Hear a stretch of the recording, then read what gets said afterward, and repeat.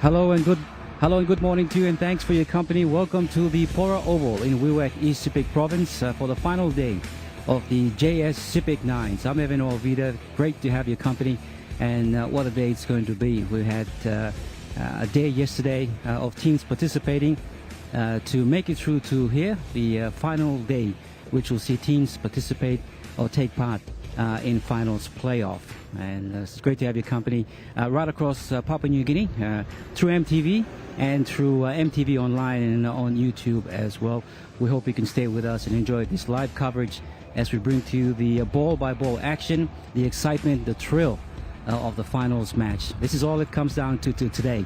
Which team will take out the coveted trophy, who will be crowned the 2026 SEPIK 9 champion, JS SEPIK 9 champion. Which team will go away with the goods? It's all you need to do is just continue watching on MTV, and we'll bring you that action live right here at the Pora Oval. Beautiful conditions, as you can see at ground level right now. You've got the grass, it's cut, it's ready to go. You've got everything ready, the grounds crew and teams and everyone is here. You've got all the officials and crowds starting to come in as well in preparation for what it's going to be a thrilling day of rugby action, rugby nines action. Now yesterday, just a quick recap, we had 8 teams that went through, of course, and participated, and through a point scoring, 3 rounds of that point scoring sees what we have, the JS Commodity Export Limited SEPIK 9's roadmap. So you can have a look at the roadmap.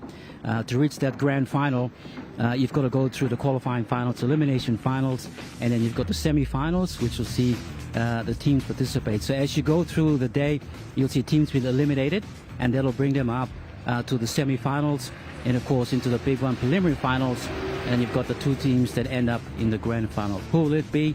Well, let's find out for today. So we hope you can enjoy the action live here on MTV, your number one to watch.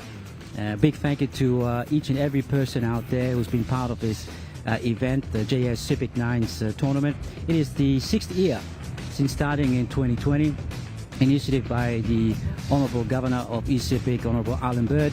Initiative to start this SEPIK 9's tournament. 5 years it's been with Edmark, and JS Limited or Export Limited has taken over the role of the naming rights sponsor.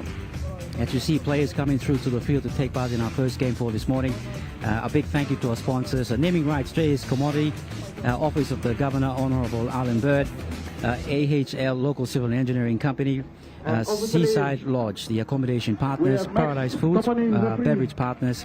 You've got Green Hill Investment, J. Myers Consultation, and MTV broadcast partners for this 9s tournament here in Wewak, East SEPIK Province.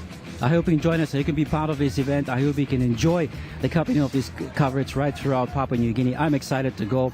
It's going to be a thrilling match to watch. 2 teams that can play fast and fast-paced as well. So we've got the Llamas up against the Pitons. So let's have a look at the first play. That kicks off our first game for this final day of the SEPIK 9, JS SEPIK 9s, and it is kickoff to the Llamas. Now they're running from left to right, so the Llamas, Funeral Home Llamas from Port Moresby in the maroon jersey. Then you've got in the Kangaroos or the green and gold jersey are the Wewak Pitons. So both teams played really well yesterday. Let's see what they can do for today. They move ball movement quick throughout the winger, looking to get him on the outside of his opposite number, but he's taken into touch. So the Llamas looking to spread their ball, spread the ball, quick as they do. They've got some fast pacement on the outside. So the fullback, it goes to the halfback, the number 7, and as he takes the tackle, 2-man tackle. So the Llamas have made some good yards. They're actually up in the 20, so into the advantage line of the Pitons. What can they do? Can they put first blood on the game? To the 5'8", he dummies on the outside, picks up the fullback, looking for runners coming through, dummies on the inside and goes in and scores the first try with just under a minute into this finals match. He's gone in and scored the first try. So the Llamas have struck the first blood and have scored. So we'll wait for conversion to come through. And we'll see if it's going to be converted. But big thank you to everyone out there for being part of this event. If you joined us, thanks for your company. Hope you can stay watching here in Wewak, East SEPIK Province. We'll have plenty of people coming out to watch the final day as we go through the start again It's the Pitons on the move as they go towards the right-hand side, looking for players coming through. This is one of the key players, the number 3. Can he make some inroads to start? So the Llamas have struck first with just a minute into this finals match. From the number 9, across, looking for some quick men on the outside. Picks up his winger. Bit of jink, bit of dummy. Tries to get through to defenders. But the Llamas task, the center and the winger, too strong for him. So they come up and they put a stop to that attack. To the halfback, he cuts out one to the fullback into the hooker, looking for runners come through. Lets one go to the 5'8", comes in through to the center, running in straight, looking for a hard run, and he's got the legs pumping, still going. Can he go on and score the try? Yes, he goes over, and in reply, the Pitons have gone over and scored their try as well. Oh, what a match this is turning out to be! What a start it is for the JS SEPIK Nines. We've got here at Pora Oval. Both teams, they can move the ball. Both teams are fast, and we know they've got some quick fast-paced men outside who can actually get the job done, and then they've gone over and scored. So conversion is successful, and the Pitons take the lead. The Wewak Pitons take the lead, 6 points to with the and here go the Pitons again. That's through their center. Tries to fend off the defender coming through from the Llamas, but he takes him ball and all. It's a good tackle for him. Puts him down just outside the 10 meters. And the winger says, I'm going to take the ball. I'll do it myself. Well, he wants a piece of the action. Ball back into the center, and he'll go across and score. Oh, wow. Back-to-back tries there from the Pitons, and they've gone over and scored. So it's the Pitons. They're actually started their campaign fast, quick, and they're focused. They've come up with a game plan, and I'm sure they've said that we've got to get out there and score early and score fast, because we know what the Llamas can do. We saw in yesterday's game the Llamas actually went through undefeated. They played a fast-paced game as well. If they get an opportunity to score, the Llamas can go on. As we continue play along the right-hand side, it is the Llamas through their winger, who scored 2 tries for them yesterday. Runaway tries through a sideline run from him throughout the middle. Looking for the 5'8", comes the middle to the hooker, the number 9. What can he do? Dummies in, looking for runners coming through. Tries to get himself, gets tackled and put down 10 meters out. Can the Llamas reply? Can they score a try? This is their big number 8, the prop. Dummies in, dummies 1, gets hit in a strong tackle there. Pitons coming up in defense. They're ready for defense. They're ready to play this game today. This is the number 11, ducking in, looking for runners coming through, and gets hit from the back. Solid tackle, but he gets up and continues on. The referee says, mate, you've got to go back and play on the mark. This game has really started out fast and hard, and both teams. Here's a gap opening, but he closes out wide, looking for runners coming through, and it goes right to the winger, and he'll go in, and there she wrote, scores for the Llamas. So the Funeral Home Llamas put their first points down, so 8 points to 4. If you've just joined us, thank you for watching his coverage live across Papua New Guinea on EMTV, and we hope you can stay with us as we continue the finals fixtures on the final day of the JS Commodity Nines here in Pora Oval, Wewak. Conversion from the sideline kicked in successful, so a hit back from the Llamas sees them at 6 points to 8. As we continue at halfway, here is the Pitons. Can they put more points quick on the board? This is through the hooker, looking for runners to the 5'8", takes it out to the main player who keeps on making those runs and scoring tries. He's tackled almost upended. He'll play the ball back inside to the number 8, the big prop. He runs straight direct, tries to think about passing, but being told, don't pass that ball, man, hold on to it. It's the 5'8", ball ducks onto the corner, does do a sidestep, Jink, comes back, bumps off a tackle, and the referee says that, well, a penalty towards the Llamas. So I think it's an infringement there. He's actually gone around his player, so Funeral holds Llamas on 10, and it is the Wewak Pitons on 8. With just on 3 minutes to go, it is fast, this game, the Nines tournament, and well, you can see through the stamina and the energy of all the players for today. This is through the center. Can he do something? Yes, he does. He goes, scrubs away 1, keeps on going, finds more yards, and through the middle he keeps on going. The number 3 for the Llamas sends it inside, looking for his runners coming through. He picks up the number 11. He brushes off 1 and tries to turn around and go again. Does a merry-go-round at the 360, looking for something to happen. And Nate dances in and finally comes to a stop still. The crowd just loves that. Oh, man. The referee says he's going to put a time on, but what about that? That at 360 looking for something to happen, but unfortunately he's been tackled. First game of the finals fixture here in Pora Oval in Wewak, East Sepik Province. It is the JS commodity nines, and it is the boys from Port Moresby, Funeral Home Llamas, that are currently in the lead, 10 points to 8. Now, both teams, we know that they can score tries, so this might end up to be a game of high-scoring fixture as we continue with just 10 minutes out. What can the Llamas do? Can they put more points on the board? And the referee says that you've actually knocked that ball over, so it is a turnaround. So let off for the Pitons there, and a chance gone begging for the Llamas when they knew that they could have put some points on the board. Here go the Pitons, and the referee says, mate, you're going to go back and play on the mark. The Pitons very eager to start because they know that they've got to get more points on the board because the Llamas can actually catch up fast, or can score more tries as well. Don't forget to stay watching up until the grand final. We've got the grand final happening this afternoon as well. To find out, well, you've got to go through and watch every match right here on MTV, the live coverage on MTV Online and throughout YouTube as well. As we continue on to the 40-meter mark, it is the Pitons bringing it up. Hooker looks up and sees his opponent, but he says that I'm going to go myself. Turns the ball back into the number 2. The number 2 pushes away and takes the tackle, turns it inside to the center. Center throws it forward to the number 15, but he drops it on the ball, and it's been picked up and knocked back. The referee says continue playing on. It's been knocked back. So ball on with the number 15 for the Pitons. Right on halfway, he's tackled, and the referee says time off. He's going to send someone off for a changeover. Well, both teams, what about the speed of this game? It started off like a blinder, a shot out of a rocket or a cannon. Both teams wanted to score early, and it is the big number 8 branches off and pushes the man forward and keeps on going. Said, get out of my way, man, I'm heading to the try line. And he finally gets put down. Plays the ball, the number 9, the hooker, up to his number 11, turns it on the outside, looking for his fullback coming through, pushes 1, pushes 2, back on the inside, a short ball, and he's got the setter that goes over and scores the try for the Wewak Pitons, and they've gone over to score. So the Pitons hit back, and they'll now go to 12 points, and they take the lead as we wait for the confirmation of the conversion to come through. But what a try there from the Pitons hitting back.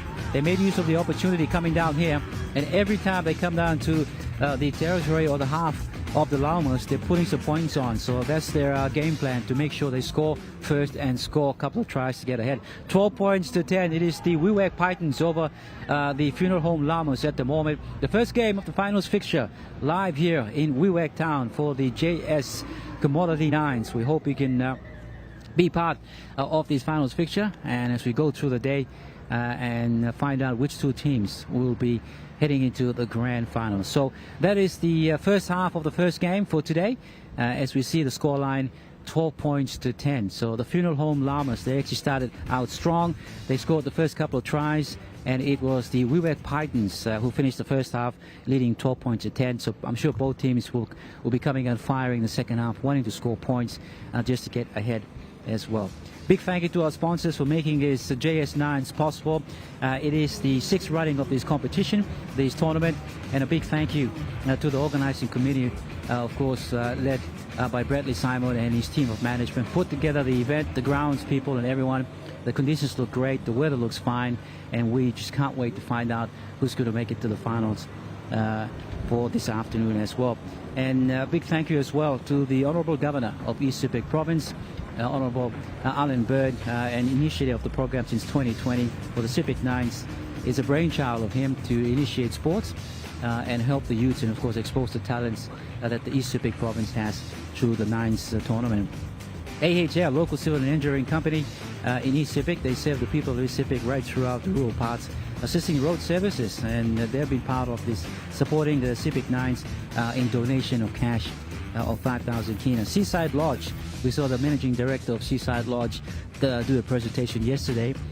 They kindly have provided the accommodations for everyone involved in the Sepik Nines, JS Sepik Nines, and it's the 6th time they've been supporting this rugby league tournament. Paradise Foods, big thank you to the management of Paradise Foods, beverage partners, and they provided this event, or supported this event, with 50 cartons to make sure that everyone's hydrated and go throughout the day.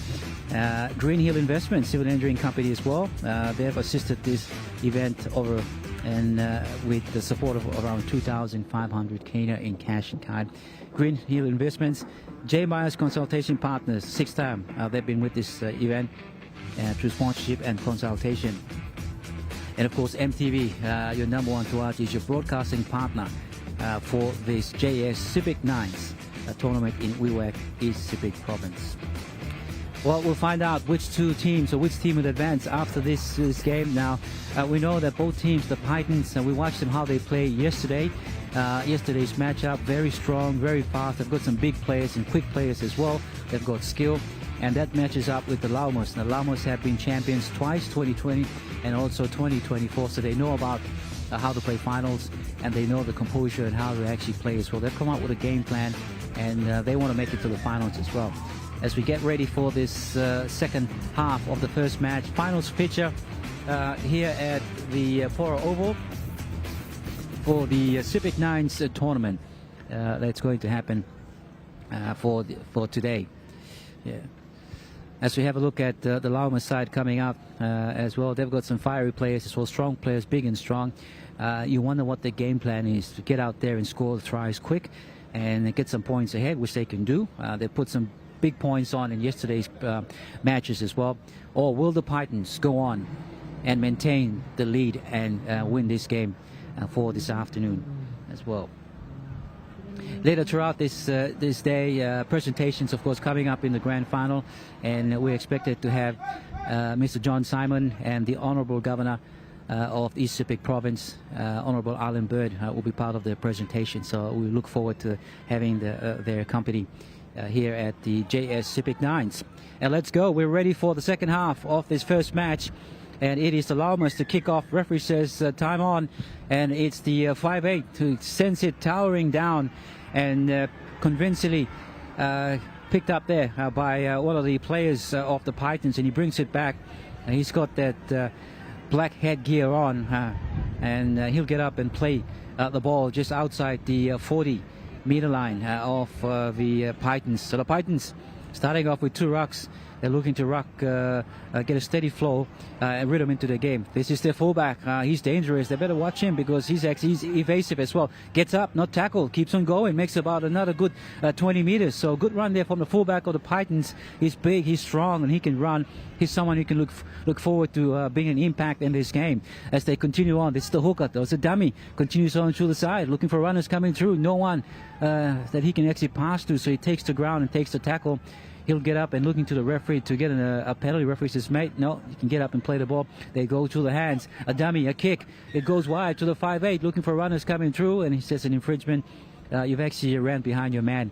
So the referee's penalized it, and the ball will be handed over back to the Llamas. So enterprising start there for the Pitons, looking to score early, but of course they've done an infringement.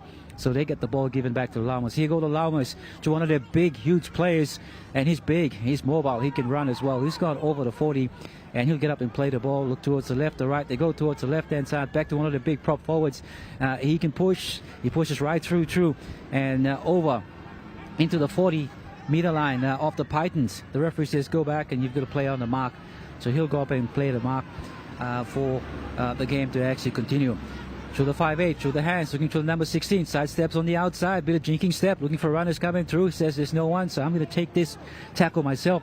Wants to quick play the ball, but an ankle tap as well, gets up, looks to dummy up, here goes the 5'8", turns it inside, wants to dummy, and gives it to the big number 12, he puts the side step, fends away from one, tries to get away from the other. We've got two defenders from the Pitons actually take him down. So 10 meters away, can the Llamas, can they score?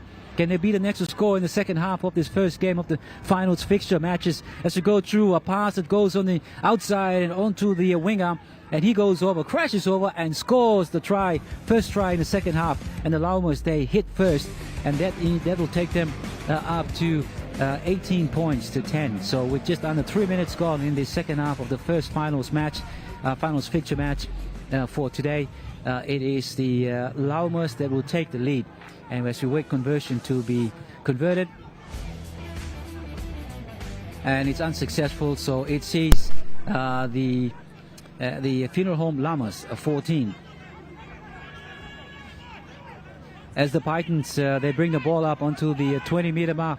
It is through the 5-8, looking for runners. He tries to have a dummy, puts it straight into one of the impact players, the number 3. And a strong hit from the number 3. He's someone to watch for today as well. He scored 2 tries and 3 tries, well, roughly about 2 tries yesterday. I'm sure he'll have an impact in the game throughout. Long pass throughout the hooker. He sends it out to the center. They're playing out wide, looking for some gaps. And this is the fullback.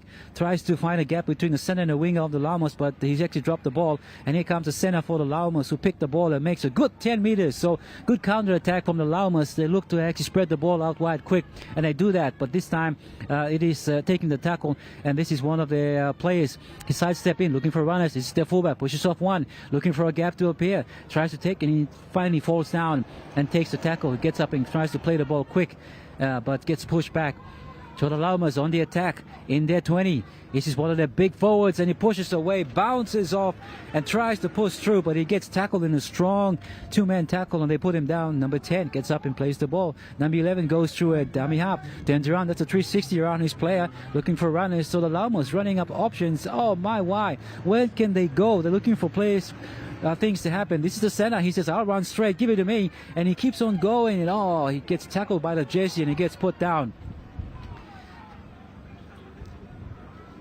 The Llamas on the attack. They're inside the 40 of the Pitons. Can they score the try? Can they be the next to score? They go to the hands and looking for the numbers, to the number 16, looking to draw and pass. He tries to do that, but he sees that his man is marked as well, so he takes the tackle, and he'll play the ball just outside the 10-meter mark of the Pitons. The Llamas, the 5-8 points to the line. He lets one go. This is to the fullback. Look out for him as he goes in and scores a simple try. The Pitons not matching up in goal line defense and coming up too quick, and they allow the Llamas fullback to just cross over, basically almost untouched. So the Funeral Home Llamas starting to pile the points, and we know that they can score tries from different sides of the field, and this time they go to the adjacent side and they score. So to wait the conversion attempt from the Funeral Home Llamas, and conversion is successful. That brings the total to 20 points to 14 with the Wewak Pitons. So it's anyone's game with just under 6 minutes gone in this first fixture, first match of the finals day. And we have a look at a penalty being given to the Pitons. Advances 10 meters. This is the number 13. He had an impact yesterday while playing. He actually did a lot of running, and he played well for the team. Can he be part of that team today in the game plan to actually get the ball moving forward? Through the 5-8, through the numbers, finding their key player in the center, and he gets 2 swarming defenders from the Llamas on him. This time they go towards the left-hand side. They cut out one, pick up the big number 8, the prop. He goes through, but good 2-man tackle from the Llamas. They put him down. They're 5 meters away. Can the Pitons reply? Can they put points on the board as they go through the numbers? And he goes through a Hail Mary pass through the top and then floats it to the top. And this is the Pitons as they go through and score in the left-hand pocket corner of the Llamas try line. So it is the... It is more like a fast-paced game that's happening at the moment, because you've got both teams that are actually going through and scoring tries each pace, because we know how fast they are. We know how they've got key players, and we know they've got players that are capable of scoring from different sides of different parts of the park. So it's great to see that happening. So conversion is unsuccessful, and that brings the Wewak Pitons to 18 and the Funeral Home Llamas to 20. It was 2 minutes ago in this first finals fixture match. It is the match between the Funeral Home Llamas from Port Moresby and the boys from Wewak, the Pitons in green and gold, and the Llamas in the maroon colored jersey. So the Llama player plays the ball, sends it out wide, looking for his center partner. He goes to number 12, playing out at the center. He tries to push himself through leg power, but he gets put back and stopped. He'll play the ball. This is to the winger. It goes out to the 5-8, looking for runners to the middle. They try to break and crack the line to the middle. He gets it away. He managed to get the ball away to the hooker. The hooker looks for a gap. It goes right through. Can he run all the way through, looking for runners coming through? But he gets upended and thrown to the turf there by one of the players from the Pitons. And the Pitons player, strong tackle from him, and the referee says that no, that tackle's okay, mate. But the players from the Llamas saying that it's an illegal tackle and appealing for a penalty. But the referee checks, and he seems to be okay, so he'll get up and play the ball. The number 9 for the Llamas. Can the Llamas put some points and put this game away with just a minute to go? A minute 20 on the clock. as they go out wide to their fast and pacey fullback. He tries to cut between the center, and he gets around the runaround up to the center, and then he tries to get the ball across to the wing. If that ball would have found its mark, the Llama winger would have been over to score, but lucky for the center, for the Pitons, he actually read that well, so got a touch and it goes out over the line. So regroup there here from the Llamas as they come back onto the 10, play the ball, and this is the Llamas. What can he do in attack through the 5-8? He sends it out to the hooker who's playing in the middle. He tries to crash right through, pushes off 1, 2, and 3, keeps on going, finally gets put down with just 5 minutes away. Can the Llamas put some points there with seconds counting down? Can they score and put this game to bed? This is the big number 8 prop and pushes forward, and he'll get up and play the ball with just about 2 or 3 meters away. Can they put the final touching to this game? The Llamas out wide looking for runners. A long pass there to the fullback. The fullback looking for an inside run. This time he starts to go himself, dashes around, and finally goes through and scores under the post. And that's it for the Llamas. They'll win this match with seconds counting down on the clock. And they put that try over to see them take it to 24 points with a conversion to come. As we wait the conversion from the Llamas player, the match starts and the referee says you're going to go back, mate. And conversion successful, so 26 points is the score, and 18. So the siren's actually gone. Can the Pitons? Here goes the Pitons winger. He's fast. Can he pace himself to the sideline? He goes and he's taken in a good strong tackle by his opposite number, in the number 2 of the Llamas, who puts him down. And that's it. That's the end of the first game, the first finals fixture game for today, and advancing through the next match or the next playoff is the Funeral Home Llamas. So they've actually beaten the Pitons 24 points to 18. Congratulations to the Llamas, and they've been very consistent in this JS9s, because during yesterday they won all their round robin matches, and they've come through today in the first match of the final for today and beaten the Pitons. And let's not take anything away from the Pitons, and they played strong. They played well as well. They came out firing and they scored a couple of tries as well. Very competitive, and we know that if the tables actually turned around and more possession given to the Pitons, I'm sure they would have scored more tries as well. Full time here at the Pora Oval in Wewak, East Sepik Province. You're watching the live coverage on EMTV right across Papua New Guinea for the JS Commodity Nines, and you've just witnessed or just watched the first finals fixture match, which is the Llamas from Port Moresby, the Funeral Home Llamas. They have defeated the boys from Wewak Town, the Pitons, 26 points to 18.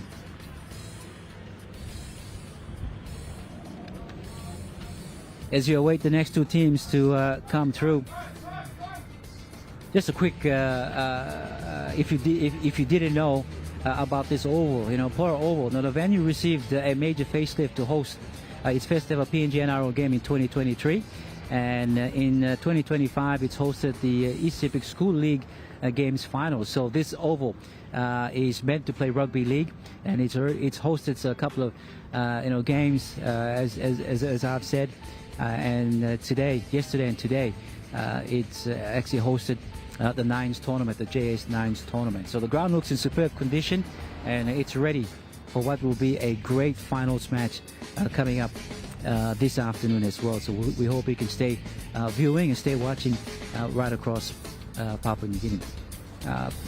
Big good morning to you if you're watching online as well across Papua New Guinea and throughout the Pacific and throughout the world. Watching if you're from East Sepik Province, or if you're a fan of if you've got any of your teams that have traveled out. 8 teams, as we mentioned in our start of our broadcast, that have come through. You've got teams from Leh, you've also got teams from across the East Sepik Province in Marik, local teams here in Wewak. We've even got teams that are made of the CS and water families as well, and the waters. We've even got teams from the schoolboys, the East Sepik Rugby League schoolboys. They put together a team, and they've actually come and played. And one team, the Marik United team, who are about to take the field. Did you know that they're a father and son team, and the father is a former Kumul, a former PNG Kumul, none other than Anton Kui. Of course, the popular Mr. Anton Kui, former Kumul. He's part of this team, of course. They started this team, the Marik United, and it is a father and son team.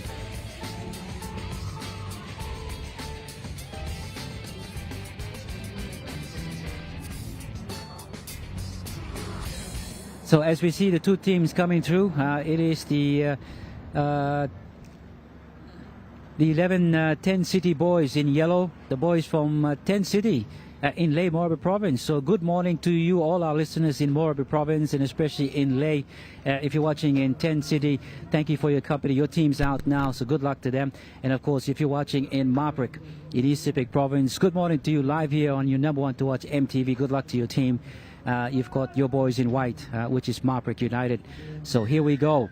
It's kickoff time. Second match of the finals match feature for today for the JS Commodity Nines, and it's kickoff right through the 11-10 City boys.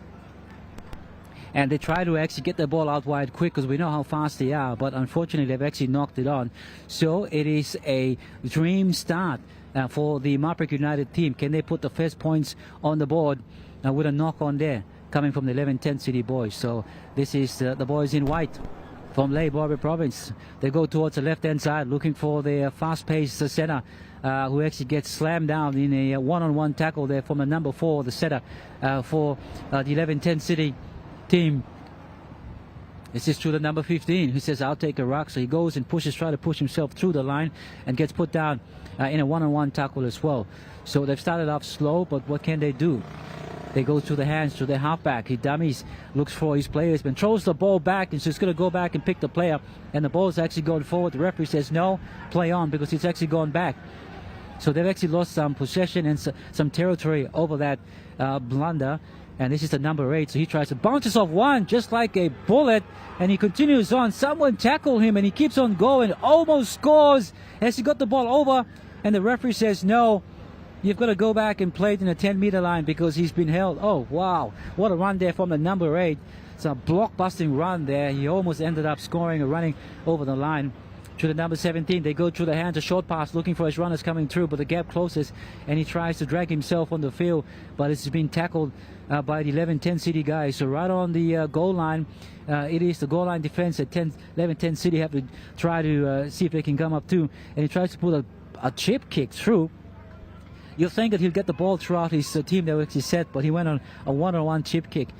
Tries to grab the ball in, but that actually didn't happen. This is the big, strong run there from the 11-10 City player, trying to make some yards and get them out of the danger zone, which is in their own territory. They go towards the right-hand side, and this is the 11-10 City boys, but he's actually knocked it on, so picked up there by the Marik United team through the halfback. Almost get through, but he's been tackled and put down. So he'll get up and play the ball as we gives it on to the big number 8. He says, give me the ball. I'm going to go one more time again. He tries to push himself through, and he gets stopped in the process. This is the big number 8.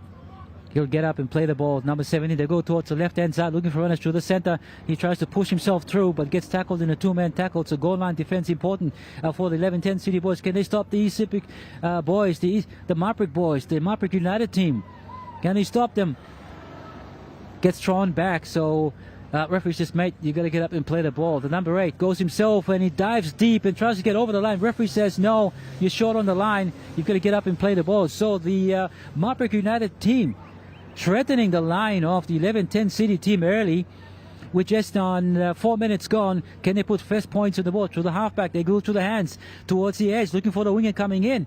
He tries to dummy on the outside and tries to get pulled out, and it's a strip one-on-one there from the number 7 who strips the ball, so saves the day. The number 7 saves the day for the 11-10 City boys and brings the ball back to them as they try to push themselves through and through the number 14 and gain some momentum and gain some yard out of their danger zone.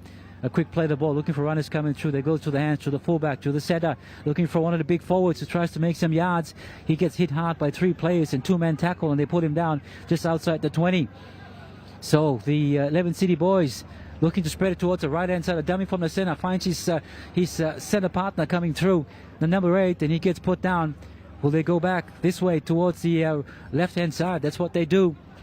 To the big number player from the 11 City. They go through one of their forwards And as he looks for runners, the center, the fullback picks up the winger, and the winger passes on the outside, the number 7. He goes all the way, and he'll go all the way and score. But the referee says that it's a forward pass, you're going to bring the ball back.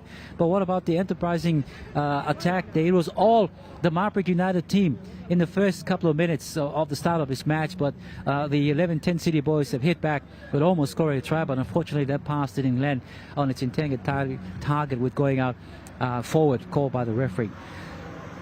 Past the halfway mark, just outside the 40 of the 11-10 City line. This is the Marik United team. The number 18 pushes off 1, pushes off 2, keeps on going, continuing on. He tries to get through, but he'll get up and play the ball. The number 7, a dummy, looking for runners. The 5-8 cuts out 1, lets him go, throws the ball to the fullback. Unfortunately, fullback actually drops the ball. So we're just on 4 minutes gone in the second game of the finals fixture for today for the JS9s. Tournament. It is still 0-0, so both teams having opportunities, but nothing really panning out from it. So nothing really coming out of it as well. Just some half breaks and some chances. So this time, what can the boys from Ley do? They are the 11-10 City Boys. They push over across the halfway mark to the number 17. Dummies 1. Lets 1 go to the fullback. Looking for his center partner. Comes through number 14. Out wide to the number 7. But the pass was just too far behind him.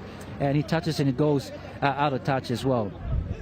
So things are working out for both teams as they see a lot of handling errors happening, and they try to score some tries, to score some points quick.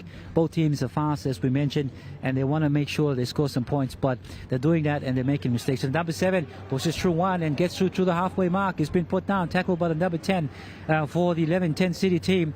He'll get up and play the ball.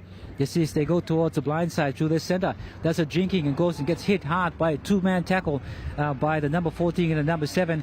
He'll get up and play the ball. He's got the number 6. 6 tries to put the 13 through a gap, and he pushes off 1, pushes off, tries to get through the tackle, and tackled in a strong tackle that puts him down on the 30-meter mark. So strong tackle they're happening by both teams as well, but nothing really coming out in terms of Trump points to put in on the ball. This is the number 6, and he takes a tackle. So they're looking to see if they can get a man on one-on-one on the outside. They go to that way to the right hand side, turns it inside there for one of their players from the Marik United. Said, I've got a number from the number 13, and he's gone across looking for a play in the middle to the number 6 and looking for plays. If he can get the ball on the outside, he tries to do that to the wingman center, and the center goes out to the winger. Winger comes in, runs out of space, back into the number 18. 18 goes through the line and pops it to the back, looks for the forward. So nothing really happening. They're just popping balls and going towards each other, but nothing really happening. So can they put something constructive and score some points? They go towards the number 4 in the center. He tries to pop the ball over to his winger. Unfortunately, the ball goes out, but it doesn't really go out. It stops just outside the outside the touchline. And the referee says you're going to turn around because you actually threw that ball. It's going to be play.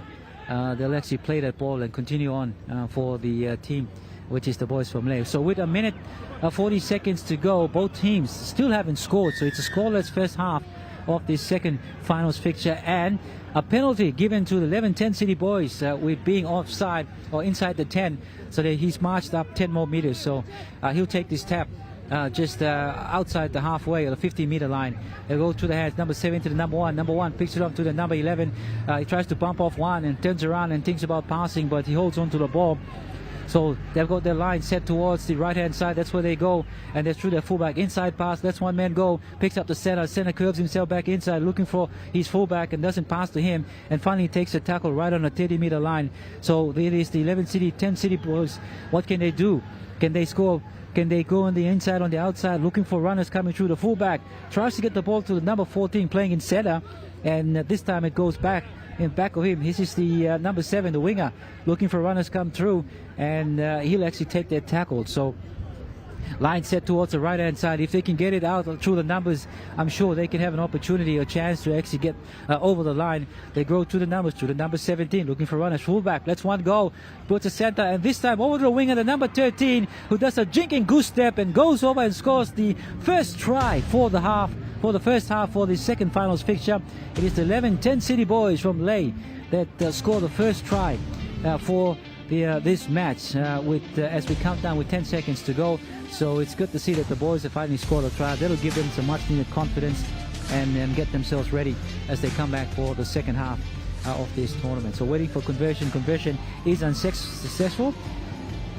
As we have a look at the conversion, and it's waved away to the side. So conversion unsuccessful, and at halftime for the second fixture of the finals matches for today, it is the 11-10 City boys, or the team, 4 points, with the Marik United side still yet to score. So when we come back, we'll have a look at the second half of this match. So our first match, if you joined us as well here, live coverage through MTV and MTV Online, of course through YouTube as well, right across Papua New Guinea. Our first match for the finals. It is finals day for the JS Nines tournament, and it is a finals fixtures day. Of course, teams will go through finals and eliminations, and then we finally end up with the last 4 teams that play off in the semifinals that will take you through to the grand final. So the first match, it is the boys from Port Moresby, the Funeral Home Llamas. They defeated the Wewak Pitons. So they advance to the next round, or the next fixture. And the second match, as you can see on screen in white, the East SEPIK United team, and in the yellow is the 11-10 City team from 10 City in Ley Morbe province.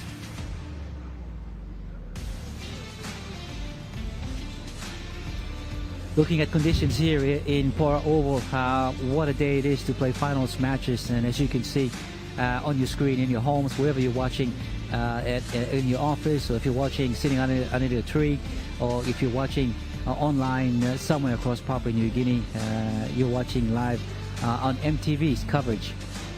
Is the broadcast partner for the SEPIK Nines into its 6th year of competition, of tournament.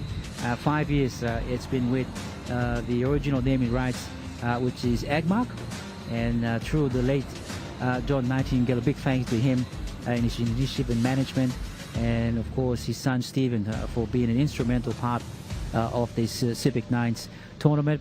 And the Agmark, of course, they've been part of a schoolboys competition as well, and the other right sponsors here.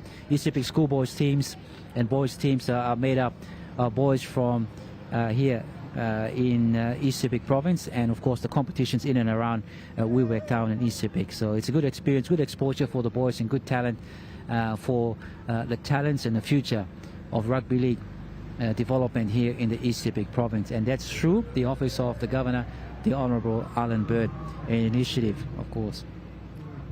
It's also a great initiative as well, because not only it exposes talents, it brings out people as well. The community in Wewak, they've been great. Since yesterday, we had crowd coming here cheering at their team.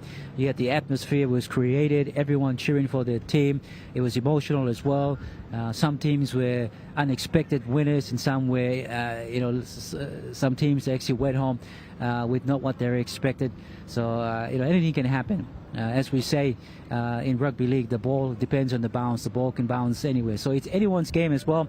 Low scoring start to the second finals fixture. After the first half, it's 4 points with Ley 11-10 City boys, or the 10 City boys. They're actually scored on the stroke of half time. So 4 points to 0. What can Marik United do? Can they come out firing and they score the second match for this afternoon, or for this morning? Don't forget, coming up, we've got more action of the JS Nines tournament still yet, with more teams to play in this finals fixture day. It is the final day and finals day as well.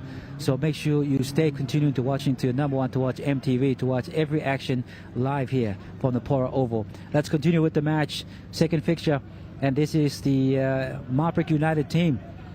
They try to push themselves towards the right-hand side to the corner. This is the center coming through, takes the ball, gets hit, gets jolted back. You can see his head jolting back as well, and he gets hit in a strong tackle. So defense-wise, we've seen some big hits, and you can hear those hits up here in the commentary booth as well.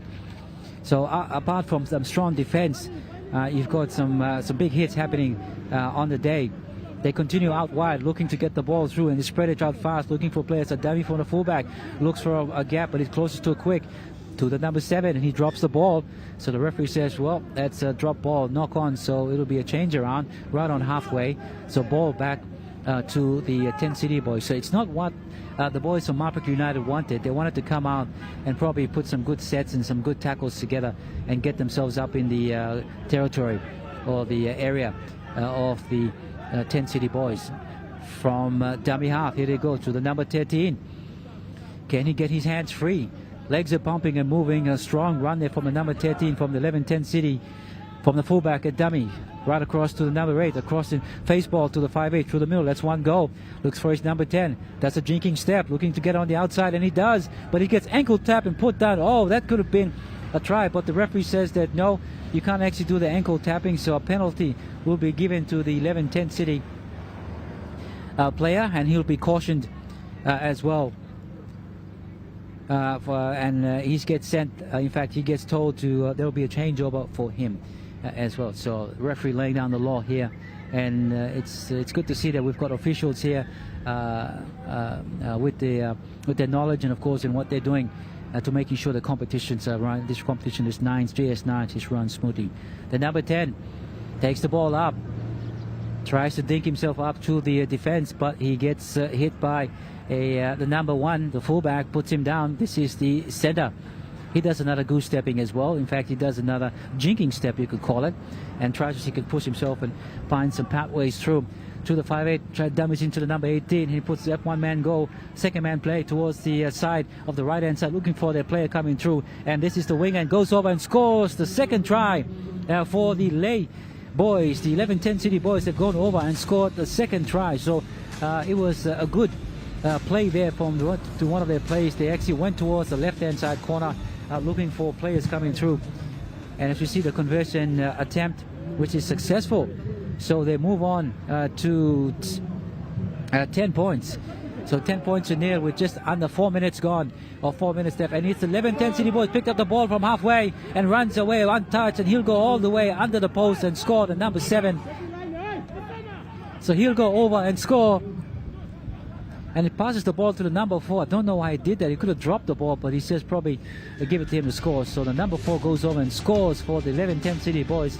And that will bring the score to 14 points. Well, what a start by the 11-10 City boys for the second half. They're actually piling up the points for today.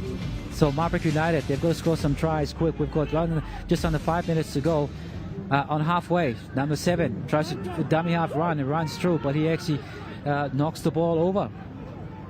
So little errors creeping into the game plan of the Marik United side that's frustrating them as well. They've just got to get themselves composed and see if they can score a try to get them into this game. 14 points to nil. If you join us, it is the two teams on your screen. Yellow are the boys from Lae Province. They're the 11-10 City team, and in the white is the team from Marik, the Marik United side, who are trailing 0 and 14 points ahead are the 11-10 City team. So right on the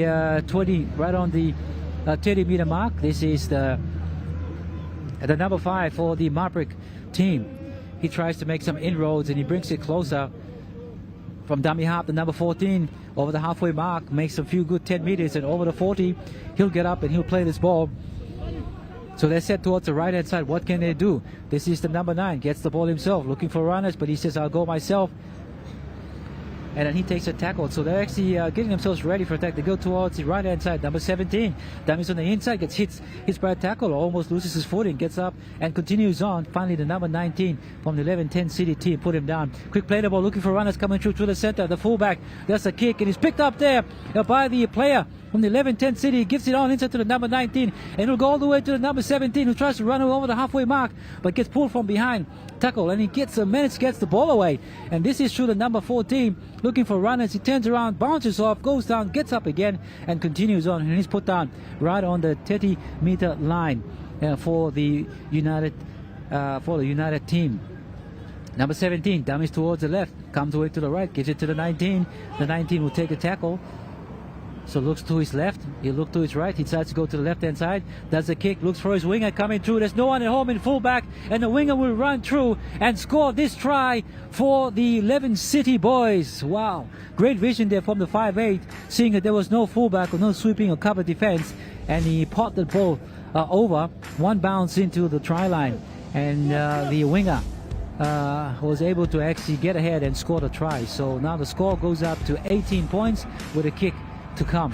So less than 2 minutes to go in the second fixture of the final. It is the Marik United team that need to score some points if they want to have a chance to actually play or have a chance to win this game for today. So a tap there, goal from the Marik United side, just outside the halfway mark. Kick it up and play right on the 50-meter line. Play the ball back to the number 17, picks up the number 6. He tries to run down that angle there, looking for some cover coming his way, but he's picked and drawn to the ground. The number 15 gets up and pushes away, looking for runners as well. One-on-one tackle. So the Marik United is nothing much happening. They've just done some one-on-one plays. Can they put something together? Inside pass to him. This is one of the players in the number 17 of the Marik United side. Appealing for a penalty. He'll get up and play the ball. And picked up there from dummy half to the number 7. He gets to the number 1 for the fullback. He'll sidestep back in and gets hit in a slow tackle. So nothing happening right now. Nothing in attack as well. The number 5 goes to dummy to the number 13, pushes himself through, tries to go over, misses one, and comes to gets tackled in a 2-man tackle. They put him down just 10 meters away. Dummy half tries to go it himself, creeps on under. Can he get on there and try and score? He's 10 on and put back, and the referee says no, man, you're too short. They come to the number 14, the dummy half to the fullback.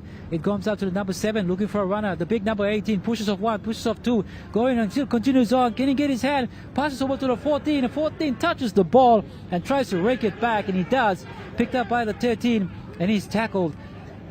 The Marik side, they're looking for some ways to get through and to break this line from the 11-10 City Boys, but the 10 City Boys are just too strong in defense. But this time, can it crack on the outside as they go towards the center, who's taking 10 minutes away? Marik United on the attack. This is through the dummy half. Tries to go himself, the number 13, but it's actually, that is the 5th and last, so they've got to give the ball and the player play the ball back. The number 18 pushes off over his try line, continues on, and then runs a couple of meters, and he'll be tackled by the number 7 for Marik United.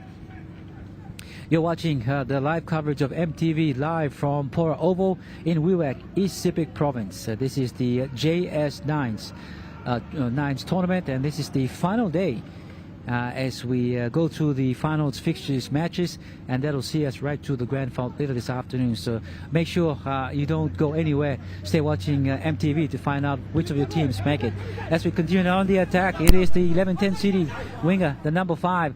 He tries to actually advance himself down the sideline, but he gets pushed over the sideline, and the touch judge actually raises the flag. So the ball will come back to the Marik United side, who've only got about 10 seconds to go, and they've got to race almost about 60 meters if they want to score a try. So 18 points to nil with just under 5 seconds as we count down to the final hooter or the siren for this match. To the number 13 to Marik United. What can they do? Can they do a quick try? A kick that goes in and bounces. One bounce picked up the ball, the number 10 of the 11-10 City team, and he'll actually see if he can take this ball, but they continue on. So even though the siren's gone, the 10 City Boys, they said it's not over until the ball actually goes stop. So we want to put it, they're actually eager to put one more try. A jink there from the 11-10 City player on the setter, number 4, looking for runners coming through. Diamonds on the outside, gets it back to the winger, number 5. He gets the ball away.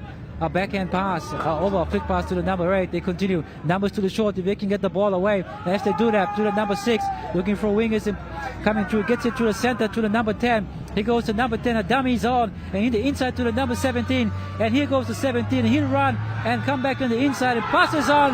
Oh, that could have been a classic try.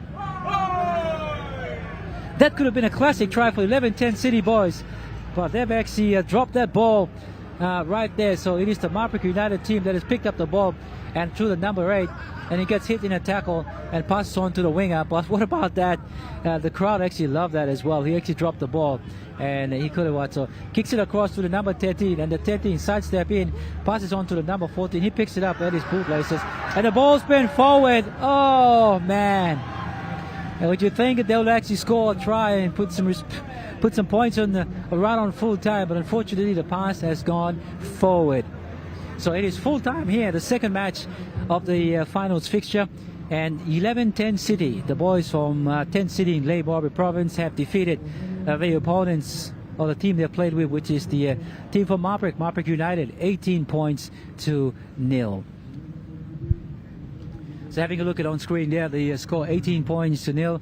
That shows that the 11-10 City Boys, they're one of those teams to watch in today's finals. So who knows, could they be the one to make it through to the playoffs and reach the grand final?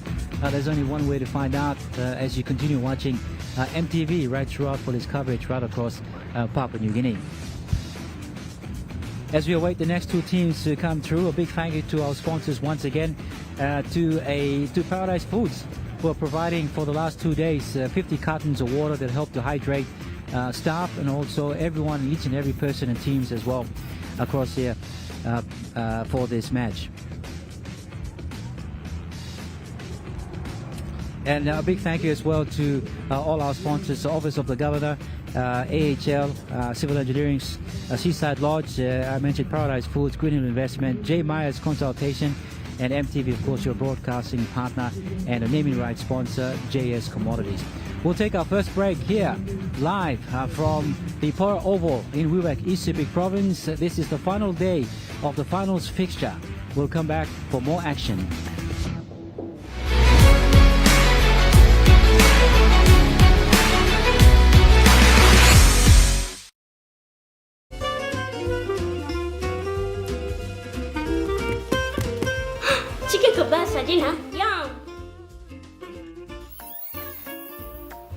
Beef stir fry. Chicken curry, my favorite.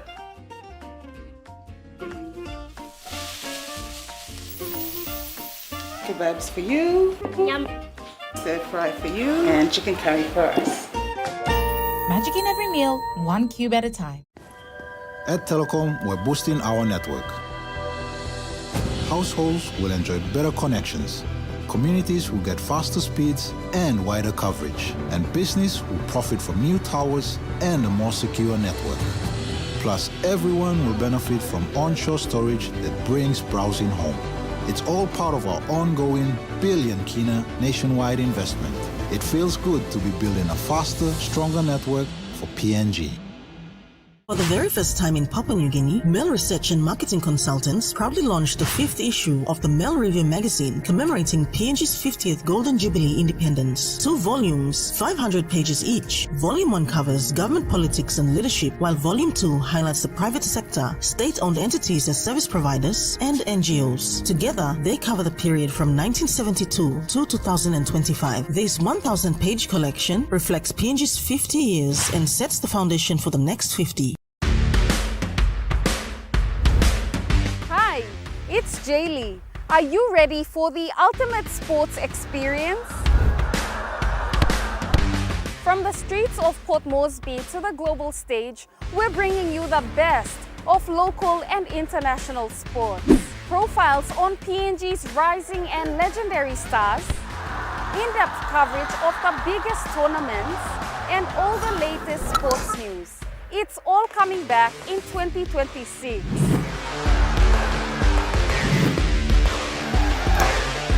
Mark your calendars. Thursdays at 7 p.m., returning February 2026.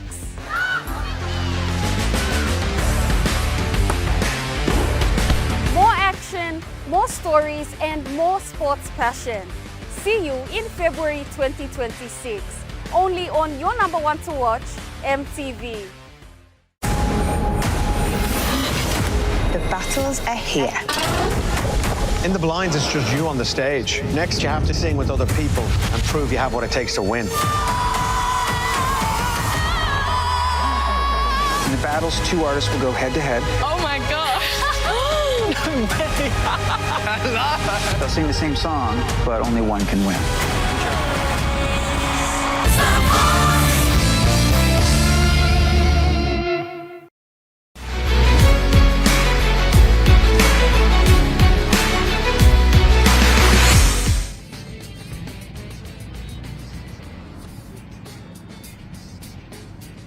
Welcome back to Pora Oval. As we have a look at that shot there, you can see the stadium, the Sir Michael Samari Thomas Stadium in the background there, and of course as we come to the foreground you can see how lovely the pitch looks, or the ground looks, the setting of course in preparation for today's final fixtures matches.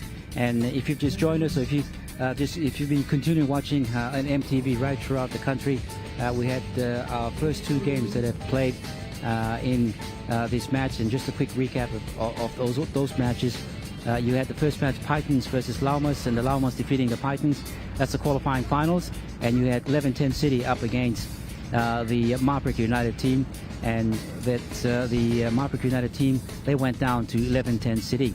And then we've got coming up shortly, we've got elimination finals. So this elimination finals, it is straight elimination. So the teams that actually lose, they get eliminated out of this year's 2026 JS Nines tournament. So it's a do or die for them. So I'm sure both teams would want to play well and make sure that they have an opportunity to move on or advance to the next fixtures. So that's between the first game. You'll have the Wireman Bulls, they play against Tarangao, and you've got SEPIK Schoolboys up against Wewak 1. So that's going to be some great fixtures and matches to watch. So looking at our teams in total for this year's 2026 JS Commodity Nines. Now a quick look at where each teams are from, and you'll find that the Marik United side, they have Marik Schoolboys. The team started in 2016 and consists of players that have come through to play in the last 6 years. Wireman Bulls, they're local Wewak boys from a place called Yarosoro in Wewak. So this is their first year in the SEPIK Nines. And then you've got the FH Llamas team. They're the most consistent outside team thus so far. They've traveled from Port Moresby, and 2-time cup winners in 2022 and also in 2024. So they've got experience in winning the cup. Wewak 1, local team, local league team here, made up of selected sides here from Wewak Town. And the Wewak Pitons, another Wewak local team, last year's runner-up to the Llamas. They're looking to go one step closer to winning the trophy for today's competition. Tarangao boys, they're CAS, as I mentioned, they're representing from the government sector, and they're mainly made up of warders and their sons and families who have come to make the team to play in these JS Nines. Then you've got the Karumbi Api SEPIK School League development side, is selected from the 2025 AgMark School League competition.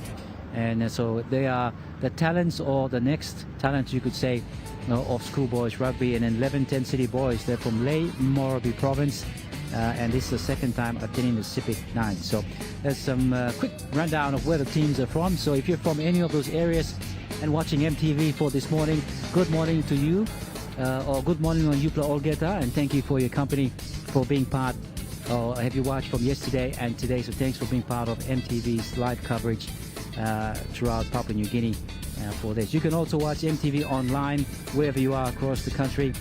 You can also watch on YouTube as well. So, well,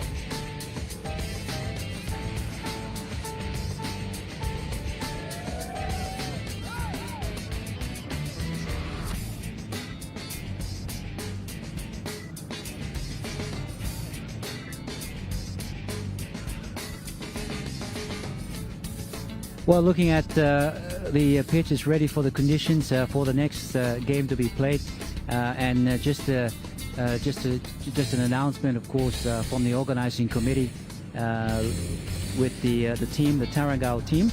They're actually a no-show. They're actually not here to participate in this elimination finals, so which means that the Wireman Bulls, by automatic elimination, they will advance into the next playoff. So that'll bring us to our next match, which will see the schoolboys, the SEPIK Schoolboys up against Wewak 1. So if you're a Tarangao fan, or if you're watching, unfortunately your team won't make it through because they'll be forfeited due to a no-show. And the Wireman Bulls, for Bulls supporters, your team gets to advance into the next stage of the playoffs. So coming up on MTV, you get to watch the SEPIK Schoolboys play against Wewak 1, and that's a fixture to watch as well. The Schoolboys, young talent from SEPIK province, and let's see what they can put together as they will take on the Wireman side, which is the Bulls. Can they lock horns, and can they get over? Can they use their muscle and advance to the next stage, of course, through their straight advancement. But the next match coming up, Schoolboys up against Wewak 1.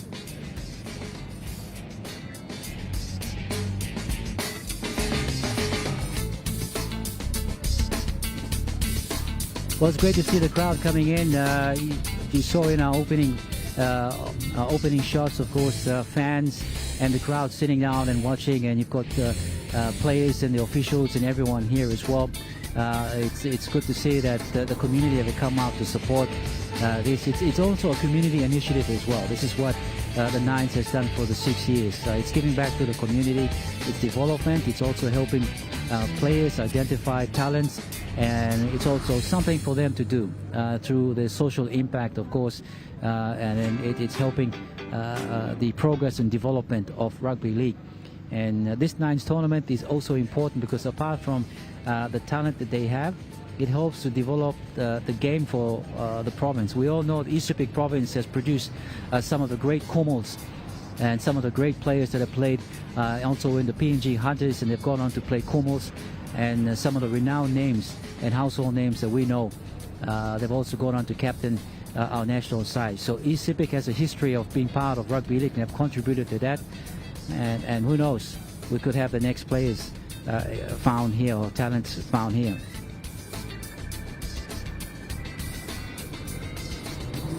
As you see shots of the teams lining up to participate for this match. It is the JS SEPIK Nines finals for today from Pora Oval. We had the Llamas team defeat the Pitons. We had the 11-10 City team beat the Marik United team, reach the qualifying finals. Now we're into the elimination finals for the next match, and unfortunately the Tarangao side is a no-show. So through the rules they get disqualified, or more or less they get forfeited, which means that the team that's supposed to play, which is the Bulls, the Wireman Bulls, they advance to the next level. So looking at our players on screen, you can see in white is the East Sepik Schoolboys, and in blue, Wewak 1, the local team from here. So as they get ready for the competition, the Nines tournament, both teams, they actually played well. Yesterday's round-robin matches, they had some disappointing score lines put up against them, but I'm sure they'll be excited to play because the winners from here can advance. It's a straight elimination final, which means that the loser bows out for this year's 2026 JS Nines, and the winner will advance to play on for the next stage of this match. As we wait for officials to blow time on, and they will take the stage more or less for this match to kick off. And there goes the referee blows time on, as you see both teams coming out. So in the white is the East Sepik Schoolboys, and you've got in the blue is Wewak 1. So you'll have Wewak 1 running from right to left, and you'll have the boys in white, the East Sepik Schoolboys, running from left to right.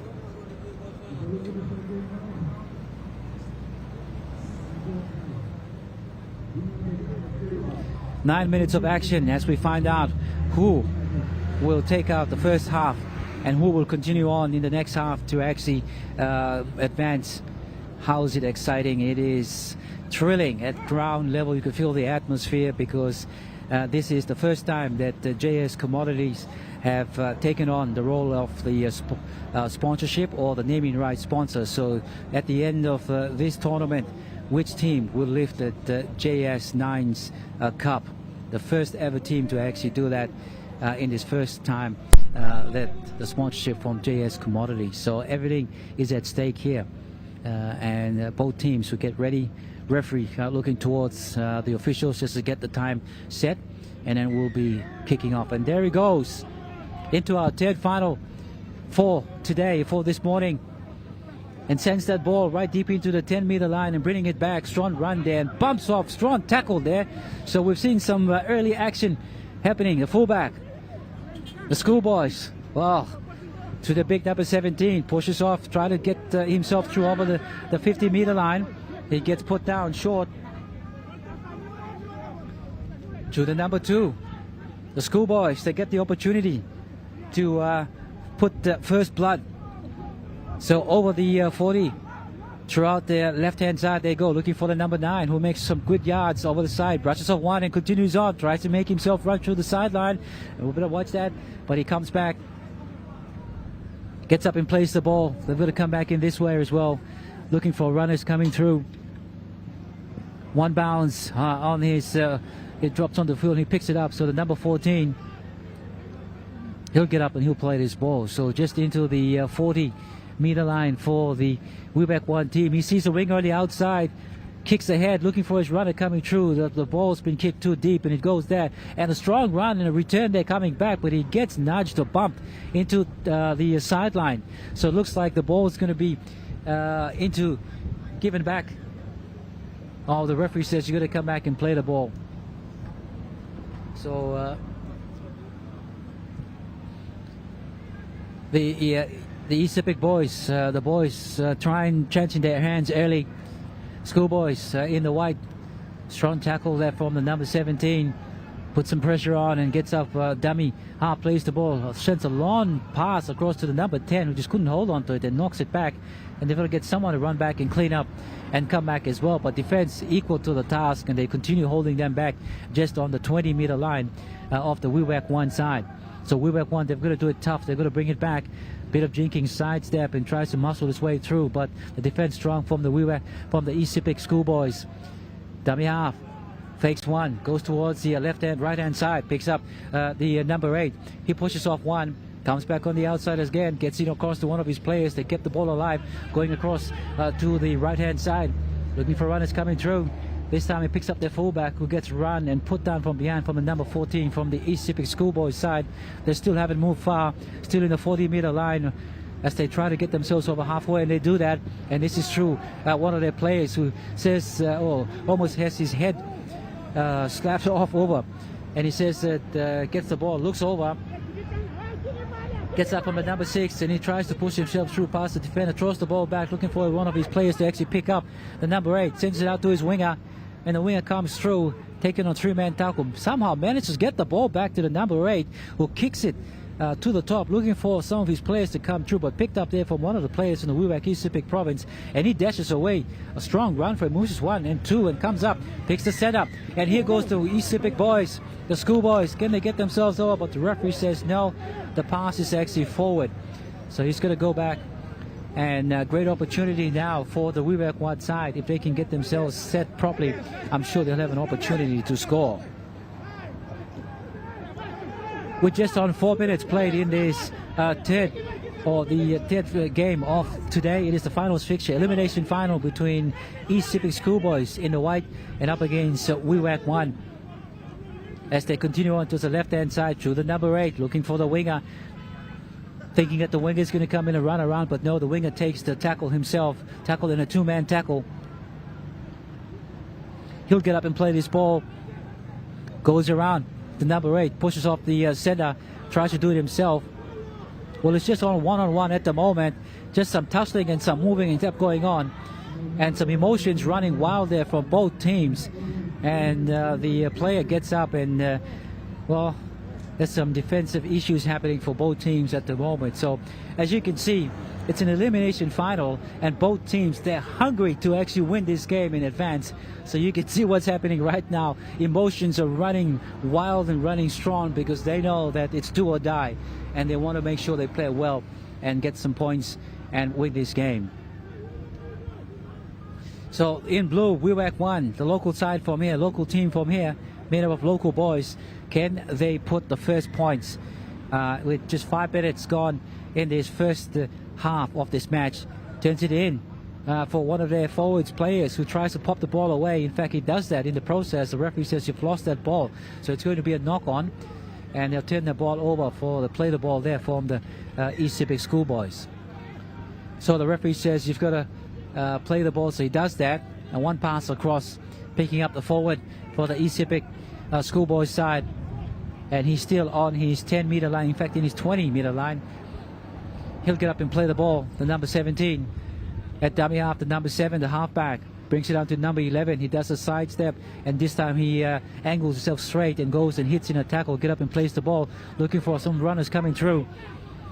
This time he lets one go to the number 17, looking for the gap, sees it opening, but it closes too fast, and he pops the ball over, and the referee says you've knocked that ball in the process of trying to get it sort of handover. So we haven't seen any constructive play from both teams. It's just been some loose passes, some loose carries, and some simple mistakes happening for both teams.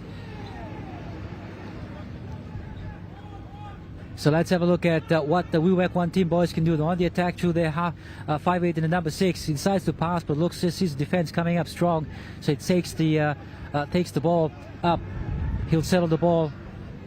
So they're just right about 10 meters outside the East Sepik Schoolboys try line. Can they get themselves across? Looking for the winger. He goes across to his center, number 4. He turns back inside, tries to sidestep his way past, but gets tackled in a one-on-one tackle there from the East Sepik player. So he'll get up and play the ball. The number 7 goes into dummy half. Through lets one go and then gets across to the number 9. And the 9 tries to make some meters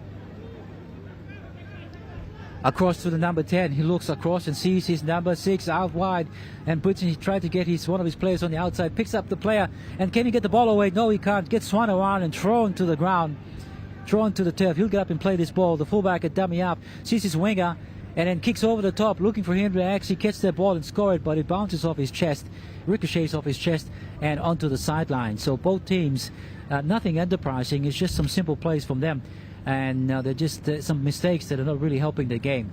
With just done a minute plus to go in this elimination final for this match. So if you've joined us as well, 2 elimination finals. It was our first game was supposed to be the Wireman Bulls up against Tarangao, but Tarangao have had a no-show, so they've been forfeited in the first elimination final of the match. Of these matches for today, and the Wireman Bulls, they advance automatically, and this is the second elimination final. You can see it's currently on the way. The first half, it is 0-0 at the moment. In blue, you've got the Wewak boys, Wewak 1 team. In white, it is the East Sepik Schoolboys, and both teams have tried chances and throwing the balls to and from, trying to find that gap, but nothing happening. With defense strong, but a lot of mistakes creeping into their game plan. He'll get up and play this ball just outside the 40, looking for runners coming through, and this is one of the hard-hitting and hard-running plays. He gets up and goes into a strong tackle. He get up and play this ball. The number 10 says, let's go towards the right-hand side, but he goes to left, looking for a short run, and picks up the number 8, who sees a gap opening and tries to go through that gap, but it's closed quickly by 2 players from the East Sepik side. So East Sepik's defense coming up strong. Goal line defense is strong. They're coming up in one line. They'll try and close this attack down from the Wewak side. Can the Wewak boys, can they push themselves through and score a first try for the first half? They've got the line set towards the left-hand side. If they can get the ball quickly out this way, they'll be able to score. But there goes the ball to the number 10. He looks up and sees a dummy. He decides to go back himself, and he'll be taken in a tackle with seconds counting down in the first half. And can they score and put some points on the board and take the lead through the second half? They go this way, come towards the left. He turns around, looks in for his player. This time he picks up a number 8. Number 8 tries to do a short kick for himself. It bounces off the Wewak, all of the East Sepik Schoolboys team, and then he picks up the ball and tries to dash away, but the referee says, no, you've got to come back and play the ball. So we've got the guys in blue, the Wewak team, through the big number 8. He tries to bump himself through and see if he can get over. 10 meters away, they've got a chance to score the first try in this match. He'll get up and play the ball. You've got players calling for it to left-hand side. That's where they go. The number 12 tries to boost himself through and gets hit in a strong tackle. Ball pops to the back, but the referee says it's a knock-on. And you'll have to come back and then play the ball again. So both teams trying their really best to actually get through, but just some simple comical errors that are happening from them. Just no composure at the moment for both teams, rushing plays and seeing them drop balls. Plays the ball on a 10-meter line. The East Sepik boys, Schoolboys team in white. They bring it out. First tackle. Come towards the right-hand side. Looking for a runner coming in. He tries to signal him. He draws him and passes the ball, but that pops over the sideline.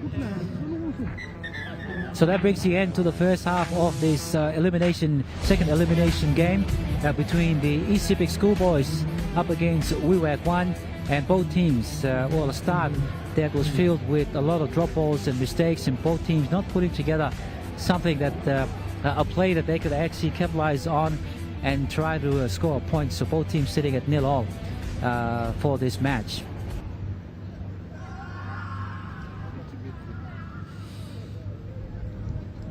You can see on screen there the SEPIK side, or the SEPIK team.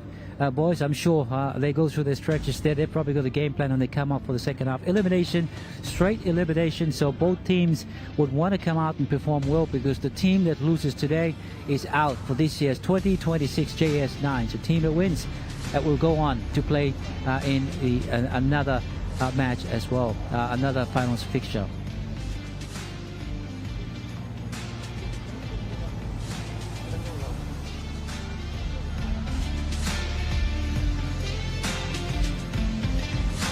As we have a look at both teams get ready for the second half of this elimination final. Good day to you, and good morning to you right across Papua New Guinea. Thank you for joining MTV's live coverage of the JS SEPIK 9s, coming to you from Pora Oval in Wewak, East Sepik Province. This is day 2 of the tournament, which heads into finals fixtures, and we've already had matches that have gone through, that have played qualifying finals matches, and now we've got the elimination matches that are happening right now. If you've joined us, it was Tarangao that was forfeited, and they're actually the first elimination match, and the Warriorman Bulls, they move on to the next stage, and the second elimination final at halftime. You can see in blue the Wewak 1 team, and of course they're nil at the moment, with the side from the SEPIK side as well. A big thank you to our sponsors who made this event possible, this tournament possible. The naming rights sponsor, which is of course JS Commodities, Office of the Governor, the Honourable Alan Bird, AHL Local Civil Engineering Company, Paradise Foods, the beverage partners, Seaside Lodge. You've also got Green Hill Investment, J. Myers Consultation, and MTV, the broadcasting partners for this year's 2026 JS 9s tournament.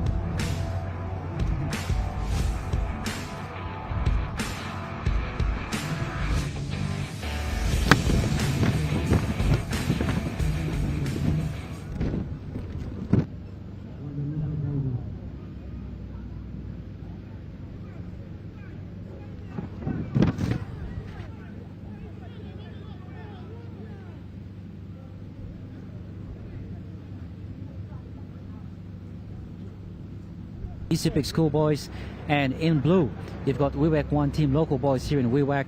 Can the local boys defeat the SEPIK schoolboys, or can the schoolboys go on to defeat?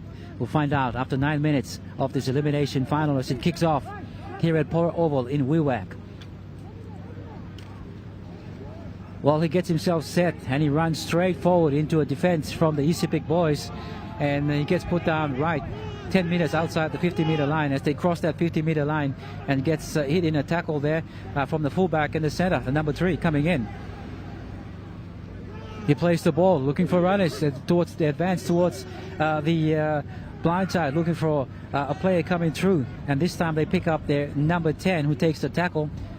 This time he throws the ball through the dummy half looking for runners, but doesn't pick up anyone. Ball bounces into the hands of the number 7 who actually goes into a strong tackle, and they lift him and throw him to the ground, and the referee says what a strong tackle there from the SEPIK side, which actually jolted the ball loose. So good tackle there from the boys. They're actually managed to jolt that ball loose, and they'll get up and play the ball with the first opportunity in the second half of the match. So the SEPIK fullback, number 1, has been pushed back. He'll get up and play this ball just outside their 40 meters, outside their 30. They go through the hands to the number 7, looking for runners coming through. To the number 17, he's broken free, looking for runners. A dummy on the inside, looking for players coming through. He's got his support players on the outside. Can he reach them and throw the pass? A great tackle there coming from behind and pulls him down just 10-15 meters outside of the Wewak 1 goal line or try line. They go back inside to the number 14 who picks up the ball. Fingertip control there, but unfortunately he knocks it on. And a chance gone begging there. An opportunity created by the number 17 player who crashed over. And looking for runners coming through. No support players. If he had support players coming through, I'm sure they would have crossed over the line and scored the first points in this elimination final. And here we go. The next player, the Wewak side. Can they bring their ball up? They've got roughly about 70 meters to cross over to run to the line or the try line of the SEPIK side to score the first point. This is their lanky number 2, the winger. He gets hit. The referee says that the players are inside the 10. So SEPIK schoolboys are penalized for being inside the 10. And the ball been given. So they'll advance themselves 10 meters up and play this ball just outside the 30-meter mark of 30-meter line of the SEPIK schoolboys side. Here go Wewak 1 to one of the big forwards who takes it up. Gets put down by 3 tacklers. Gets up and looks at the number 9, lets him go, comes across to the number 8, looking for the setter. The setter tries to get in touch, get the position, his winger, but the winger actually overran that, so he's going to come back and take the tackle himself. He'll get up and play that ball. This time they go back inside to the 5-8. Dummies on the inside to the number 10 on the outside. If he didn't get numbers through, looking for one of the runners, puts on the speed to the winger, and the winger will try to get through. Almost 5 meters away from the try line, gets hit in a good tackle cover tackle coming across from the number 7 from the SEPIK schoolboys, who does a try-saving tackle in cover defense and puts him over the try line. Puts him over, just not on the try line, but just over the side of the sideline. So looking towards the try line, he saw the try line in his sights but just couldn't get there. So great cover defense there. So both teams strong in defense at the moment, with just on 4 minutes gone, 5 minutes in this elimination final, and some team will still yet to score.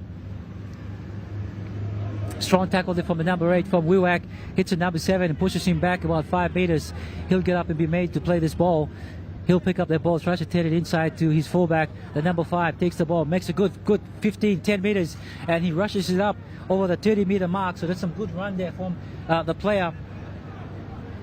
Picked up from dummy half. He runs another 10 meters. This time over the field, looking for runners. He's gone through, almost gets through, gets hit high in a high shot there from the Wewak side team, and he's been penalized for that. So Wewak, discipline going out the door at the moment for both teams as well. If they can discipline themselves and get some composure and get their game plan set, I'm sure they'll score some points. So this time, a great opportunity here for the SEPIK boys, the Wewak SEPIK team, and he gets hit hard from the Wewak number 7, who goes on and roughs him up in a tackle, and the referee's going to be calling him out and cautioning him as well. So the referee says, I think it was too much in that tackle, although he thought that he was actually doing his job and tackling as well. So the referee is going to ask him to be interchanged. So the SEPIK boys in white and the Wewak boys in blue. A chance and opportunity now for the Wewak, the SEPIK schoolboys side. If they can get some points on the board, then they can, who knows, maintain the defense. They can go on to win this. But the Wewak side is strong as well. Can they hold the defense and keep out the number? He goes to number 7 and he pushes away and tries to get himself over the line, and almost does that. And a penalty from given to the referee. Referee says a penalty to the Wewak side. So unfortunately, through his efforts, at number 7 there, he's been penalized for an infringement. And it'll be a kick to the line, and they'll advance 10 meters. So Wewak won. Can the team, can they get up and score some points with just 3 minutes to play in this second elimination final for the 2026 JS 9s, SEPIK 9s here in Wewak Town. Bringing it up still from their own area, from their own territory. Not much happening for them at the moment. And the referee says there's too much in that tackle, penalizes the man holding down. So an opportunity, they get advanced 10 more meters. So great yardage for them. And that'll bring them on the halfway mark. A tap and go towards one of the players, the number 12 for the Wewak one side. He gets pushed on 1, pushed on 2, jumps and bumps off the other one. Finally gets put down on the 30-meter line for the Wewak, for the SEPIK boys. So Wewak 1 towards the left-hand side, looking for the edge runner coming through. He he doesn't find it, so he decides to take the ball himself. Gets put down right on the 40-meter mark. He'll get up and play this ball from dummy half, looking for runners, looking for some players coming through. There's no one he can see, so he takes the tackle himself. So they've got to set up. They've got the line set up in the right. What can they do? Wewak 1. They've got to put some put a try on the board. Dummy on the inside. Comes to the dummy on the outside. This time he gives the ball to the big number 8, towering. Big number 8 bumps off 1, bumps off 2. Gets the hands still moving. The legs to move, bumps it, gives it to one of their players who gets tackled right in the middle. So Wewak 1 putting on an attacking raid. Can they score a try? Can they put the first points of his elimination final? A long wide pass across from number 1 to number 10. He's got a man outnumbered, this time to the winger, and the winger will go on and score the first try, but unfortunately the ball has traveled forward. Oh my, why? There was an opportunity there from the boys from Wewak, and an opportunity that's gone because the ball has traveled forward. So you've got a play the ball back from the SEPIK side. 2 minutes to go in the second elimination final. It is Wewak 1 up against the SEPIK Schoolboys. 2 minutes. Which team will advance? Which team will play off?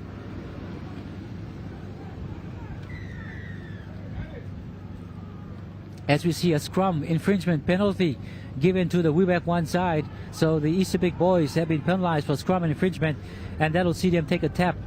What can they do with just a minute plus counting? Can they break this line? He gets pushed, legs moving, but driven forward by strong goal line defense from the SEPIK Schoolboys team. He'll get up and play this ball. They're just about 5 meters away. They go through the hands, through the number 6, looking for runners. They spread it out wide, looking for their players. This time, they threw the number 8. He draw and pass and draws the ball and goes over and scores for the Wewak 1 team with just on a minute to play. And they finally get themselves on the scoreboard with a conversion to come. So score 4 to Wewak 1 have scored, and the SEPIK Schoolboys, they've got to get themselves down there in run about 50 meters to travel to score this game. Conversion unsuccessful. The score Wewak 1-4, SEPIK Schoolboys 0. Number 10 from the SEPIK Schoolboys pushes off 1, comes to a tackle, swinging hand there, but he misses from it, and then dives into a tackle. He'll get up and play this ball. Picked up from dummy half from the fullback across to the number 7 to the number 14. Looks for his winger out wide, sends it to him. He comes back out with no space on the outside, gets upheaded and thrown to the ground, but the referee says that's okay. So he'll get up and play this ball with seconds counting down, 20 seconds to go.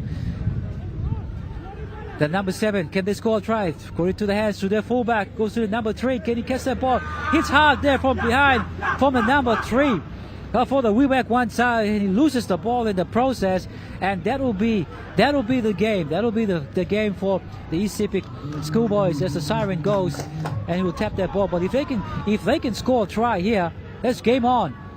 Number 7 picks up the ball, sends it out wide to the number 11, looking for runners, looking for players coming through, throws it to the back, and picked up there from the back by the Wewak side.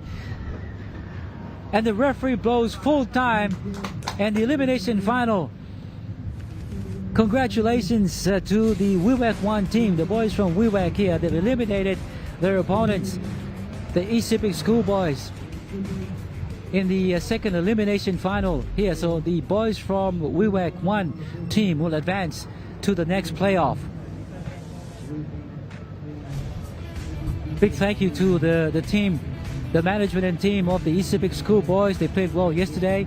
They made it to the elimination final. Unfortunately, they actually didn't, the game plan, everything didn't work for them today. So a try, 4 points to 0 is the second elimination final here at Pora Oval for the nines, the finals period for the JS Nines tournament.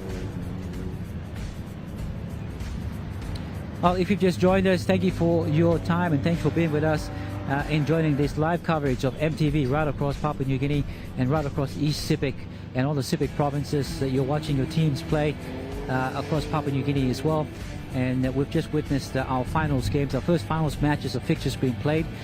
We had the elimination final matches, which the second match you've just watched between Wewak 1-4 defeated East SEPIK Schoolboys.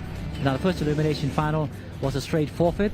Tarangao to take on Wireman Bulls. The Wireman Bulls, they forfeited Tarangao with no show, so the Bulls, they advanced to the next playoff of elimination finals as well. And before that, of course, we had a couple of finals matches that were played, and teams that took part, of course, for that match, they also advanced to the next playoffs for that. So just to recap, you had the Pitons, the Wewak Pitons, they played against the Llamas, and it was the Llamas that defeated the Pitons, and it was the Marik United side that went down to the boys from 10 City, 11-10 City, in the preliminary finals matches.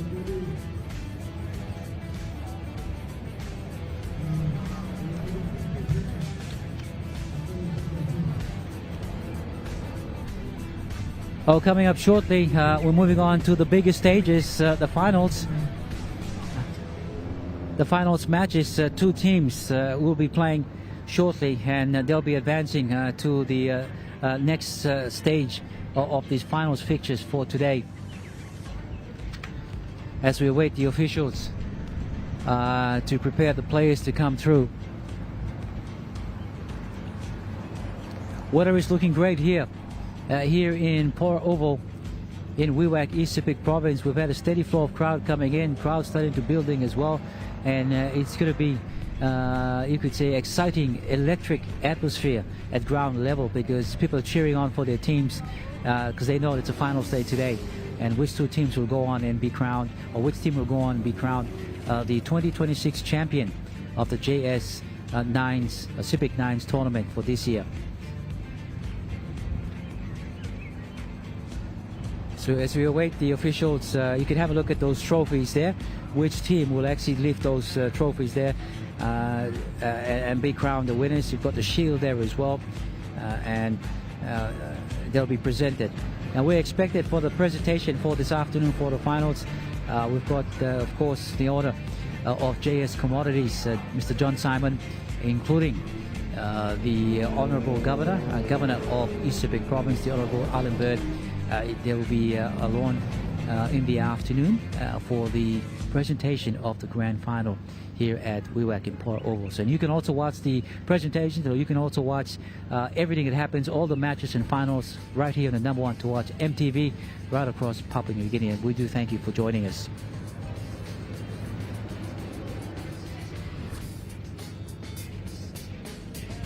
So teams to watch out for this tournament, of course. You've got the Llamas from Port Moresby. They've been in this tournament for a while, and they're actually playing for one of their players. We mentioned yesterday that we had a minute of silence for Gillespie David, who was one of the players from the Llamas. He's been one of the founding players as well for this Wewak SEPIK Nines tournament, and he's one of the founding players for the Llamas as well. He passed away in January of this year, 2026, and so the Llamas, they've come here with his spirit to play for him, and also play to take out this cup, the 2026 JS Nines Tournament Cup. So teams to look forward to as well. You've got the 11-10 City boys. They're actually playing quite well. The boys from Ley, they're one team that you could look forward to. Who knows? They could be one of those teams that make it into the final. Wewak Pitons, they played well in their preliminary finals matches as well. Strong teams, so any of these teams can play. But what about Wewak 1 in the elimination final? They played. Determination from them brought them down right down to the wire, and they scored the last try. Who knows? They could be a surprise into the semifinals, and of course into the grand final. There's only one way to find out, by stay watching through EMTV throughout the day and throughout the afternoon, as we bring to you the ball-by-ball action. We'll bring to you the excitement of everything happening here at the Port Oval.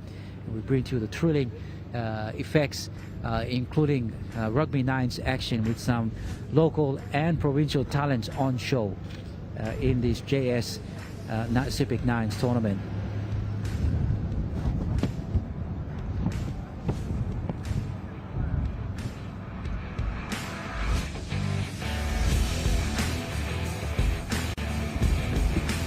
Well, just to recap, if you haven't seen, if you just missed out and just joined us, thank you for joining the company.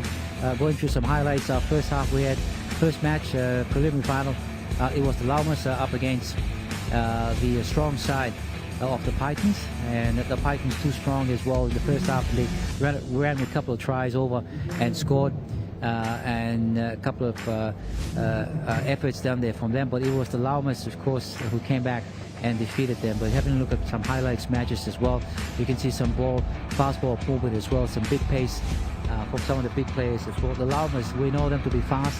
They've got players out wide from different corners that can spread the ball, and you can see them spreading the ball here through some of the big forwards like the number 12, who also have speed on their side as well, and then scoring some of those tries for the wingers. Now the wingers for the Llamas have been really good. They both scored two to three tries each in playing their round robin matches, and in defense as well, strong from the Llamas, as you can see, bringing it back strong from their own goal line.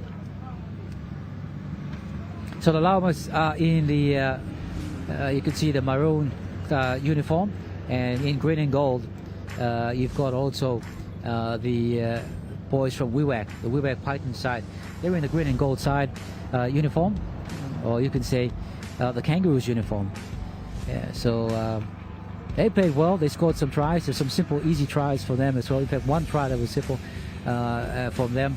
Some strong defense there from both teams. They played. You could hear the action, the jolting of bones, and the action of players being hit onto the field. You could hear here up in the commentary box as well. So it was a physical match. Apart from being physical as well, it was a skillful match with both teams utilizing the skill and pace they had to score. But in the end, it was the Llamas that went on to defeat the Pitons. And then you had the second preliminary match. It was the Pitons. Second preliminary match as well. So after that, from the Pitons match and the Llamas, we had second preliminary game that was played between 10 City and Marik United. The Marik United in white and the 11-10 City boys in yellow. And the 10 City boys, well, they had some issues with some defensive efforts, but they managed to be strong and block off the Marik United. So the Marik just couldn't stick to their game plan. And they went out there with a game plan. They wanted to actually play hard and score some points early, but that didn't happen. Both teams, it took some time for them to score and hit opportunities, but it was actually opportunities that sometimes looking at that try there, that was actually recalled because of forward passes. So they just had to have some discipline and get things right for themselves.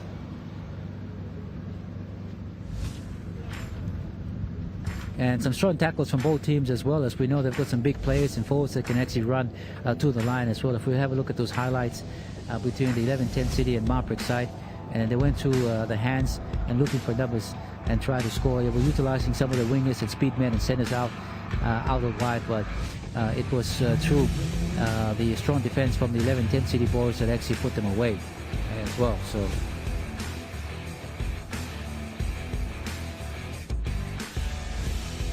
highlights currently you're watching that you watched of the boys in yellow, 11-10 City. They defeated the boys from the Marik side.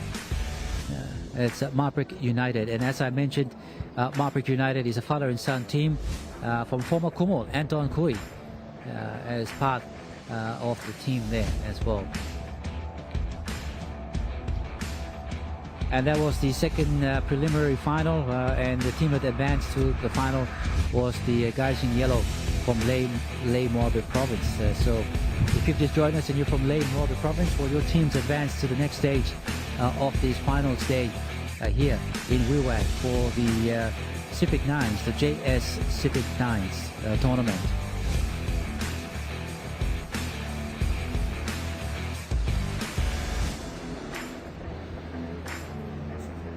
So you'll watch both teams. In fact, you'll watch the yellow, the 10 City boys.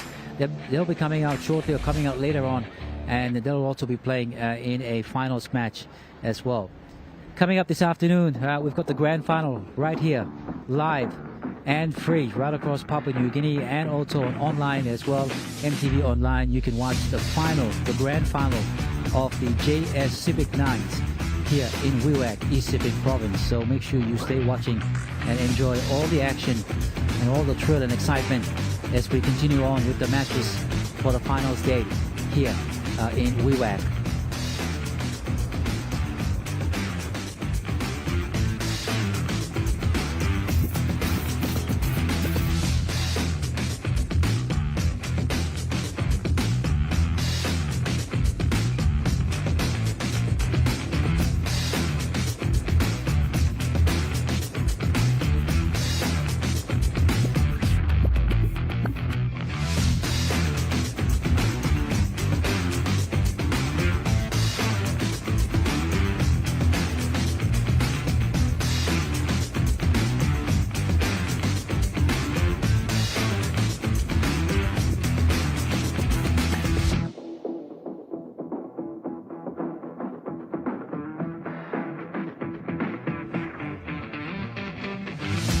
Well, that's the highlights of the second preliminary match that went on between 11-10 City Boys from Ley Marbury Province that defeated the Marik United team from Marik. And the boys played well. In fact, you could say during the last ransom, bring around the boys and went around to actually score. And well, we'll go for our next break. When we come back, we've got the semifinals that's happening. Make sure you do stay watching on the number one to watch EMTV for all the action coming to you live from the Pora Oval in Wewak, East Sepik Province for the 2026 JS9s.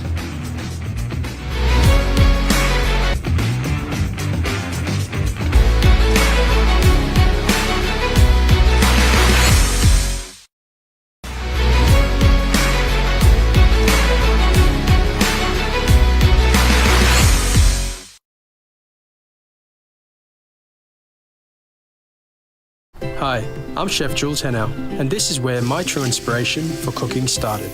Like most of us, I learned to cook from my mum. Nothing beats simple recipes where fresh local produce is at the heart, especially when it's a home-cooked meal, prepared and shared with the ones you love. And in PNG, no meal is complete without rice. And my choice is always True Guy. True Guy, true inspiration through generations.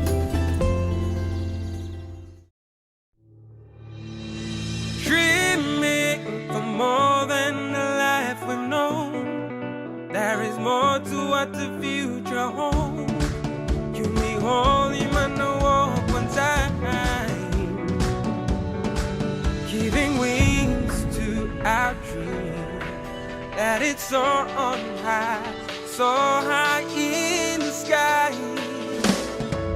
Oh, oh, oh, oh, oh, oh, oh, oh. We dare to believe in incredible things.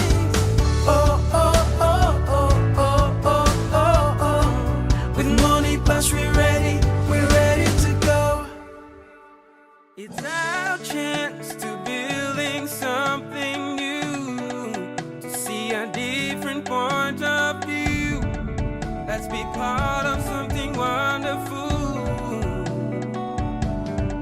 Strong in life, belong in me. Stretch him, sing, that belong all family.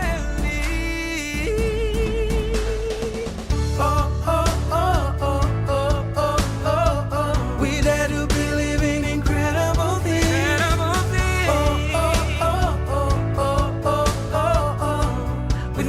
Plus we're ready to go. Oh, oh, oh, oh, oh, oh, oh, oh. We dare to believe in incredible. We dare to believe. Oh, oh, oh, oh, oh, oh. EMTV is proud to announce that we are now offering tower rental spaces on the tallest tower in NCD and Central Province. Our new 80 meters television broadcasting tower proudly boasts an improved structure durability. It is versatile and suitable for various communications and broadcasting needs. It has a high internal load capacity, supporting multiple antennas and technologies simultaneously. This is your opportunity to optimize your transmission signal for wider coverage and extended reach. For co-location information, call 7723-3484 or email engineering@mtv.com.pg. MTV, your number one to watch.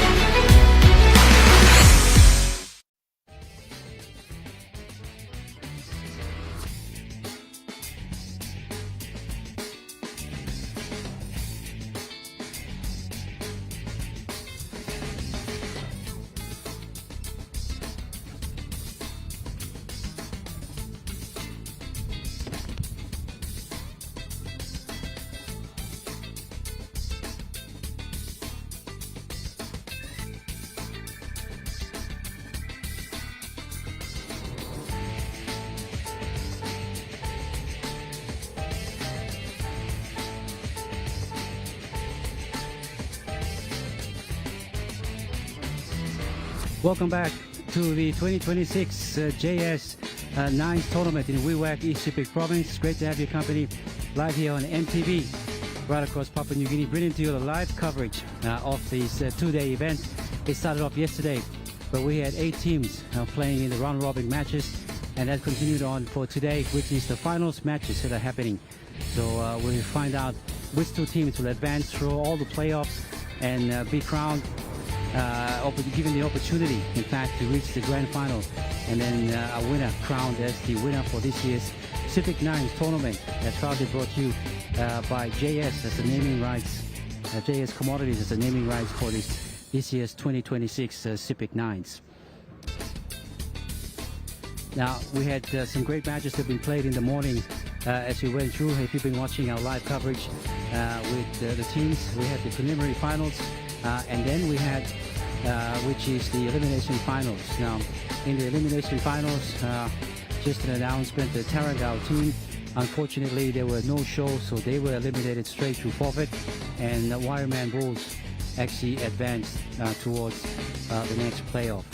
And then in the previous match, we had, of course, the SEPIK Schoolboys team. They were eliminated as well by the other team, the Wewak 1 team boys that actually will advance to the next game. Well, having a look on screen, it is the Pitons team that will play up against the Wireman Bulls team. As we get set, and it is the Pitons, so Wewak Pitons in the green and gold, running from right to left and from left to right. It is the Wireman Bulls team. So this is the Wireman team. Bring it up from their own line, looking for runners coming tension on the inside, gets his forward, trying to run on the outside in the center. Gets tackled strong there from the player from the Pitons. So the Pitons, they went down to the Llamas in the first match. So there's a knock-on, so they'll bring it back. Conditions a bit windy here at the Oval, but the weather looks great for these finals matches that's currently on the way. Big run there from the center of the Python side. He'll get up and play this ball, looking for runners. Dummy half, a juggle there, gets it to his number 7. 7 tries to brush himself over, gets pulled down, tries to get upended and thrown to the ground there by the Wireman Bull player. So the Bulls been threatened by the Pythons. So this is a fullback, and he tries to push over himself to the side, looking for his player coming through. He gets it to his winger. Winger jinks around, tries to wrap around and tries to see if he can score. Almost gets pushed over, and yes, he does. Gets pushed over the line. So good attacking ploy there from the Pythons early, but strong defense there coming across from the Bulls.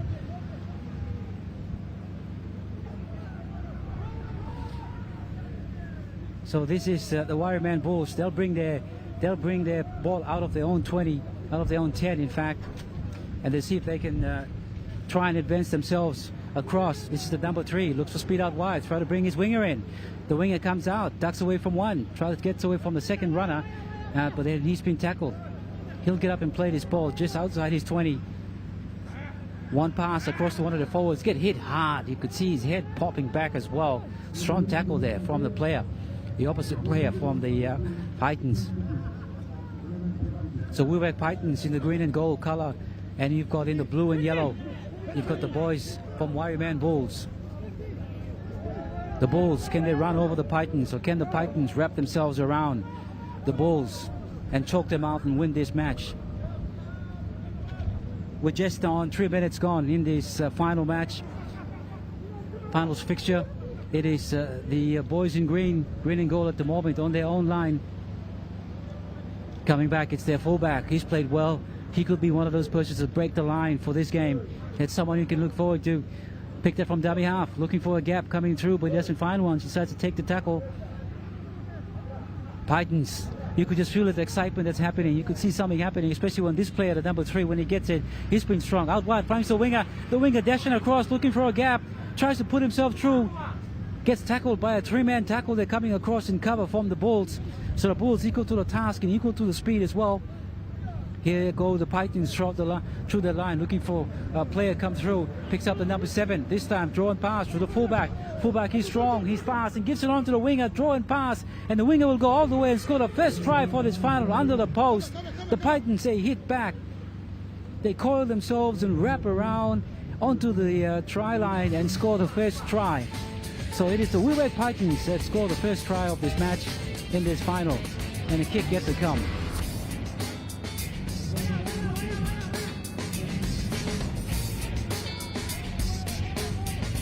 As we see the kick being taken is successful, so the Wewak Pitons have scored the first try, 6 points, with the Wireman Bulls yet to score. So the Bulls, they advance themselves onto the 30 of the Pitons. What can they do? Can the Bulls run rampant? Can the Bulls use their horns and push themselves through the number 11? Sees a gap coming, no, but they get him, push him up. So it was just an individual effort there, but uncalculated, because he had players on the outside and he decided to go himself. But the referee says as a penalty, so he's giving the ball back to the Bulls. So here go the Bulls. The Wireman Bulls. A tap and a go. The number 13 looks in front, sees the wall of defense, decides to go and take the tackle.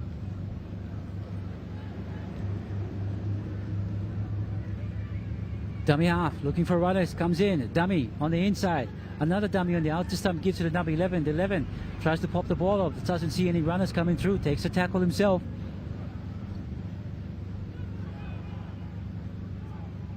The fullback decides to go himself, looking for a gap, and then tries to push himself through. It's a small gap, but does he actually get over? No, he doesn't. The referee looks to the sideline. He looks to his judges, and the referee says, no, you're short, man. He gets up over the number 14. A long pass over to the center, the number 9, and picks up the winger, and he just drops the ball cold. Oh, someone get him a sticky tape out there or something. Drops the ball. What's happening with we've got a lot of drop balls happening out there at the moment.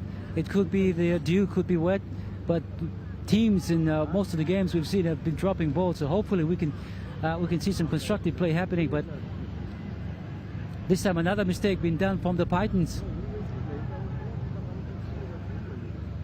So the ball handed back to the Bulls. They've got a second opportunity. Can they make up for it? Can they finally cross the line and score the first points for this game with 6 minutes gone and 3 minutes to go in this finals match? It is the Wireman Bulls in blue up against the Pitons in green and gold. Pitons defense coming up strong. The number 9 tries his best to tackle, but the Pitons player gets up and he plays the ball. Man wrap around. Number 14 looking for a player coming through. The ball gets hit down. The referee says it's been touched. So 6 more. So another 6 more opportunity. A chance for them to crack the Pitons line. Can the Bulls muscle themselves over to the number 9? Decides for a chip kick. Tries to follow through, and oh, fingertips, and almost got there, but he's knocked it on in the process. So it'll come back for a 20-meter restart.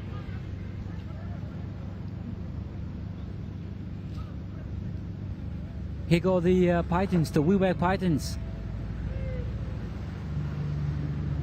They come through the 30-meter line looking for a runner and tries to throw it to his winger, and the winger says that it's a touched ball and you've thrown it forward.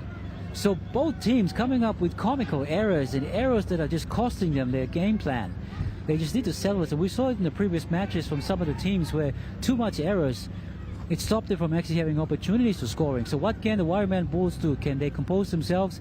Let's find out. This is through the number 11. He gets up and plays the ball. To dummy off, it's a number 13 to go out to the fullback. Another jinking step for him. Tries to look for a gap. Looks up and sees the players from the Pitons coming. Oh, gets hit in a jolting tackle. There's someone. What happened to him? Wow, and his headgear actually came off as well. What a tackle. You could hear it from up here. And the Bull player, the winger, almost getting onto the try line, but oh, what a strong tackle. They're coming towards there from the Pitons, and they managed to push him almost out to the side, but he stays in play towards the number 3 from the Wireman Bulls, and he just couldn't catch that ball. He's dropped it out there cold. So an opportunity from the Wireman Bulls has just gone out. As we see, with a minute plus on the clock to go, both teams have yet to score. Both teams yet to put something constructive. This time it's through the dummy half from the Pitons. He picks up a good valuable 10 meters. They try to push themselves up closer Picked up there by the number 3 who runs around, gives it to his winger, and the winger tries to tuck the ball, but it's been thrown again. Another drop ball coming, this time from the Pitons.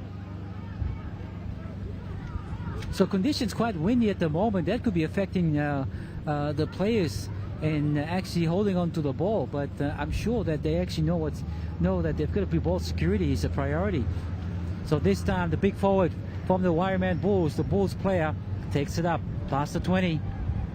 Gets it inside to go towards the left-hand side, looking for runners. No one coming through. He sidesteps and moves himself, jinks himself one, looks around and sees the player and takes the tackle. He'll get up and play this ball. The number 13 picks up the ball and drops it cold. What is happening out there? Someone get them all some sticky tape or glue.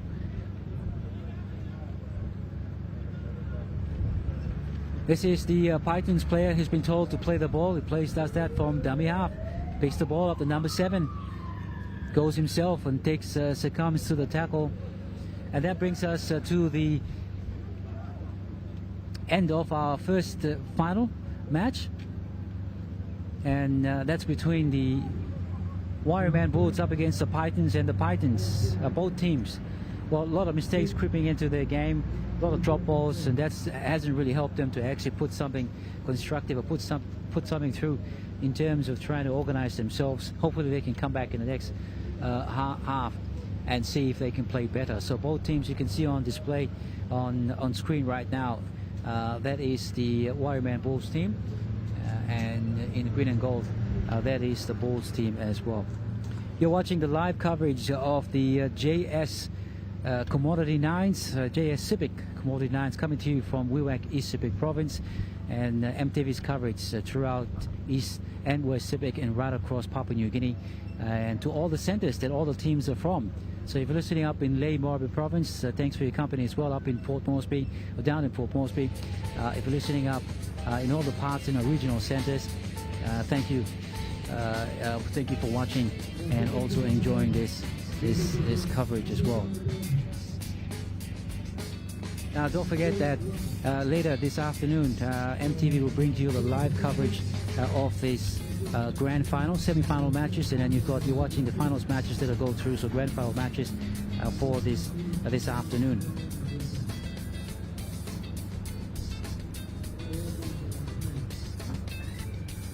So a couple of teams that actually played, and one team that was eliminated. Both teams were eliminated in the elimination finals. Taranga was eliminated through forfeit in the first elimination final, and then you had the East Sepik Schoolboys. They were eliminated. So 8 teams, and we're left with 6 teams as we start cutting the numbers down. So how the finals format will work, you started off with 8 teams, and they play down to 6 teams, and then the 6 teams go down to 4 teams, and the 4 teams down to the final 2 teams that will end up in the grand final for this afternoon. So who will it be? Who can it be? There's only one way to find out, by watching live here from Wewak, East Sepik Province. So the Python side, they're actually last year's runner-up, and they probably need to call on their experienced players in the side to actually step up and take the reins and see if they can play strong as well. Then you've got the team which is the Bulls. They're actually Wewak boys.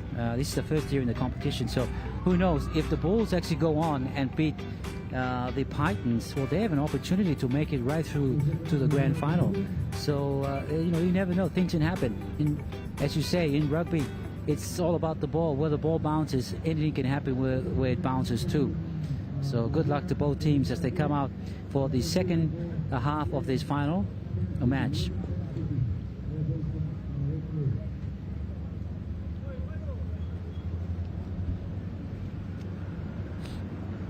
Second half on the way for this match between the Wireman Bulls and up against the guys in green and gold. It is the Wewak Pitons. And the Pitons, they played well. They played really well and convincingly. They actually defeated many of the sides in yesterday's event, and they've made it through into their pool as well.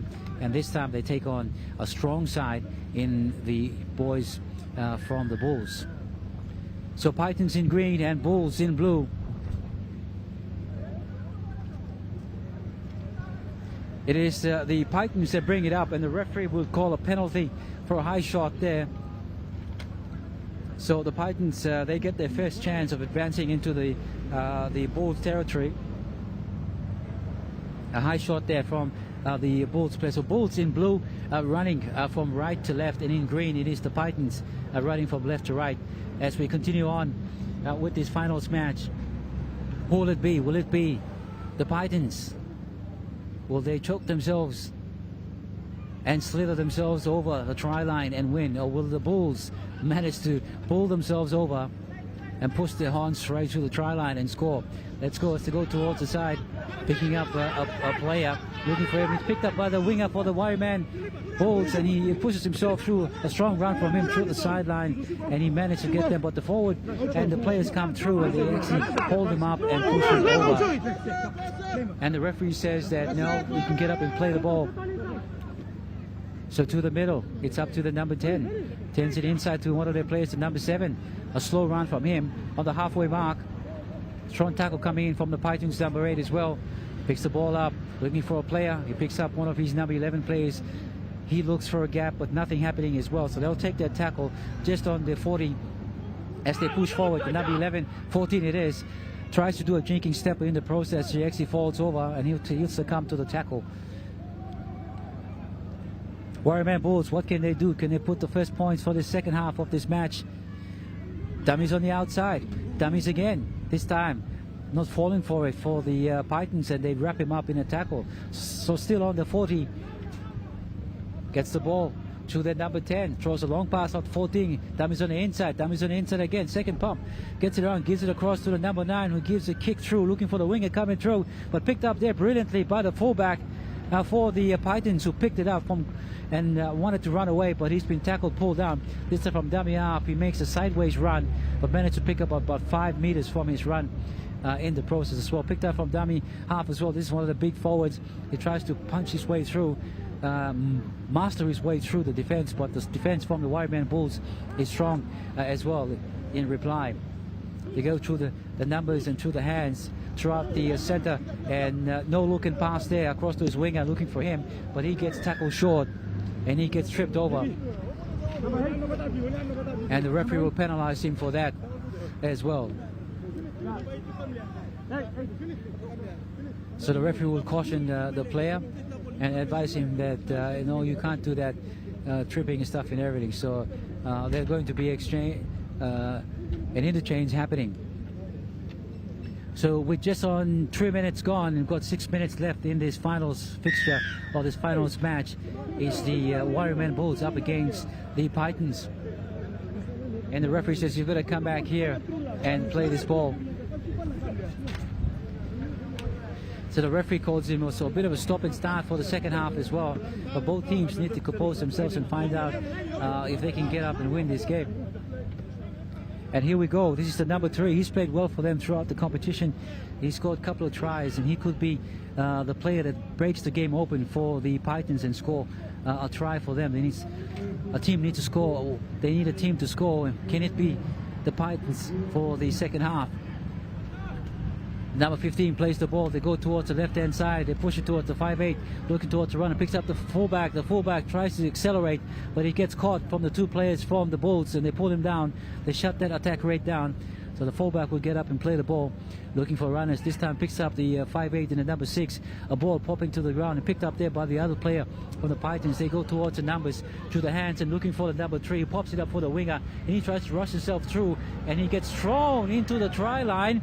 And the referee says that no try, because he was actually thrown. That could have been catastrophic, or that could have been bad for the Wireman Bull, because he could have thrown him over into the try line, but he managed to throw him over the touch before he actually reached the try line. So let off there for the Wireman Bulls. This time they bring it up from their own 20. What can they do? Straps away from one, the winger, the number 5. This time he takes a tackle from the Pitons. With no score yet from the Pitons up against the Bulls in this finals match, it is the number 9 across to the winger. In fact, his center, looking for the center to actually straighten up. He does, and a high tackle coming through, high short. So we've seen in this match is that it's a finals match and everyone wants to play tough and play strong, but in the process we're having a couple of penalties that are given for high shots as well. This time it was the Pitons players that were penalized for having a high shot, so they marched them up 10 meters to the almost up to the 50-meter line. Halfway mark, play continues on. It is the Bulls in blue. He gets up, quick play the ball, looking for a dummy half runner, goes into dummy half, the number 11, picks up the number 15, goes the kick, looking for his fast player on the outside. The fullback is running through, but they've got two players, the fullback coming through, the winger picks it up for the Pitons and tries to get himself. He does, wraps around the Bulls player and continues on, still going. The player from the Python side gives it over to the number 3, who's tackled. So he'll get up and play the ball right on the 40. Gets the ball out. And not a really good pass from the dummy half. In fact, he threw it and he almost knocked that ball over. So that doesn't advance them any further than that. He picks up on the number 15 who runs forward, who makes up some good valuable yards. He wants to quick play the ball, looking for players and runners coming towards the left, to the right, decides to go to the left, looking for the fullback. He picks up the center. The center comes through, gets his legs chopped off from behind and falls down in the tackle. This time running away from the blind, looking for players, picks up the number 2 and he's going to run away. Will he get tackled? No, he doesn't, and eventually he will run all the way and try to score this try, and yes he does, and try to the Pitons have scored in the second half. So they run towards the blind side and they create an opportunity through the fullback and the center, bringing the winger in, and the Pitons winger goes over and scores the try for the Python with the conversion to come. So 4 points to the Bulls yet to score with less than 2 minutes to go in this finals match.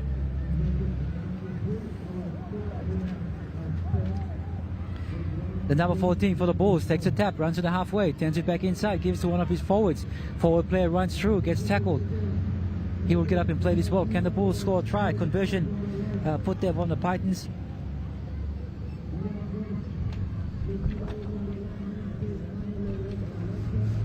So it is the ball handed over back to the Pythons, and the Python side have scored a try. Can they maintain that try in their defense and go on to win this game? It is the Pythons right on 30 to the number 8, looking towards the line, tries to turn the man inside. He does that, and he throws the dummy. He'll go all the way and score the try for the Pythons. Well, he held the ball in 2 hands and ran towards the line, and the backed off from the players from the Bulls, just backed off with his speed, just ran straight through and scored. So it is the Pythons that have scored with just a minute to go in this finals. And we'll wait the conversion there from the number 3 for the Pythons, and conversion is successful, and the score goes to 12 points. With the Bulls yet to score with the seconds, with a minute to go. Can the Bulls score some quick tries? If they can score one try here, that'll get them an opportunity to score another one. This time he tries to push himself through, but the tackle is just too strong, and they stand and they jolt against each other. From Damiar picks the ball, the number 10, looking for some meter yardage. He gains that. He wants to play a quick play the ball. Pushes through and forward, gets up from dummy half. It is the number 11 looking for runners, the number 12, dummies to him, but tries to get through. Defense quite strong there from the Pythons, and they managed to shut down his opportunity, his chance of trying to create an opportunity. Here go the Bulls. What can they do? To the number 12, tries to draw a defensive pass, but looking for the winger, and he will eventually almost get pushed out over the sideline. He managed to stay in. The number 6 gets up and plays the ball to the number 12. Tries to go sideways. This time looks across the number 11. Dummy on the inside. Goes on the outside looking for runners. Gets a kick and then tries to pass the ball, but then he kicks it out, and it's picked up there by the Pythons player. So nothing going right at the moment for the Bulls players. And there goes the siren, the hooter in the background. And then it's full time for this finals match. And it's the Pythons team that will advance to the next stage of the finals fixtures. And it is the Bulls that actually have been defeated. So 16 points to nil.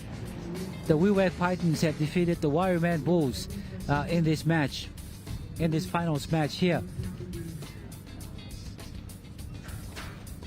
So congratulations to the Pythons team. They've managed to defeat the team they've played up against for today, which is the Wireman Bulls.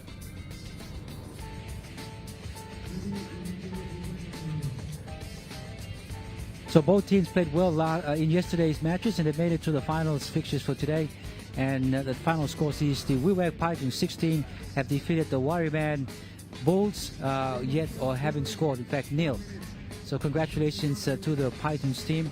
They advance to the next stage to play.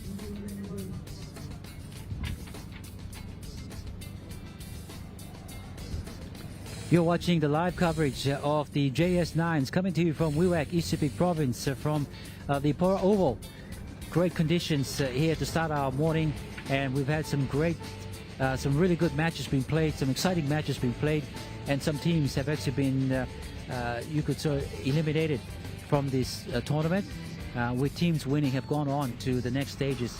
Grand final coming up, semi-final coming up next, and then you've got the grand finals that are coming up next as well.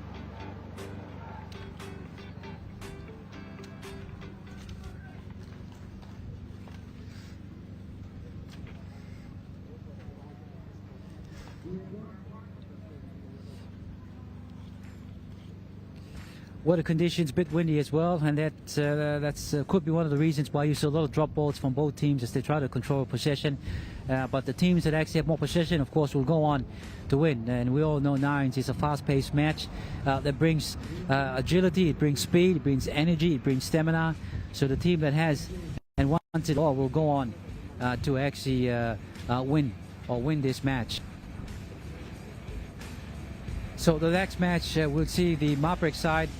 They will take on the United Marik team, and they will play their team, of course, which is Wewak 1. So Wewak 1 will play against Marik. We'll find out. So if you have a look on screen right now, it is the United team of Marik, and they're in white, and in blue it is the boys from Wewak 1 team. So finals match is happening.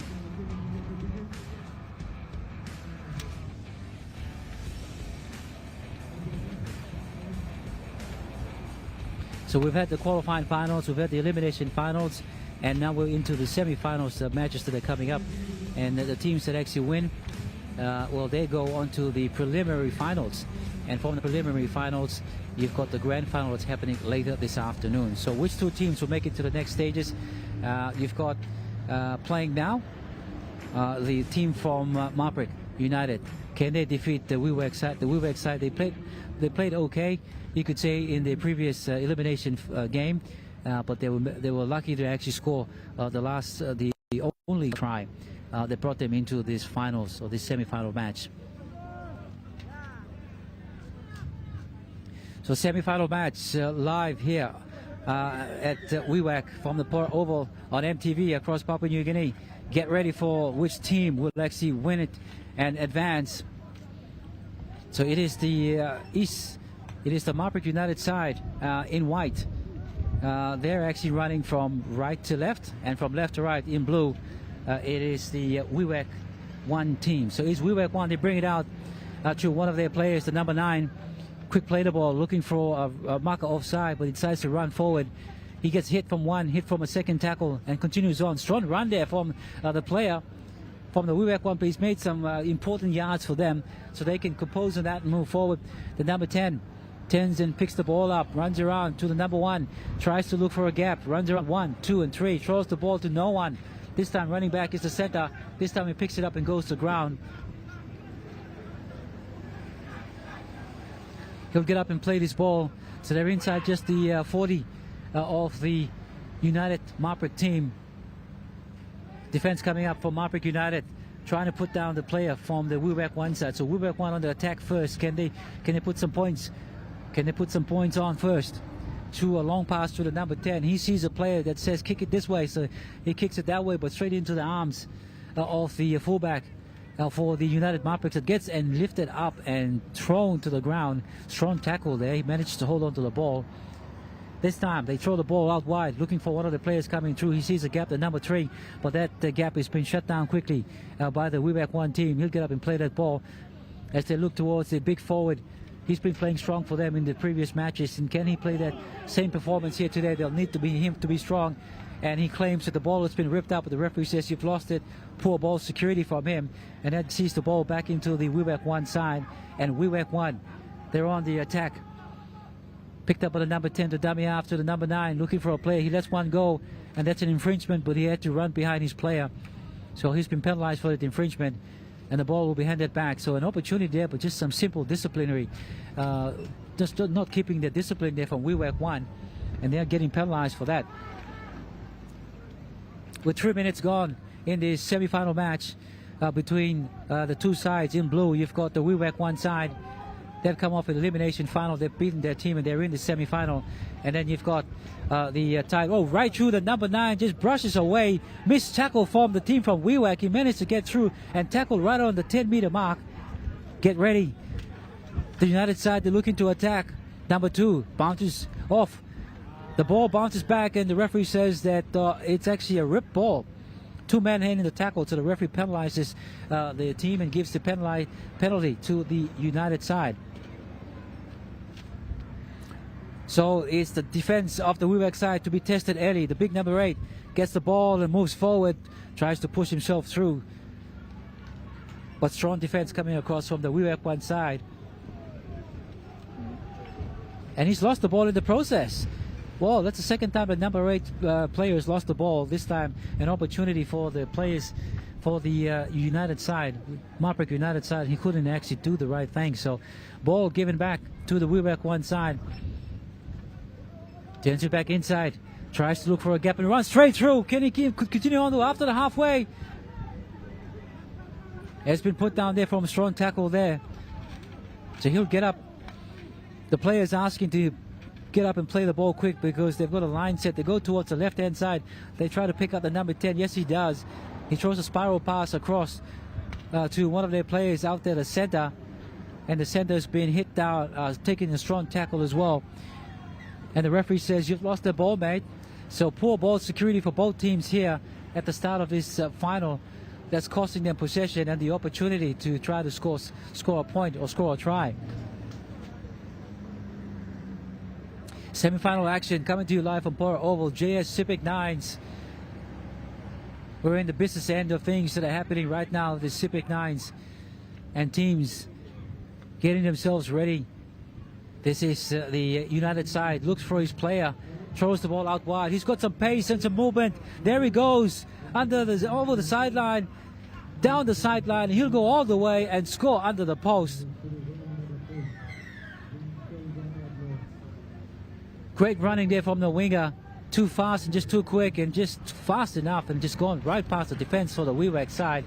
And conversion is successful. So first point scored by the Marik United team. And 6 points to nil. Wewak yet to score. What can the Wewak side do? Can they score some points? Waiting for quick play the ball. Gets up. The number 5 at dummy half. Turns towards the right hand. Gives it to his number 7. 7 turns back in. Pushes off one over his hip. Tries to get himself past the number 17 of the Marik United side. But the 17's too strong.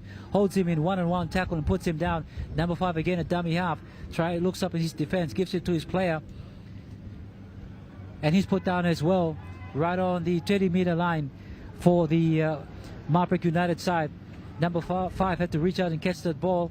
Not a really good pass there from dummy half, but this time he gets the ball and still advances. Legs moving and still going.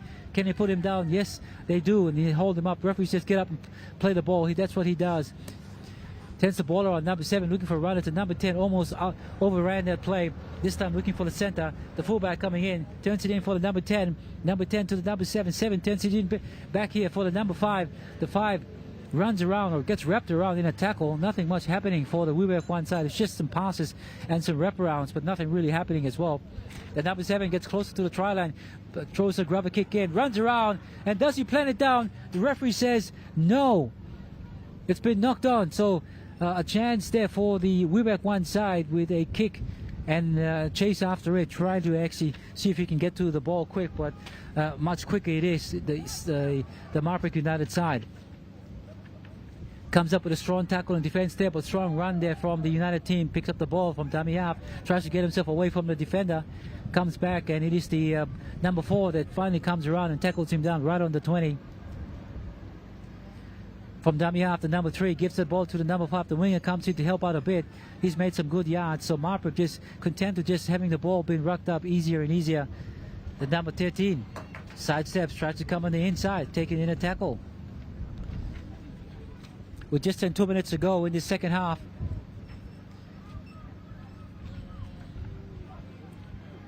Or 2 minutes ago in this match, so far, Marik United breaks through. What an easy run that was. All he had to do was just run through in some lazy, you could probably say tired defenders, not coming across, no sweeper at the back, and the fullback was caught in. And the Marik United team has just gone over and scored their second try, which brings it to 8 points at the moment with a kick to come. In fact, and the conversion goes through, and that brings the score total to 12 points from the Marik United side, and Wewak yet to score.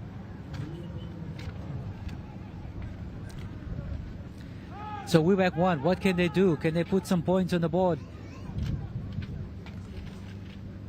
This is the first half of the semi-final between Wewak 1 in blue up against the Marik United side. A ball to the middle, to the fullback, to the number 10, looking for runners, picks up his number 11 player. He tries to get between the two players, but they put him down and shut down their attacking opportunity. He'll get up and made to play the ball. Comes back on the inside to the number 10. The 10 looks for something to happen, but nothing as well. Tries to get the ball back to his player. In the process, it's been touched and knocked forward. So the referee says first knock on, so ball given back to the Wewak 1 side. What can they do? Wewak 1, they've got to score if they want to go into halftime with some points on the board. It is through the number 4. He gets shrugged off from a tackle, and he's get hit, in fact, turned around on his back and thrown out by the number 13.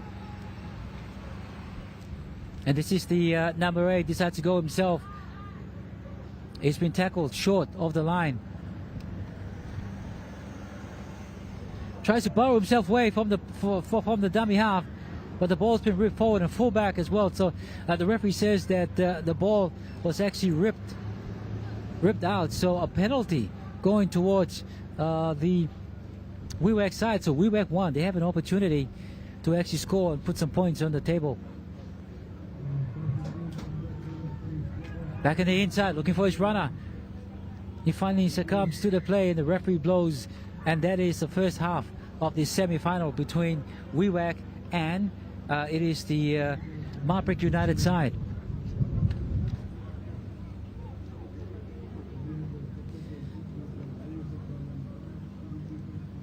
So the referee says that you're just going to play the last play before we actually call time off.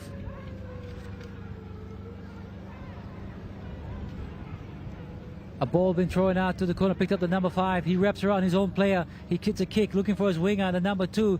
But up to the task and takes it wonderfully is the player from Marik, the winger. And that is halftime in the semi-final between the Marik United team up against the guys in blue, which is the Wewak 1 boys.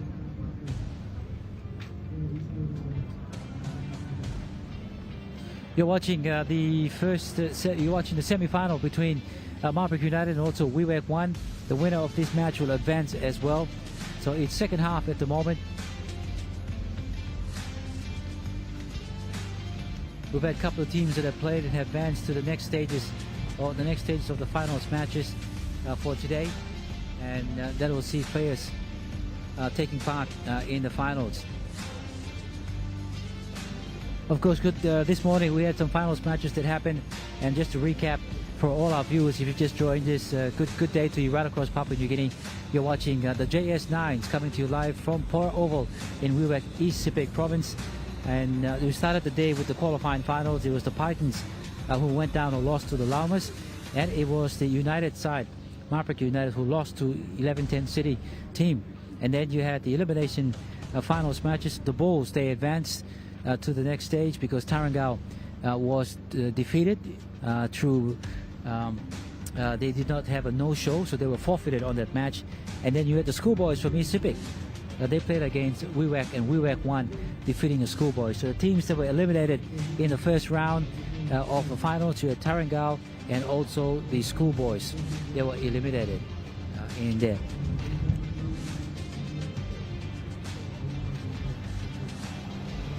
And then now you've got United up against the Wewak 1 side. So this is a semi-final match. So second half to go.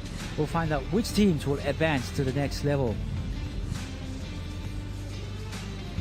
And this coverage live on MTV wouldn't have been possible thanks to the generous and hard-working support of our sponsors, the sponsors of the JS tournament in 2026. This is the 6th year of the tournament that has gone through, and the 5 years have been sponsored, of course, the naming rights with Edmark. And we say thank you to Edmark, of course, for helping out and assisting with rugby development through the SEPIK 9s. This year, JS Commodities have come on board and they've taken the role as a naming rights sponsor of the 2026 JS Commodities 9, SEPIK 9s. And then you've got other sponsors, Seaside Lodge, accommodation partners providing accommodation for each and every person, especially the everyone participating in this event. And you've got the Office of Governor, the Honorable Alan Bird, an initiative by him. As we mentioned, we've been mentioning throughout the broadcast, it's a brainchild of his sports desk for the development and identification and talent of the next talent of SEPIK players in rugby. You've got Paradise Foods, they're the partners in providing water since yesterday, so big thank you to Paradise Foods to them. Then you've got AHL, they're a local civil engineering company, of course, helping with civil engineering across Wewak and East Sepik Province. Then you've got Green Hill Investments and J. Myers Consultations, who've been part of the SEPIK SEPIK competition that have gone on as well. So SEPIK 9s right here at Port Oval. As you have a look at the screen there of the teams, you wonder what's going through their minds as well. But you know, they've got some, I'm sure they're talking about trying to make sure that they hold the ball and compose it, and then try and see if they can get some possession within the Wewak 1 side, and that'll give them the opportunity as well. They've got the talent, they've got the energy and the skill, but can they go on to actually win? We'll find out in the next 9 minutes to go. And Wewak 1, well, they've made it through. They've defeated their opponents with just a try apiece. Can they actually go on and score and put some points on the table and be the team that advances through past this semi-final?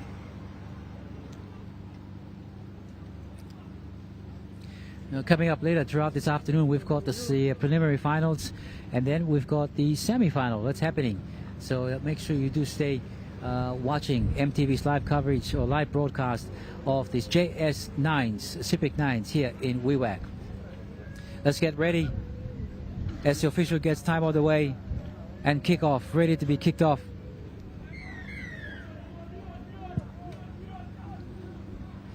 And here we go. Wewak 1 kicks off and picked up there by the East SEPIK. The team from East SEPIK is Marik United. So if you're watching from Marik, well, your team has advanced to the semi-final.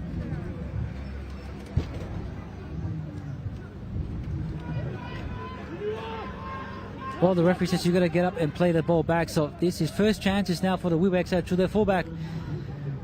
Can he go? Can he continue on? Legs pumping. And he will have to get up and play the ball.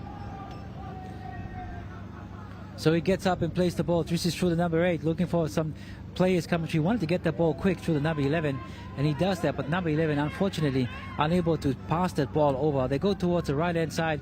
They're looking for one of the big forwards to come in and straighten up and create something. But the big number 8 is taken in a strong tackle, and it's been put down. So can the Marik side, can they hold on?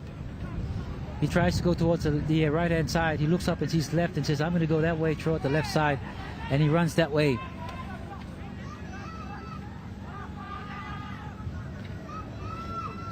This is the number 8 for the Wewak side. Gets up and runs a strong tackle. Tries to get his hand free and pass the ball. But he'll be tackled by the number 13 from the United side. 10 minutes away. Can the Wewak side, can they score some points? Can they get up and move? And he goes and dives over the fullback for the Wewak 1 side. What a move from him. Pushes himself through the line, the defense, and then dives over and scores. With just on 2 minutes ago, it's the Wewak 1 team that actually starts their first attack and scores on it.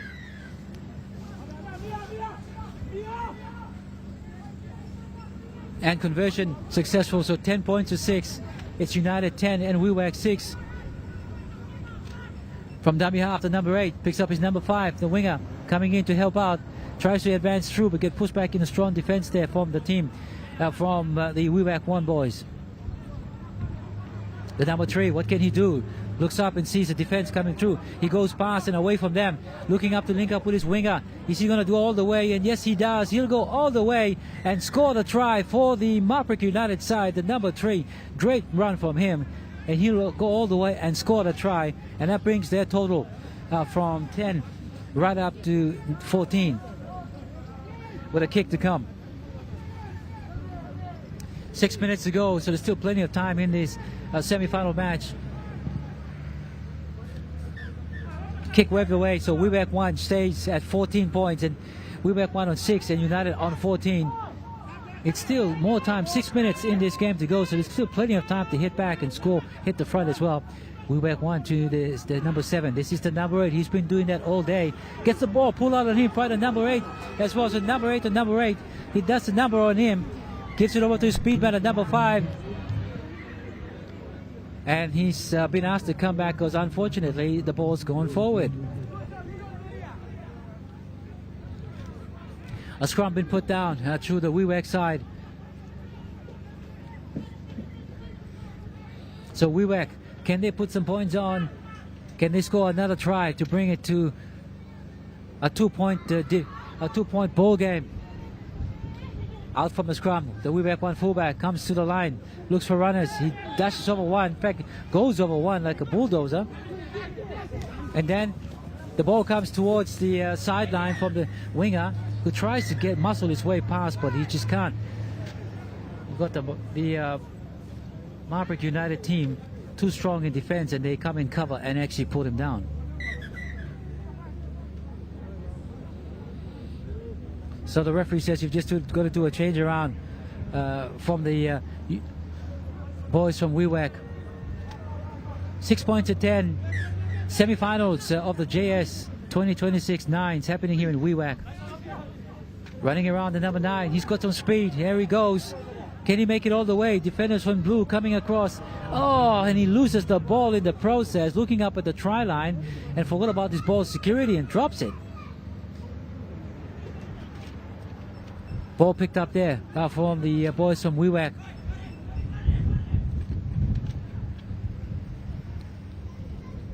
So they push it towards the right-hand side, trying to see if they can catch the numbers out wide. But the boys from Marik, they're actually up to the task and they number up in defense. A bit of a jinking run there from him, from one of the players.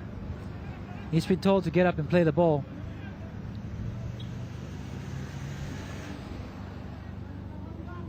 Towards the hands they go on the outside, looking for runners coming through. Nothing happening, so he gets hit, tackled and put down. From Wewak one side, trying to bring it up from their own goal. This is up to 30. He gets in sidestepping, a bit of sidestepping around. The number 9 attempt to tackle and puts him down. Finally, it's a number 2 that comes up with the tackle. So Wewak 1 chancing themselves on one-on-one, but they're just not composing themselves and getting up there to score the try. I keep calling composure because you got to settle yourself. Try 1 or 2 rocks and then try something different. But they've got a game plan for today, and they're actually sticking to the game plan. And they've kicked the ball. So Wewak 1 kicks this ball down, and it's taken there by the winger of the Marik side. And Marik United, ball back. He dances in, dances out. Missed tackle. Keeps on going.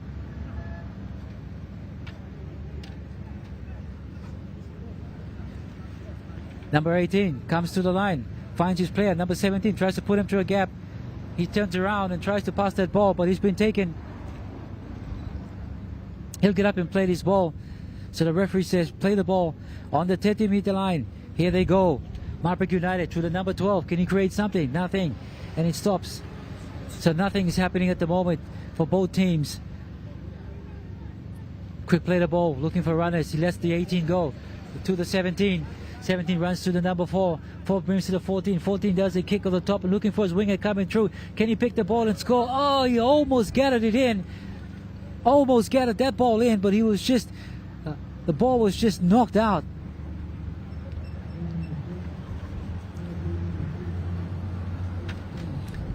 So it's going to be a drop off there from the Wewak 1 boys with time ticking away, a minute plus to go.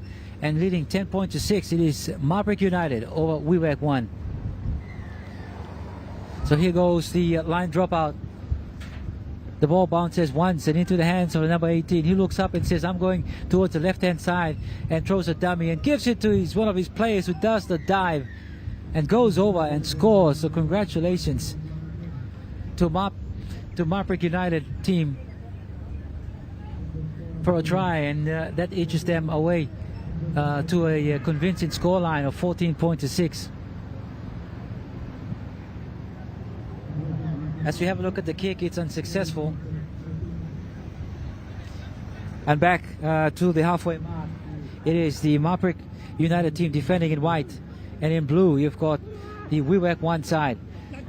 So he runs down to the line, tries to draw and pass, draws a dummy, and no one falling for that, so he takes the tackle. He's been told to get up and play the ball, and the player is saying that he's been injured, could have been in a cramp. The number 12 picks up come really good yardage there, or meters there gained from. So they've got to be the next to score, and they've got to score it now. The number 3, in fact it's the number 8, bounces off tackles to and from. With 20 seconds to go, it is the United Marik team that are currently leading 18 points to 6, and Wewak 1 yet to score. As we count down 2 on the clock with 10 seconds to go. And the ball intercepted there by the Marik United side, number 15. Gibson on speed man, and here goes the number 5, the winger coming in to help, and he'll run all the way. And he'll cross over under the post and score, and that should be it. That should be the nail in the coffin there for the semi-final. Good run there from the forward, knocked over a couple of defenders from the Wewak 1 side, and saw his winger coming through, potted it over for him, and he just strolled over. As you await the conversion coming through, it's unsuccessful. So score remains 22 points to 6. Congratulations to United Marik. They've actually defeated Wewak 1 in this first semi-final.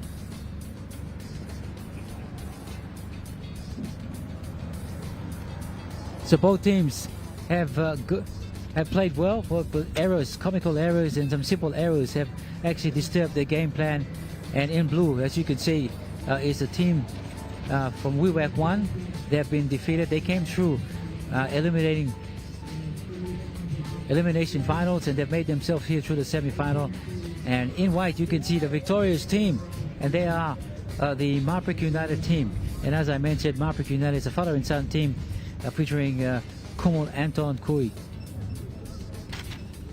So Anton and his boys will be proud, or Anton will be proud of his boys, because they have advanced to the next level of the playoffs.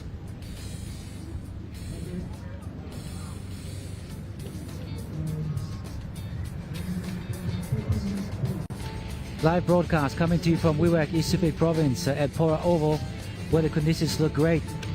And I hope you've been with us since the morning. If you just joined us, we've just watched the semi-final match between the two teams of East Sepik, which is Marik, United Marik, and Wewak 1. So Wewak 1 coming off elimination and making them way through to this stage. And a big thank you to the players and of course the management of the Wewak 1 side. They've done well to prepare their players and be part of this nines tournament. For the United team, congratulations to them. They move on to the semi-finals, and who knows, they could have an opportunity to play into the grand final.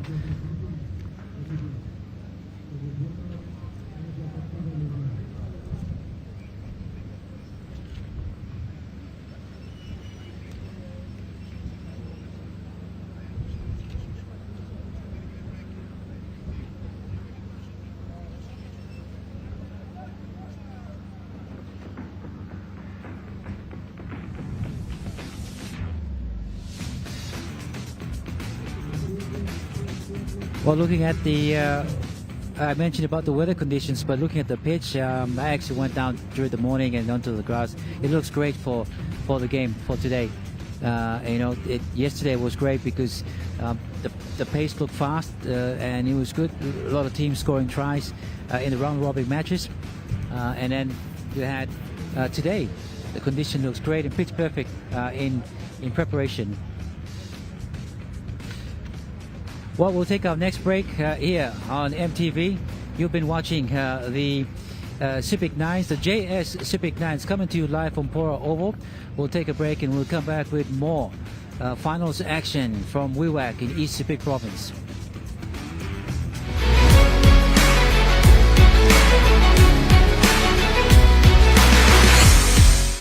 Meet UmiPay, your digital wallet from TISA Bank.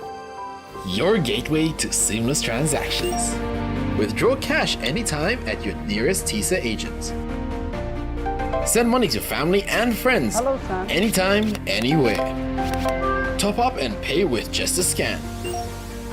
From taxis to coffee and small businesses, UmiPay makes every payment simple. UmiPay, powered by TISA Bank. They're gold nuggets. There's a flavor for everyone. The best tasting snack. Get a burst of gold nuggets. Cheese flavor. Mega wow. Chicken flavor. Mega wow. Cheese onion flavor. Mega wow. Barbecue flavor. Mega wow. When you're on the go, one more. One more. Get that burst of gold nuggets flavor. Mega wow. At Telecom, we're boosting our network. Households will enjoy better connections. Communities will get faster speeds and wider coverage. And business will profit from new towers and a more secure network. Plus, everyone will benefit from onshore storage that brings browsing home. It's all part of our ongoing billion kina nationwide investment. It feels good to be building a faster, stronger network for PNG.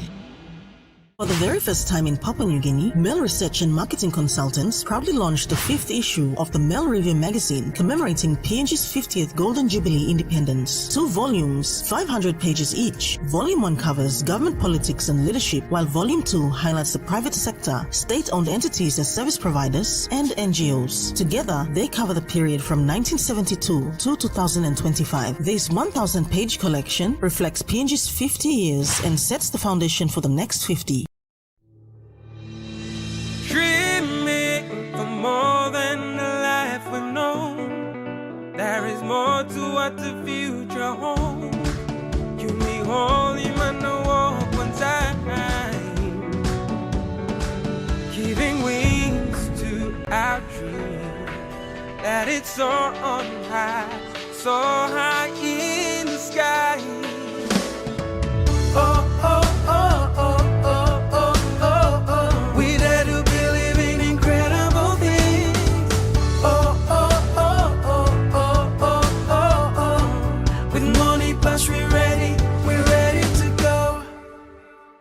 It's our chance to building something new, to see a different point of view.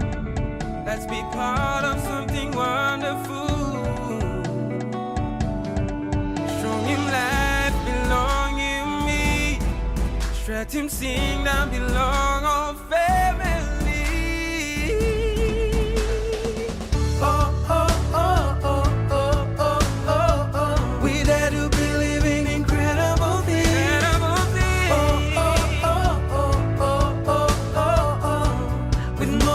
We're ready to go.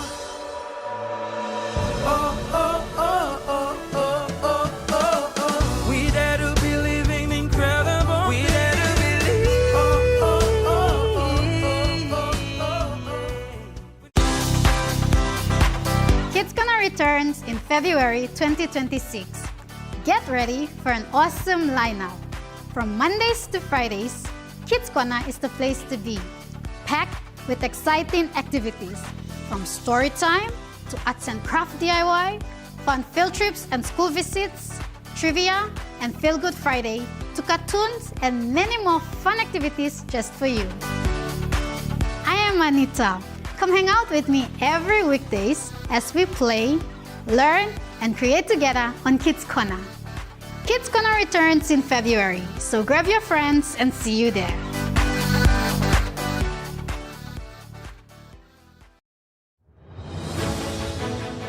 International, EMTV News provides nationwide news coverage on the latest on local news,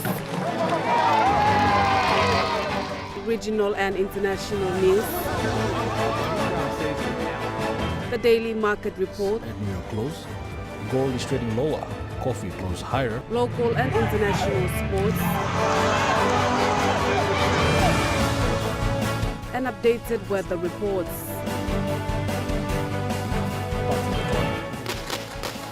Join us daily at 6 p.m. only on your number one to watch, EMTV.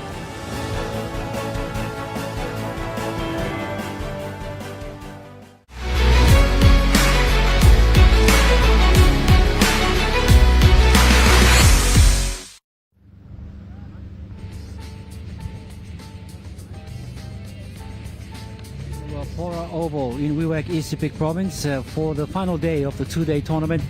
It's the JS SEPIK Nines right here in the heart of Wewak Town. Beautiful Wewak Town has hosted this event for 6 years, and as you can see, the 6th year of this competition. Different teams from different parts of Papua New Guinea that have come through, and as I mentioned, 8 teams were part of it, and we're into the elimination and the finals matches that are happening. So shortly we'll have a look at some of those highlights that have gone through for the semi-final matches, and then it'll take us through to our next matches that are coming up shortly as well. Thank you for joining us, and good afternoon to you. I'm Evan Peter. Good to be with you for the live coverage and the live broadcast, the live coverage via MTV or MTV's coverage of the JS SEPIK Nines here in Wewak. What a start it's been for the morning. Of course, we've enjoyed live actions watching the Nines fast-paced match with some teams going through and some teams getting eliminated, and we've seen some tries and some highlights, and we've seen some action, even crowd interaction coming in and watching the teams play for today. So it's going to be great as we go through the semi-final matches that were played today. First one, the highlights, you had the Pitons. It was the Python side that they actually played up against their team, which is the Wireman Bulls, and the Wireman Bulls just had an opportunity, plenty of opportunities to score, but in fact both teams, they had chances to score in their game, but they couldn't actually put it together because it was so many drop balls. So it wasn't really a high scoring match as well, but as you can see, some attacking plays there coming your way from the Wireman Bulls. They're in blue, and in green and gold are the Pitons. And the Python side, they've been one of the consistent side. They've won most of their matches in yesterday's round robin that has brought them through to the finals. But they actually lost their first match that they played up against the Llamas. So that's the reason why they've actually gone down and played. So you can see a run down the line there from one of the players, the number 8, and he almost gets pushed on the out as well from there. And then an opportunity there for a grubber kick that was gone through, but nothing happening as well. So both teams had chances. They had some opportunities. They had things working for them, but they just couldn't actually capitalize on it and try to score some points on the table. But it was the Pitons that came out strong. You can see the Pitons fullback there. He's one of those players that's been very consistent in the competition, and who knows, he could be one of those players that be given the player of the tournament. So, and they had some really good players, and the Wireman Bull players, they had some skill as well. They had some good talent coming through to them, but it was the Pitons players that were just too strong. And as you can see, bringing the balls back strong from their own try line, and running away from the winger there as he runs towards the try line and goes over and scores for the Pitons. So defensive-wise, the Pitons were actually strong in defense and stopping some of the attack from the Wireman Bulls. And the next semi-final, you saw this team here between the white, which is the United side, Marik United, they're from Marik, and then you've had the guys in blue, which is Wewak 1, they're local boys, the local team here in Wewak. So they played well. Now the Wewak one side, they came through elimination, and through the elimination finals match, they made it up to the semi-final, and they had an opportunity, but they actually didn't attack that much. Now they had some chances on the going throughout the match and try to put some points that it wasn't to no avail. And it was the guys in white there, as you can see, the United Marik side of Marik United. They actually went on to win this game. A chance there as well, a kick behind the line and racing towards to try to actually tap that ball, but the referee says no. The number 7, he's played strong for them, for the Marik United side. He's one of those players they'll be looking to play strong when they come towards their matches in the preliminary finals.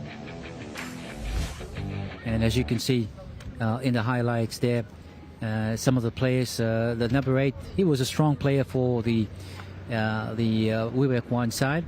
Unfortunately, some of the players that were that they tried to do didn't actually come off. Drop balls were the factor of the match, and he got through to score that try.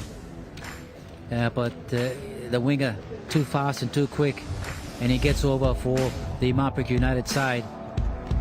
And this one almost went on to a try, but he just dropped the ball when he was passing, and so they were actually come back.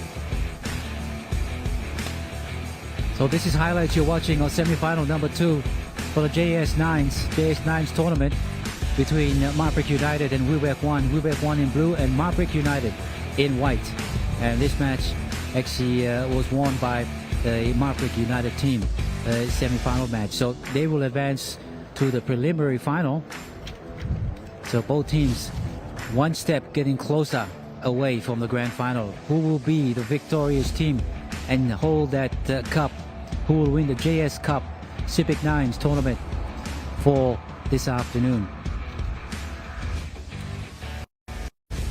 Well, we're hoping this afternoon when the presentation comes around, we will have pleasure of the guest, the governor of East Sepik Province, the Honorable Alan Bird, including Mr. John Simon, the owner of JS Commodities.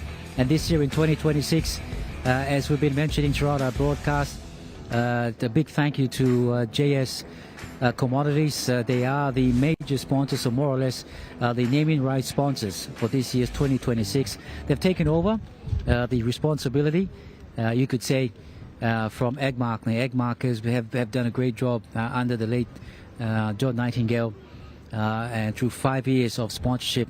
So it was the Agmark SEPIK 9s, and now it's starting the first year, 6th year in duration, but it's the first under JS Commodities as the naming rights sponsor. So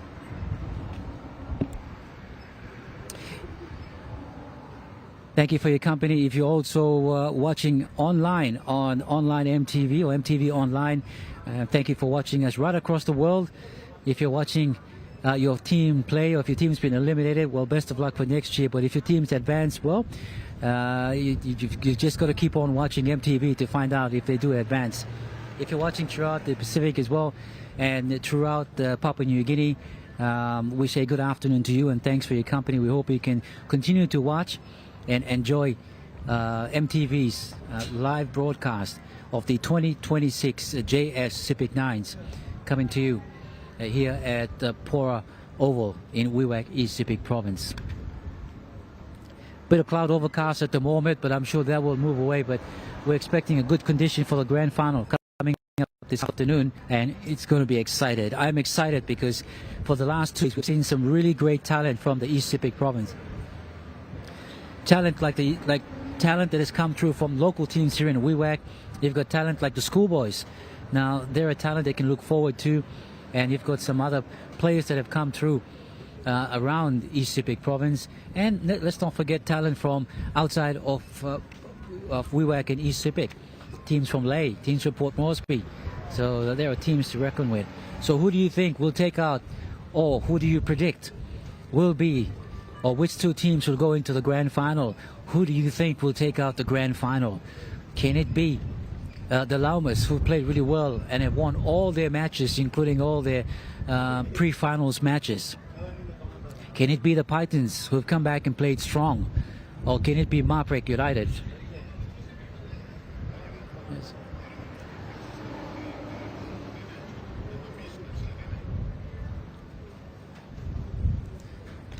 So there's only one way to find out, and that's by watching MTV. And later this afternoon, we'll see the preliminary final and the grand final that's coming through as well.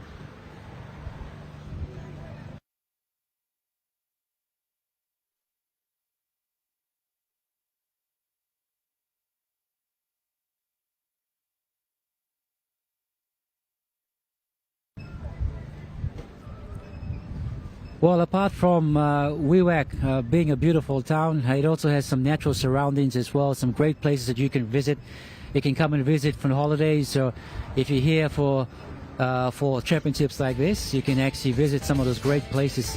Let's have a look at some of those great places you can visit here and around Wewak and around East Sepik province.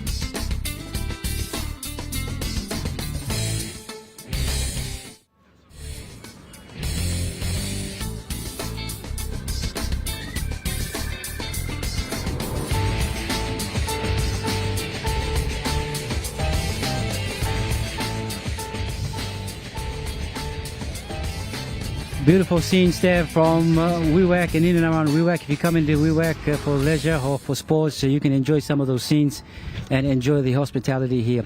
We'll go for our next break. You're watching the live coverage. It is finals day here in Wewak, East Sepik Province at Port Oval. When we come back, we've got more action of the 2026 JS Nines tournament.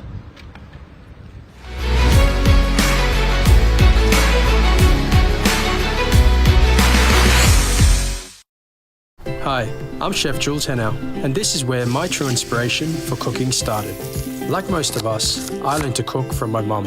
Nothing beats simple recipes where fresh local produce is at the heart, especially when it's a home-cooked meal, prepared and shared with the ones you love. And in PNG, no meal is complete without rice. And my choice is always True Guy. True Guy, true inspiration through generations.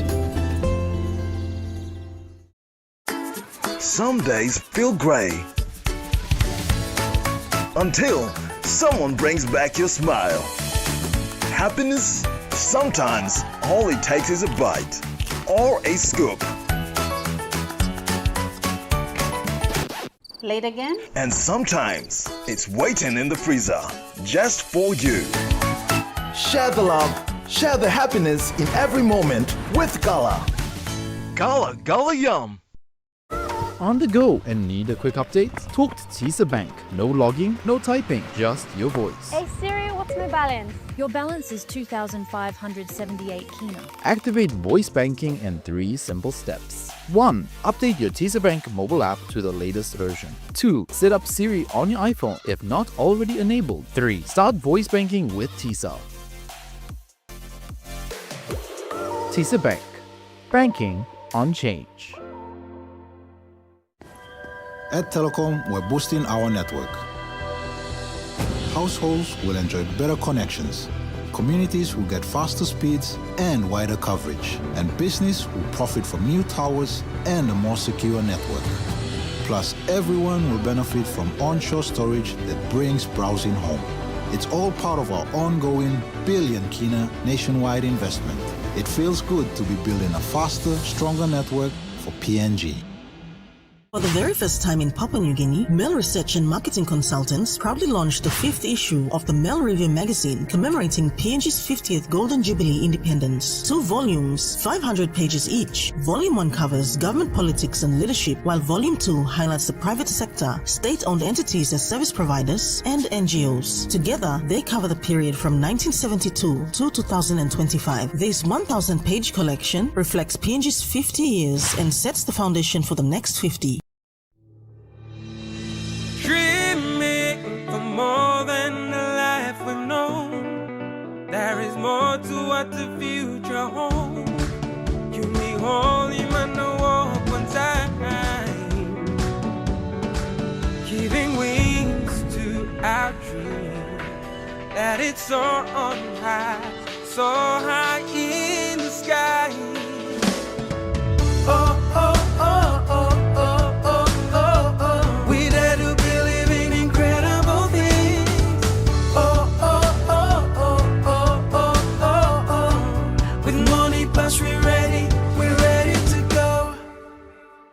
It's our chance to building something new, to see a different point of view.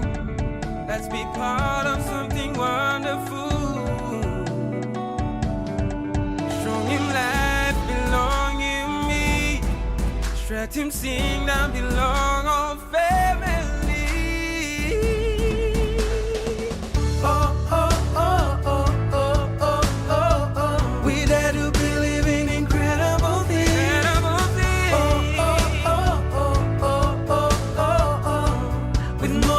We're ready to go. Oh, oh, oh, oh, oh, oh, oh, oh. We dare to be living incredible. We dare to believe. Oh, oh, oh, oh, oh, oh, oh. When life feels broken, when OP's gone, when prayers go unanswered, what do? Put your faith into action. Put your faith to the test and see what God can do.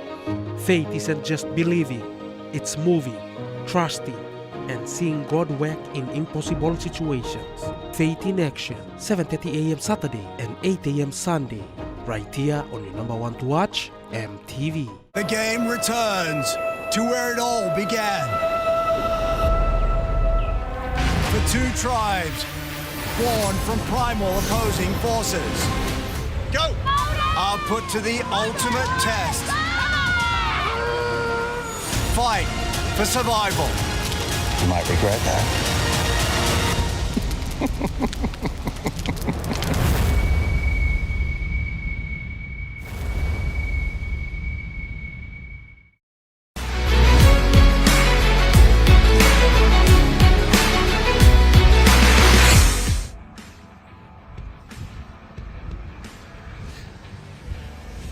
Welcome back to Wewak East Sepik Province at Pora Oval for the continuation of the 2026 Sepik 9s, the JS Sepik 9s currently on the way. Today is finals day, and we've seen our teams go through and play the finals playoffs as we await our next teams to take the field and continue on to this afternoon, the big one, the grand final that's coming up. So make sure you still stay watching on MTV right across Papua New Guinea. Now, something different, of course, so let's find out what's happening at ground level. We'll join Jay Lee, and she's got some special guests, some special players, part of his competition, a team that's been with this Sepik 9s for the last 5 years, and this year making it 6th, co-captain and captain of the funeral home Llamas. So Jay Lee, it's over to you. Now, thank you, Evan. I'm joined now by defending champions, Llamas captain and co-captain, Dixon and Sunny. Now, Dixon, you're defending champions. How are you preparing for the preliminary finals, which are coming up next? We have been preparing good with the boys. I think the boys are really ready and looking forward for the finals. And especially we're coming for a goal, and then we have a goal to just look forward to win the cup, because we lost someone very close to us, and then this game we dedicate the game to him, so we are looking forward to the finals. Now, I understand that he was part of the winning team 2 years ago. How is the competition different now without him? The competition is still very tough, because some of the teams are from outside, especially the boys from Ley, one team from Ley, and then we are from Mosby. And most of the teams are in the SEPIK. And then, yeah, the competition is really tough as well, so we are looking forward for it. Yep. Now, up next is the preliminary finals. How's the team preparing? What's the energy like right now? As for the team, our main goal is just to get one game at a time. We don't need to rush things. So our boys, the coach, the management, from the previous game, they told us to stick to the basic, just get one game at a time. No need to concentrate on the big one. Just get one at a time, so things will fall in its own place. Now, obviously, it's one of the older teams here in the competition. How do you think that benefits you as a club? Actually, it's even benefit for me, but benefit for some of the boys. They will be a year with the tournament for like six years now. And I'm so happy for the club too as well, because they bring the local boys from the Mosby up here, and then we're taking part to the Sepik 9s. It's like, it's an honor and privilege for us too. Some of the boys are new boys here, some of the boys are old boys. But you know, the club spent a lot to bring us here. So I'm so happy for the club, and I'm so happy for my brothers too and the boys. Yep. Right now, up next, preliminary finals. You already played one game against the Pitons. What are you expecting in the next game? The teams that come to the final, and the final foot is different for the normal round, so we expect the boys are coming strong, but we prepare for it, so we are looking forward to it. Yep. Yeah, just nothing much to say. Just add on to my co-skipper here. We're expecting finals to be not like the previous normal round, so like the coaches say, just take one game at a time, so we're looking forward to it. Well, good luck, guys, and I hope you make this win number 3. Thank you. Right, back to you, Evan. Yeah, thanks, Jay Lee. And as Jay Lee mentioned, the interview with the co-captain and captain of the funeral home Llamas. And they are the defending champions, and they will look forward to defending their title here at the 2026 JS SEPIK 9s tournament later today. So coming up in the next match, we've got the preliminary finals, and teams will go through the finals, preliminary finals, and once they actually play those preliminary finals, the winners will go through to the major, which is the grand final as well. So that's looking forward to it. So it's exciting. I'm excited as well, because it's going to be one of those days where it's a highlight that you get to feature some talent, and apart from that, well, you look forward to a great day out. And a great day out, well, it's great to see around this oval here at Pora Oval. You've got people here that have come to watch this matchups of teams around Papua New Guinea that have come to be part of these JS SEPIK 9s. You've got people from Wewak and Wewak Town, the community have turned up. You've got locals that have driven from other parts outside as well to be part of this event. So it's great. It's families coming together, communities coming together, a province coming together, and of course right across Papua New Guinea, you're joining us through MTV's live coverage throughout the last 2 days. So it's great to have your company.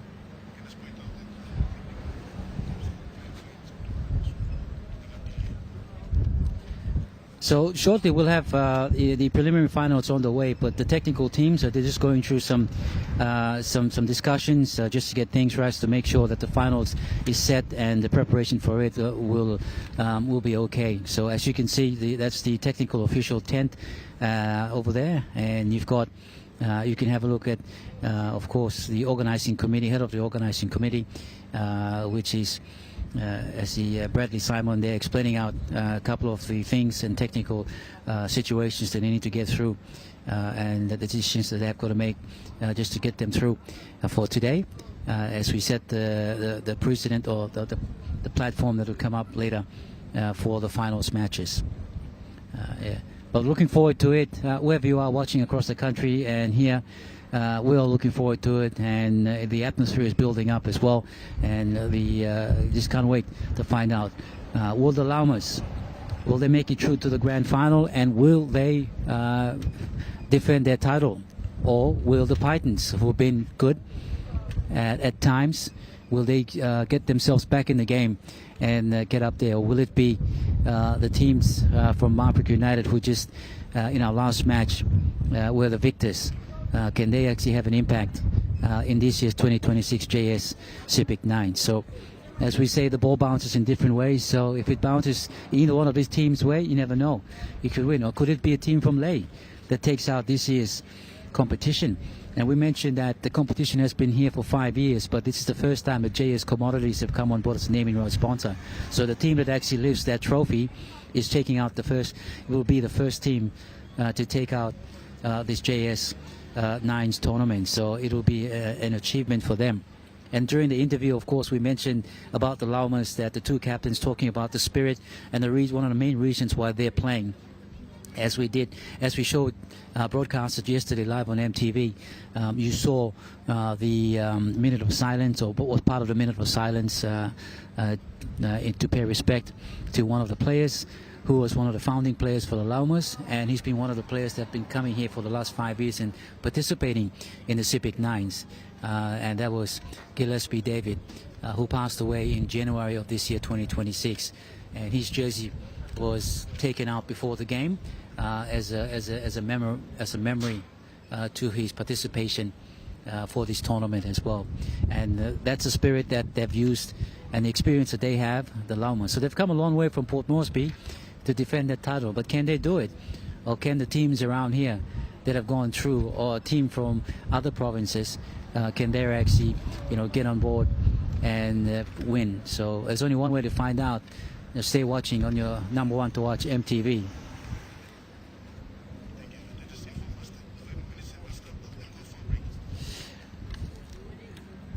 Well, coming up shortly, we've got the anticipated preliminary finals, and do stay watching for that. We'll take a quick break, and when we come back, all the preliminary and finals action leading up to the big one, the grand final, the 2026 grand final.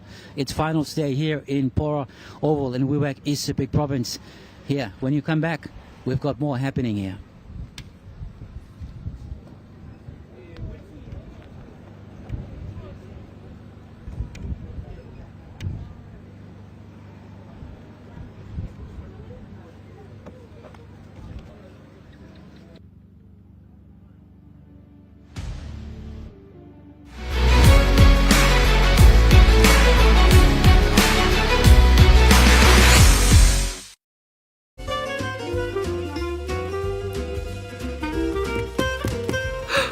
coba saja na. Yum.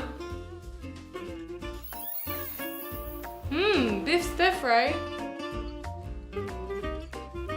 Chicken curry, my favorite.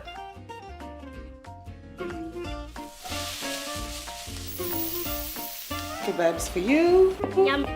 Stir fry for you. And chicken curry for us. Magic in every meal, one cube at a time. Meet YumiPay, your digital wallet from TISA Bank. Your gateway to seamless transactions. Withdraw cash anytime at your nearest TISA agent. Send money to family and friends anytime, anywhere. Top up and pay with just a scan. From taxis to coffee and small businesses, YumiPay makes every payment simple. YumiPay, powered by TISA Bank. Are you seeking fulfillment for your life? Do you want freedom from fear? That's why we're here. Welcome to Jesus 101, introducing you to the real Jesus. And now, here's your host, Elizabeth Talbot.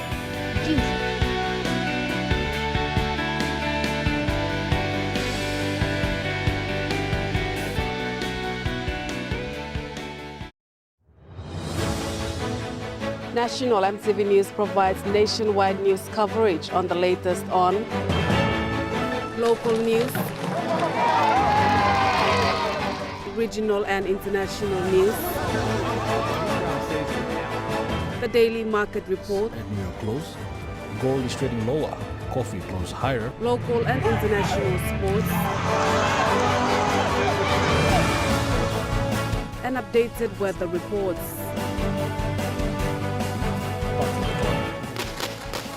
Join us daily at 6 p.m. only on your number one to watch EMTV.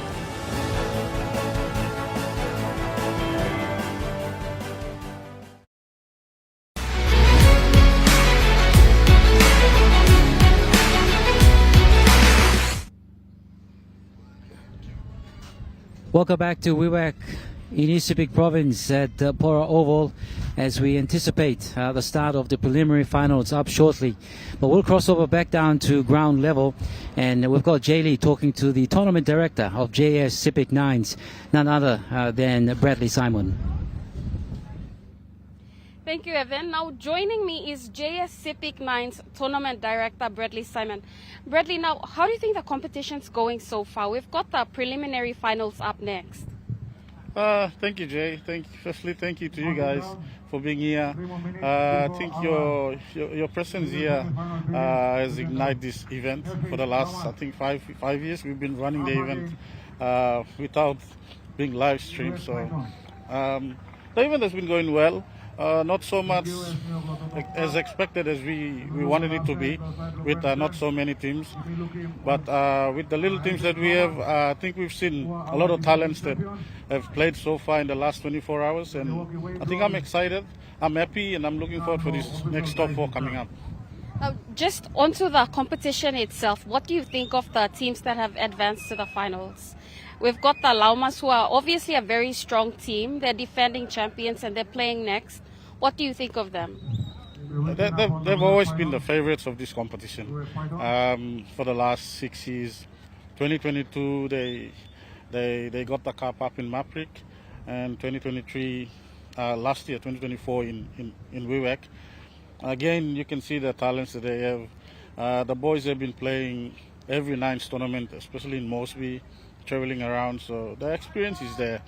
You have the boys like Dixon as well, and then other experienced boys. Although they missed the late brother, Gillespie David, but I think the core team is still there. You have, I think they're the favorites, and then you have the 11-10 City. They're from Ley. These boys, most of them, I think they're part of Snakes Tigers as well last year. So there'll be a good game today, the first semi-final. And then we have Marik and 11-10 City playing. And then we have Pitons, and the Python boys are the Wewak Pythons, but half of the team came from all the way from Jiwaka. So that's the boost that I give to this Wewak Pitons team. So I think we'll see how it goes. Now, as tournament director, what was the main goal behind this competition, and do you think you've achieved that goal? Well, as you can see, the school league. The vision behind this event is for us to give exposure, and also for us to give the platform for our talents. That's why we had a school league team in the competition. It's not about for them winning the competition, but it's all about them playing in some of the best. So when you see these kids, these are schoolboys. So when you see these schoolboys going up against these experienced boys, I believe that there's a good future ahead for SEPIK in rugby league when we have talents like this. So I think definitely we've achieved what we want to see the talents playing, and it's not about SEPIK winning now. It might not be now, might not be next year. Eventually down the line, those schoolboys might win the cup for SEPIK. Right, Bradley, I can see the finals teams getting behind us. They're in line already. So thank you for your time and all the best with the finals. Thank you, Jaylee. Back to you, Evan. Yeah, thanks, Jaylee, with the tournament director, Mr. Bradley Simon. And as Bradley highlighted, that the tournament brings in a lot of talents as well, and it's also an exposure program for for the greater SEPIK, but also initiative from everyone that's involved, including all the hardworking sponsors and everyone that's part of it, including the tournament team and the organizing committee. But also, it's great to see, as he mentioned, the teams coming from different parts. It could be anyone's tournament for today, because some of the teams have been very consistent. And he mentioned, Jay asked him about the Llamas team. They are the current champions. Could they go on and win it and defend their title, or could the teams such as the 11-10 City Boys, or could it be the Pitons team, or could it be the Marik team as well? So Marik United. So it could be anyone's ball. It just comes down to how they play, skill and experience, and if they stick to the game plan, I'm sure the team that does that will come out on top. Looking at the clouds above, as you can see, the weather conditions, a bit of cloud cover here over Pora Oval, but that hasn't dampened the spirits for everyone coming in. You can see people bringing in their vehicles and parking it as well. It's great to see. People have brought in tents to sit down and watch and support their sons, support their friends and their relatives, and support their teams. Even the general public has just come in, just to watch and enjoy the atmosphere and the fun of it. You can see people lining up there enjoying everything. So it's when you're here in Wewak, of course, it's the SEPIK spirit. They call it Wea, and Pelesa. You come and you enjoy the company here, the hospitality, and we saw some of the scenes, that places you can travel to. Apart from being in Wewak town, you can go outside, beautiful scenery. So Wewak has a lot to offer, apart from hosting this Nines tournament. So a lot of things happening, and that's under the internship of the Governor, the Honourable Alan Bird, and his initiatives to bring sports and also community activities and for the province and around Wewak. Well, both teams, as I mentioned, a lot of these teams, some of them have come from different parts of Papua New Guinea. The expectations are high, and some of them want to make sure that they play well as well. And others are playing for pride, and others are playing to actually, for a plan for them to get through this Nines, and then something may happen afterwards in terms of their players being part of it. So we've got a shot there of the Pitons team. So they'll be our next game that's happening. Preliminary finals that are coming up right here on EMTV, your number one to watch. If you've just joined us, good afternoon to you. Thanks for your company right across Papua New Guinea, right across the Pacific and the world. If you're tuned in and watching on MTV Online, thanks for watching. This two-day tournament has gone down to today, which is the finals happening. We've had our elimination finals. We'd have our pre-finals that are happening, and now it's down to the business and preliminary finals. And these teams, 4 teams are left. So we started off with 8. 8 went down to 6. And 6 down to 4 teams, and 4 will end up with 2 teams in the grand final. And at the end, 1 team lifts that trophy. So it's good to see. And just having a look at the scenes as the teams go through their preparation for the first match. First preliminary match that's coming up is the Funeral Home Llamas up against the Wewak Pitons.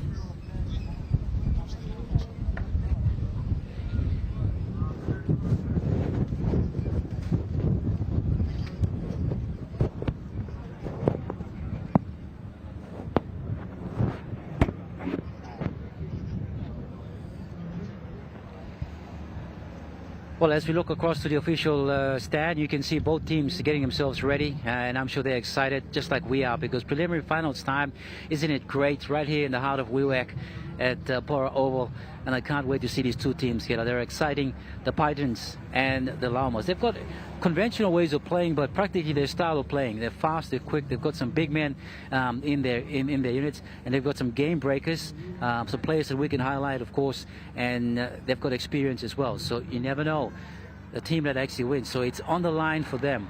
The team that actually loses for this match, of course, they fare out for to play for third and second. So. But it's going to be a great spectacle to watch, because these are the most consistent teams that have come through. As we hear just above us, the skies here at Wewak, East Sepik Province, a bit of noise from them, but isn't that adding to the excitement of this all? On screen, the preliminary final for 2026 is a JS 9s coming to you live here in Wewak, and you can see running from right to left in green and gold will be the Pitons, Wewak Pitons, and running from left to right will be the boys from Port Moresby, defending champions of the SEPIK 9s tournament, the Llamas, the Funeral Home Llamas. Here we go, kickoff, preliminary final number 1. Llamas up against the Pitons. And there goes kickoff, a short kickoff, and it goes to 10, looking for the Llamas coming through, and it works out for them, and they do pick up much needed. So the plan was from the Llamas was to get some quick territory and put up the pressure, and that's what they've done. They caught the defense of the Pitons off there with that short kickoff to the number 6, looking for a short pass coming through. He lets one player go, the number 11, but hits comes straight into a defender. Plays the ball to the dummy half, to the number 9, to the middle, playing at 5'8", comes through the center, side steps away. He's got the green headband on, loses the ball, picked up there by the Pitons. They go on the attack, on the counter. So working their way up from the 10-meter line. This is the Wewak Pitons up against the FH Llamas, playing for preliminary. Winner goes into the grand final. So it's the Pitons out wide, and here comes their blockbusting set at the number 3, and he almost gets through the line. He makes a good 10 yards, and unfortunately he's actually dropped the ball.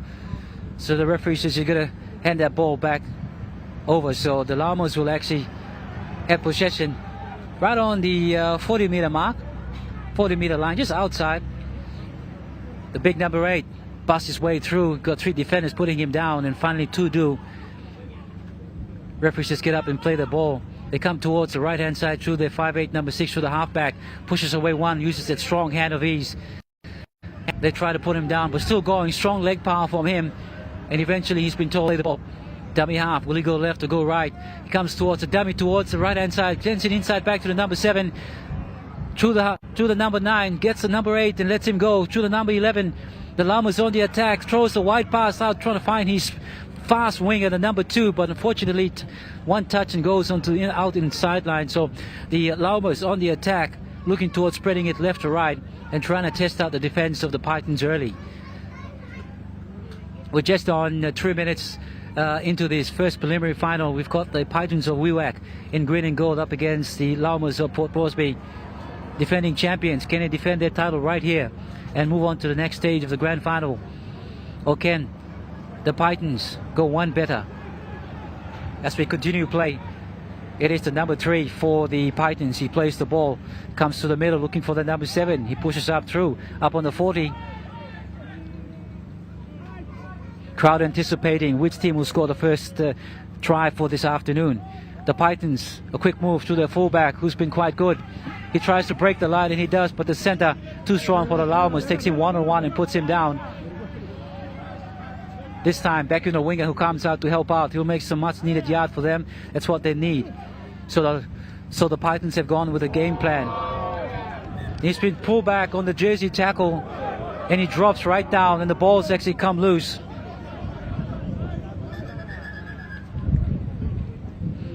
So the referee says that time off because I think it's probably a dangerous tackle, but we'll find out.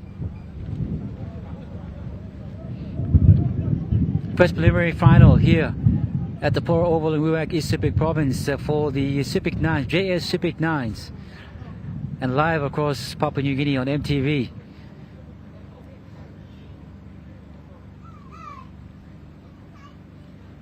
Coming up shortly, we've got our second preliminary final and of course the big one, the grand final shortly. And both of these teams have been the two of the consistent teams in the competition or in the 9s tournament. Since yesterday they've won most of their playoffs, playing games, round robin games, and they've come through to the playoffs, which is during the morning. So they've done well to get themselves here. And both are favorites as well to take on to lift that cup. But only one can advance, and we'll find out who will be that team as we have a look at the injured player who's been assisted. He'll be assisted off shortly.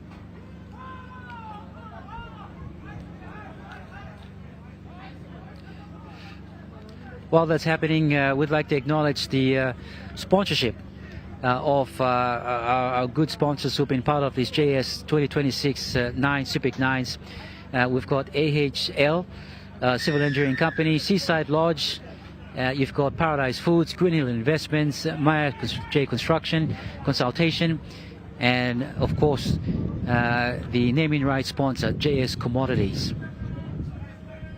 As we continue on with the first preliminary final for this afternoon, it is on attack, the Pitons first, as they go towards the right hand side looking for their shifty fullback. He can run, he can push, and he can actually score tries, but in that instance he's upended and thrown to the ground and he loses the ball. So great strong tackle there from the number 16 of the Llamas in counter. The vice captain doing his bit as the vice captain and standing up strong with a strong tackle. Here go the Llamas in attack through the number 12. Buses off and keeps on going. Oh, strong run there from the number 12.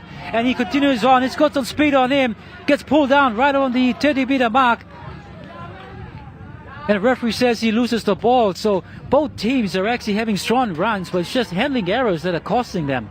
You had the Pitons that almost had an opportunity there through their fullback. He lost the ball. Then you had the number 12 racing away on his way past into the Pitons territory, but through a strong tackle he lost the ball as well. So both teams having chances and they're not afraid to throw the ball, so that's good to see. So exciting matchup here from both teams.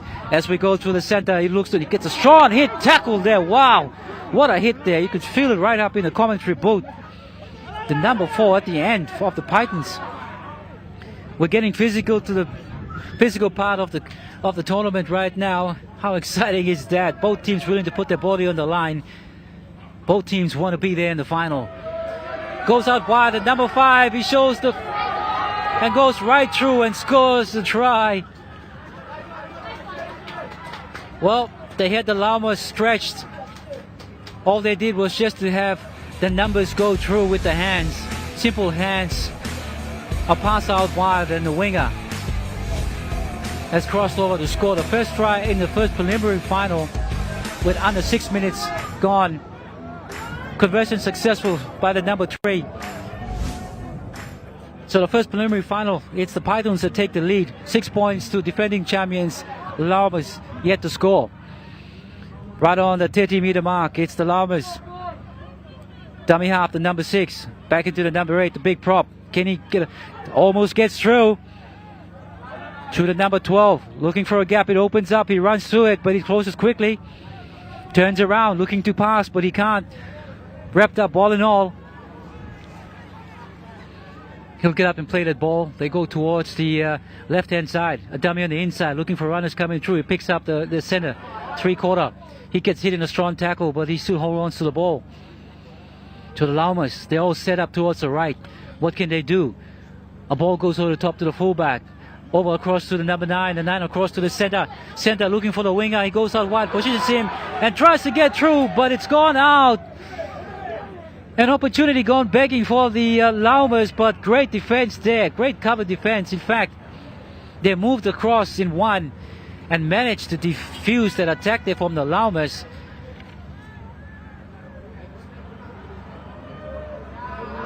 Well, good afternoon to you. If you've just joined us live on EMTV, you are watching the first preliminary final of the 2026 JS SEPIK 9s. And you can see in green and gold, it is the Pitons. Strong run there, up to the 40. A pass across to the number 11. He finds a gap. He goes right through. Missed tackle there from the winger, but he comes back and puts him down. Well, gaps starting to appear in the Llamas defensive line. Here they go, the Pitons on the attack. They go through their center. The number 4 takes the tackle and goes down right on the 40 of the Llamas. This time they do a set move. It comes around. He lets one go and he finds his man. And the referee says that you've actually knocked that on. And the Llamas claiming that there's some interference with the ball. But he says you've got to go play on. So the Llamas on the attack. They run right through and says he's offside. So he continues on. He's still going. Can he make it to number 9? And he gets put down just outside the 20. So great run there by the number 9 for the Llamas. He's made it. It's going to the center. Goes in. Thinks about going up and comes back in. Pushes off 1. Pushes off 2. And then finally succumbs to a tackle. So the Llamas, they're set towards the left-hand side. What can they do? The referee says that... Oh, he said one of the players of the number 15. I think he's done an infringement there. So he's gone off. So penalty there to the Llamas. The number 11 taps it and gives it inside pass to the big number 10 who's come on. Tries to push us off, and he's a crowd favorite as the crowd go up for him. Now 11 at dummy half, goes to the left, comes to the right, goes himself, throws the pass straight to the number 3, and he goes in and scores! The Llamas go in and score the first try with just seconds counting down. With the kick to come. And the Pitons still on 6 and the Llamas on 4 as we await the conversion. So the Llamas have counted and scored over and scored this game. Great defense from both sides. They've stopped some of the attacking rate, but what about the attack as well? Just as double as the excitement. As we await the conversion of the try. And conversion is successful, so both teams are on their ball today. You can say on the money today.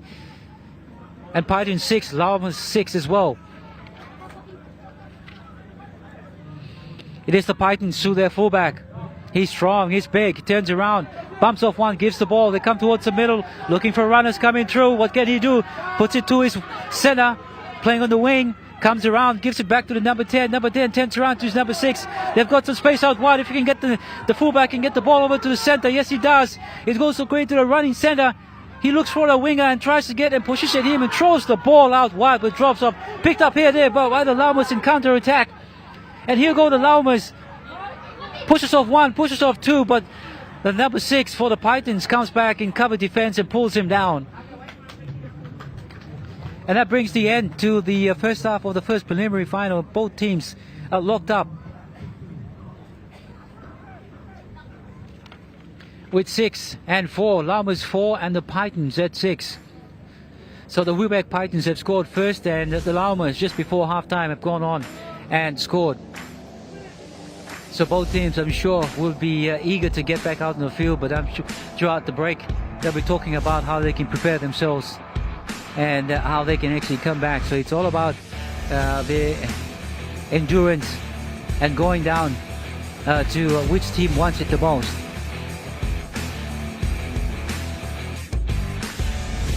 Coming up after this, we've got our second preliminary final, so make sure you still stay watching. That'll be between the 11-10 City boys from Ley Morbid Province in 10 City, and they take on the Marik United team from Marik. So that's the second preliminary final.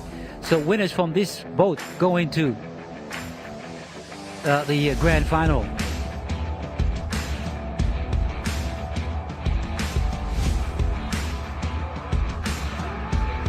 You can see the vision there of the green and gold of the Wewak Pitons have come here to play. They've been one of those teams that are very consistent. Now the Wewak Pitons, they were last year's runner-up and to the Llamas. So it's just like a rematch of last year's SEPIK 9s, you know. So Wewak Pitons up against the FH Llamas.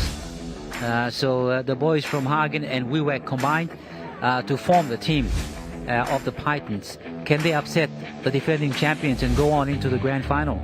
We'll find out in the next 9 minutes to come. Make sure you do stay watching on your number one to watch EMTV as we bring to you the live action, the exciting action right here in Wewak, East Sepik Province. The anticipation is building up. Having a look at the crowd there. They're ready for the next 9 minutes. It's coming up. We've had crowd cheering. We've got people coming in. Spectators loving it.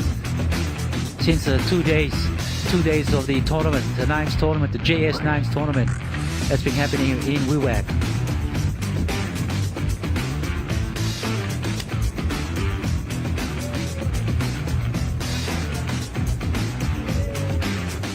A bit of overcast that's coming around cloud here at Pora Oval, but that won't stop and dampen the spirits of everyone because we're enjoying the entertainment and the skill and of course the matchup between the teams as they go for the coveted prize, which is to lifting the trophy, the JS SEPIK Nines trophy for this afternoon. So make sure you do continue staying with us until the grand final to be played. That's coming up shortly.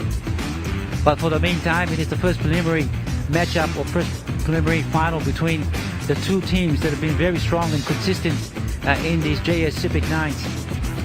And that's in the green and gold, which is the boys from Wewak Pitons. And they take on the funeral home Llamas from Port Moresby, defending champions. So you've got the green and gold boys running from left to right, and you've got the Llamas receiving from right to left. Here we go. Kickoff for halftime is done, and here we go. The big number 8 comes crashing through, gets the ground. He'll get up and play the ball. They look to get this ball out wide, but they've got to settle this first. So they take their second tackle and just right on the 30-meter line. Dummy half run. He runs through, bumps off one. He's still going. Hard to put him down, but finally he succumbs just outside the 50-meter line. He'll get up and play this ball. He does that to the number 7. Pushes off one. Gets it back to the number 6. Here goes inside pass and it works. The number 9 going looking for support through the number 6. He'll run away. Can he get there and score? Oh, he's up short. And the referee says yes, this man needs to crawl himself over and score. So the Llamas hit first and they score the first try.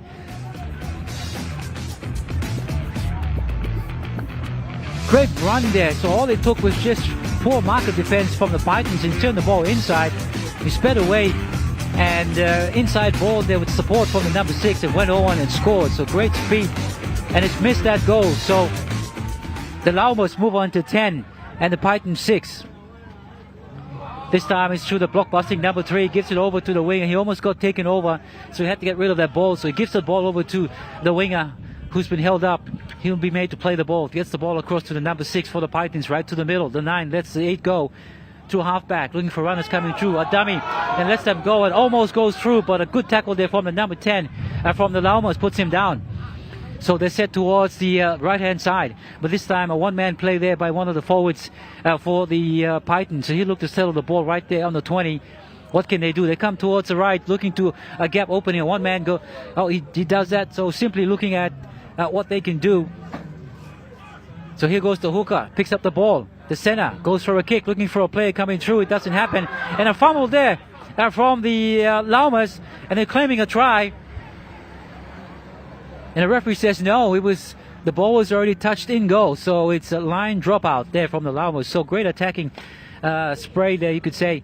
A great attacking move there from the Pitons. Drop goal that goes about 30 meters in one bounce and goes out into the side. So good kick there from the Llamas. And there's a bit of switch off there from the Pitons. They're letting the ball bounce, but the Llamas will get the ball back. Just up on the 20. And they'll make to play the ball to the Llamas, getting out of trouble from a drop kick that was let go by the Pitons, so that error could come back costly and affect the Pitons as the Llamas quick to make some yards out wide. That's what they want to do, get some territory possession so they can build the pressure. As they go forward to the number 12, who tries to break through to 2 tackles. He's put down just in 10 meters into the Pitons territory. to the fullback. It goes to the hands of the number 11. Out to the center. That's a drinking run. Looks for a player. He'll go right through and score. So the Llamas, they started to find some gaps in the Pitons defense and ran right through and scored. So the number 2 is a try-scoring freak, you could say. He scored a couple of tries throughout yesterday. And today he's added that tally as well as we wait for the conversion to come. So far 14 points to 6 with just on 4 minutes being played in the first preliminary final of these 2026 JS9s. As the Pitons, they start moving the ball towards the right-hand side. This is one of the big number 8, the prop forward, as he goes through, and a high tackle penalty been given. So a bit of ill discipline coming through for the Pitons. They want to watch that. They'll give more opportunity back to the Pitons. You're inviting them back into your territory. They'll hurt you. More or less, you'll say the Pitons will squeeze and bite at you. So here go the Pitons. A quick play the ball, looking for some yardage. They go towards one of their players who tries to duck himself away, taking a 2-man tackle. He'll get up and play the ball. This time to the number 6. Inside to the number 8, dummy on the outside to the winger. In at number 5, he'll run over and score a try for the Pitons. What a set move there from the Pitons. An inside-out ball out to the winger. The winger's gone over and scored. So the Pitons hit back with a try and onto the scoreboard as we wait for conversions to come through. So this game ain't over yet. Two teams, they want to make it to the grand final, and both teams are willing to do what it takes. Conversion attempt is unsuccessful. So the Pitons 10, Llamas on 14 with just 3 minutes to go. It's any team's game. Anyone can win. A tap taken there from the number 6. It gives on to the big number 8. Pushes him way through to the halfway. He gets up gingerly to play this ball. He could be injured in the process. The number 9, inside ball, decides to go himself. A penalty coming towards the Llamas, so that'll help them up into more territory and scoring opportunity. So what can the Llamas do? They've got themselves set towards the left-hand side. They advance themselves 10 meters through a penalty. Can the Pitons hold them out? With just under 3 minutes to go, inside ball for the number 8. Takes a slow attack up. They're building to something. The momentum is there. Towards the line, the number 9 turns it inside and goes right through. Is the fullback. Everyone fell for the dummy. And the referee says that no, a penalty goes towards the Pitons. So the Pitons, they're actually let off there. They could have been, hurt with a try there, but they've been let off. So what can they do? They've got 2 minutes to try and get themselves a try. A converted try from the Pitons will see them take the lead. This is their strong, ever-running number 3. Can he be the one to score that try and give them the opportunity? Defense strong from the Llamas, defending champions. Can they go on into the grand final? So the number 14, he takes the ball down on the 30-meter line. Dummy off number 9, out to the number 4. Gets to the center, tries to hit that line and break. But he's taken a strong tackle there by the defense there of the Llamas. They come back to the middle to the number 9. A dummy on the inside to the 15. Comes towards the outside. Gives a short ball to the number 3, the center. And here he goes with his strong pace. Can he go all the way? Defense coming across and pull him over the sideline. He picks the ball and inside across to the number 5. And he'll go over for the second try. What a run there from the Pitons. With just a minute to go on the clock. Oh, how exciting is this? The Pitons, they will actually equal this to 14. And if he converts this, conversion, and the Pitons, they take the lead. 16 points to 14 with just a minute to go. Wow, what a run there from the exciting blockbusting center who crossed that, and what the support. Here go the Llamas as he goes for the line, and does he get there and score? Having a look at the touch charge, and he says yes.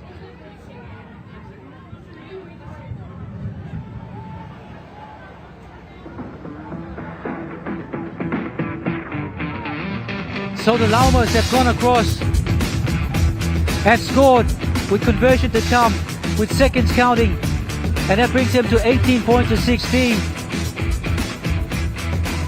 If they can get this conversion away, there goes the conversion and it looks unsuccessful, so it's 18 points to 16. The Pitons, they desperately need to score with counting down 20 seconds to go. They need to get themselves out. If they can find their players that have an impact for them, it could be the number 3, it could be their fullback. They go that way, they come to the number 6. He tries his very best to get the ball away, but defense from the Llamas strong. Can the Llamas hold them up? Can the Pitons get over? The number 7 gets a hit up. He gets put down. And this is the last throw of the dice. Can they go out wide towards the left-hand side to the number 6? And that's it. It's full time. The referee has called the game. Full time here, first preliminary final. The 2026 first preliminary final match between the Wewak Pitons and defending champions the Llamas. Both teams were last year's grand finalists. And it is the defending champions that will defend the cup. The first team through for this year's 2026 JS9's grand final. Congratulations to both teams that have made it thus far during the playoffs and into the preliminary final. But unfortunately, the Pitons have missed out by only 2 points. 16 points to 18 victorious. Defending champions, the Funeral Home Llamas, have defeated the Wewak Pitons 18 to 16, and they will go on into the grand final. So congratulations to the defending champions, the Llamas. They will defend their cup, have the opportunity to defend their cup coming up in the grand final. Oh, how exciting was that, watching the two teams perform and play. Unfortunately, for you supporters and fans of the Wewak Pitons, I'm sure we'll be back bigger and better next year. There can only be one team that advances, and as you can see on screen, the victorious team. Try scored there by the center. You can see him in the picture there, of course, running away to score a try in the last 60 seconds of the match that sealed the game. 18 points to 16, first preliminary final here at the Pora Oval in Wewak for the JS9s. And coming up, you can see both teams getting ready for the second preliminary final. In white, it is the Marik United team up against, in yellow, the boys from 11 10 City up against Marik. One team will advance to play the Llamas in the grand final. Will it be the boys from Ley or will it be the boys from Marik? We're 18 minutes away from finding out which team will advance. Good afternoon to you, and thanks for your company for joining us live and exclusive on EMTV, your broadcast partner for the 2026 JS Commodity Nines, coming to you from Pora Oval in Wewak.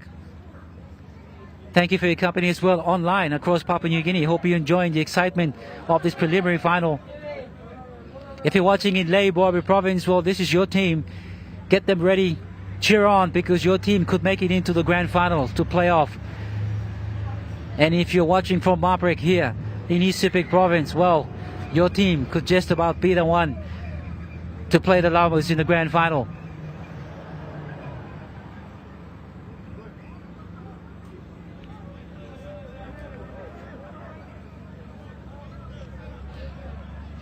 So the first hit up is from the boys from Marik United. The number 8, he's been strong for them. He will be told to play the ball. He gets up and does that. It is true that number 18, he's tall, he's strong. But they managed to put him down on the halfway mark. Ball out to the number 13. Comes back inside looking for a player. Doesn't find one, so he takes the tackle himself. The number 18 looks towards the right. Doesn't see anyone coming, so he says, I'll take this one myself again. So you think they're building up for something. They come towards the right-hand side. That's what they do. To the halfback, who kicks. The fullback takes it, does a little juggle there, and runs towards the players. Oh, he almost breaks through. Good run there, good return run from the kick there from the fullback of the 11-10 City team. The number 14, dummy half, goes across to the number 13. Here we go, the speedster. Tries to get on the outside of the winger, and he's up to it, and he puts him down. So the number 13 is one player to look to. He's fast, but unfortunately not fast enough. Been tackled. They come towards the middle, looking for their players and the runners. Towards the middle, to the fullback, to the center. Pushes off one, inside ball, back to the fullback in number 10. He'll be made to play the ball. They try their very best to put him down, but too strong. Number 6 at dummy half, gives it back to the big forward in the number 18. Tries to push off and turns around and thinks of passing, but he holds on to the ball. Second preliminary final between the 11-10 City boys up against the Marik United team. And number 4, Damian goes. Can he get to the try line? Almost over. And they're short by a couple of meters. Tries to go over, and yes he does, from dummy half. The boys from Ley have gone over and scored the first try. So 11-10 City boys, they hit back as the fullback attempts to convert the try. It's 4-2 Marik United yet to score. Conversion successful, and that is 6 points to the Marik United team yet to score with just on 3 minutes gone.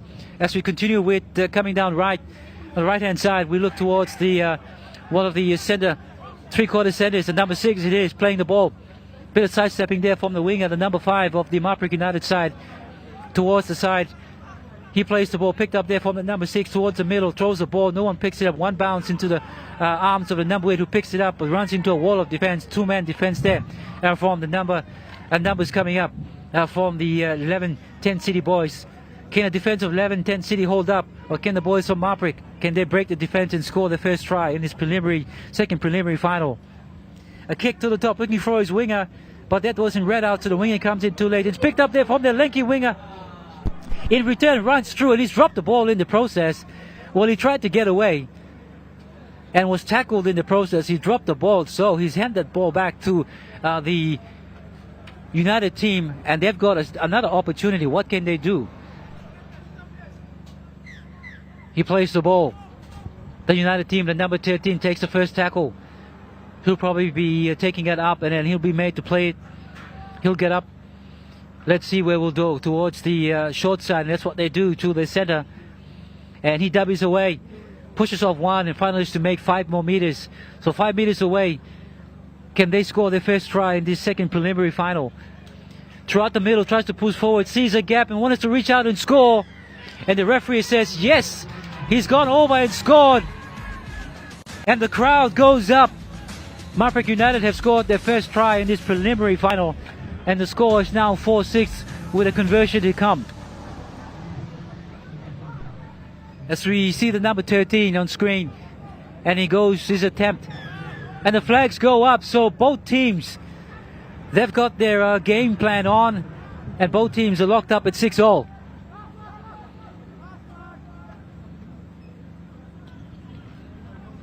If you've joined us, just to recap, we had the first preliminary final that was played, and it was defending champions, the Llamas, that actually defeated the Wewak Pitons. So they've gone through, and this is our second preliminary final. It's currently on the way with just 5 minutes into the first half, and it is on attack from the boys in yellow, 11-10 City. What can they do? Can they reply? The number 17 goes to the number 11 playing the center mode, comes to the 14. He tries to go himself, but taking in a two-man tackle 10 meters away. They've got to go towards the right-hand side. That's where most of the players are lined up to. 17 sees that. He throws across to the fullback. He puts it on the breadbasket of the running forward. But he's taken just a couple of meters out. Goal line defense crucial for the boys from Marik. He tries to go himself, turns around, points towards the 17, out to the number 10, puts it away. A simple case of just numbers. And the number 13 goes over and scores for the 11-10 City boys. They've gone over and scored a second try. Now the score moves on to 10 points with a kick to come. So both teams, they're getting out there. They're using their skill and their speed. But it's just a matter of numbers. And the numbers not marking up for the side for the Marik and allowing the boys to get outside of 11-10 City and scoring the second try. So this time, the number 9 been told to go back onto the 20 and play the ball. Ball comes towards the right. A step in, a jink in his move. He'll play the ball. This is the second preliminary final coming to you live on MTV. With just on 2 minutes to go in the first half, the number 9 gets up and plays the ball for Marik United. They go out to the middle to the halfback. This time a long pass to the center, looking for him to actually make his move, but there's nothing happening there. He takes the tackle. They'll go towards, they continue towards that side to the fullback. Goes to a short kick, looking for his winger and center to come through. But unfortunately, the fullback coming in cover from the side of Lace and 10 City that has covered up. And he'll take the ball from dummy half. And they'll mask themselves up with 10 meters out from their try goal line. To the middle they go, looking towards pushing up and making some meters and some yards to get themselves out from their danger zone. 10 points to 6. It is 11-10 that is currently. 11-10 City boys are currently leading. As he pushes away from one, looking for some support coming through. He gets the ball away to the number 17. 17 looking for support as well. Tries to get the ball away, but taking in a two-man tackle that managed to stop the progress. So he'll maybe play the ball just on the halfway, outside the halfway, into the, as they go towards the number 18. Inside ball, he gets hit. He managed to get the ball away to the number 8, who throws a wide pass across to the center. The number 5 playing in the center three-quarter.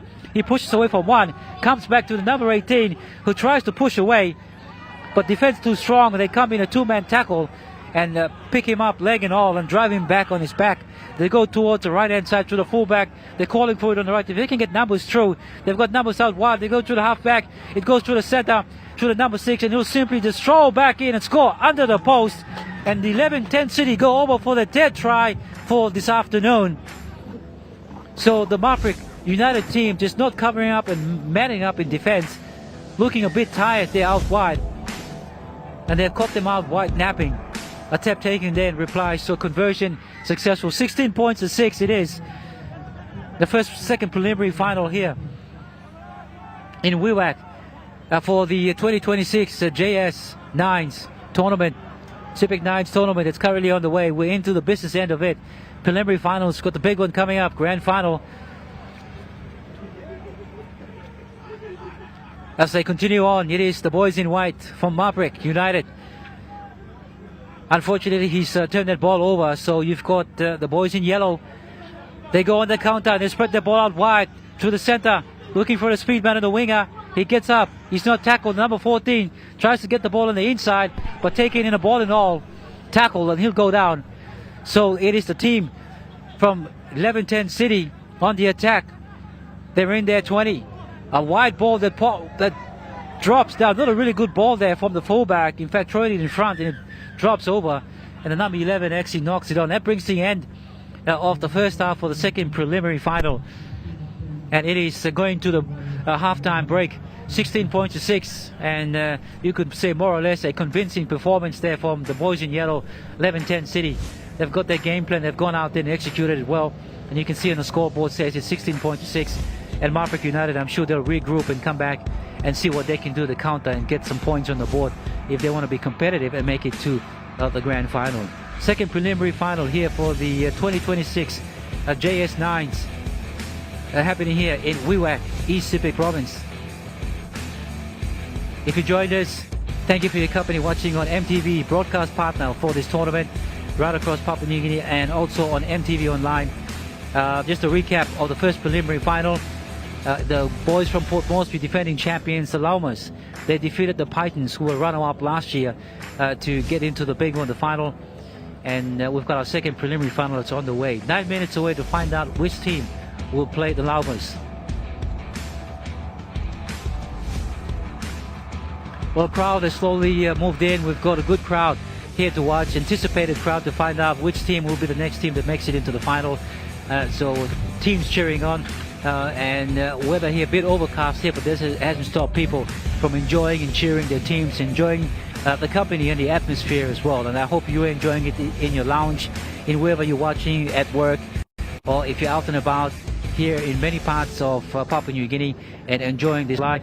coverage of the JS9s on MTV.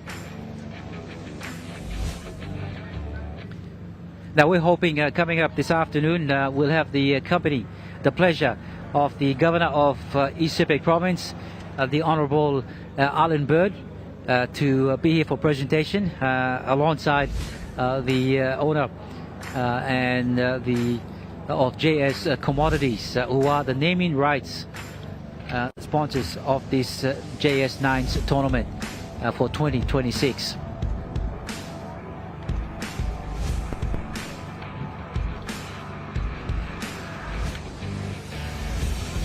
As we have a look at the boys in yellow, they are the 11-10 City boys. They've got themselves in front, 16 points. So they've got themselves in front by around about 12 points, and they've got to get themselves out there. So I'm sure their game plan will be get out there and score a couple of tries and maintain a commanding lead and defend. For the boys from Marik, they want to get out there and score a couple of tries early and make sure that they stay consistent and not allow any more tries to happen in the next 9 minutes. A big thank you to our supporters and support sponsors, to Paradise Foods, who beverage partners for the last 2 days of this tournament. Green Hill Investments, their support as well. J. Myers Consultation. You've got Seaside Lodge, who are the accommodation partners for the SEPIK 9s. AHL, local civil engineering company, and being part of this tournament, that have supported the SEPIK 9s with 5,000 kina, and Office of Honourable Governor Alan Bird, his initiative, and this has been his initiative and pathway to build talents for this 9s tournament that will go on to represent the province. And of course, JS Commodities, who are the naming rights sponsors for this 2026 SEPIK 9s tournament. Well, ready for kickoff. Who will be the team that makes it through to the final? Will it be the 11-10 City team, or will it be the Marik United team? 9 minutes away from finding out which team will be the victor. And kickoff time from the Marik team. He sends his ball deep as showers begin to fall here at Pora Oval. I'm sure conditions will be slippery and they'll be looking towards favoring which team. We'll find out. Upended and dropped to the ground. There's strong tackle there from the Marik United team. They go out wide to the number 6, who takes another pass to the number 18. Big and strong. Can they put him down? They can't, so he gets the ball away in an offload, and that gives more space to the number 8, who tries to get himself out. So the 11-10 City boys, they're out in attack. First, back to the number 18, looks towards the defensive line, thinks about running it, gets it across, picks up the fullback coming around. It gets to the winger to the number 7, and he gets a tackle by the winger. He's opposite, puts him down just on the 30-meter line. He'll get up and play the ball across to the number 4. Goes to the fullback, who goes for a long pass, so 2 passes wide. They pick up the winger, their fast-paced winger, who tries to get to the cross. He gets the ball across, but the referee says it's gone forward, so forward pass. So a good chance there, you could say an opportunity, almost begging there, but it's gone out. So this time they hand the ball back over to the Marik United team. So scrum to go down, and Marik will have the ball just in their 20. They go a wide pass across to the number 8.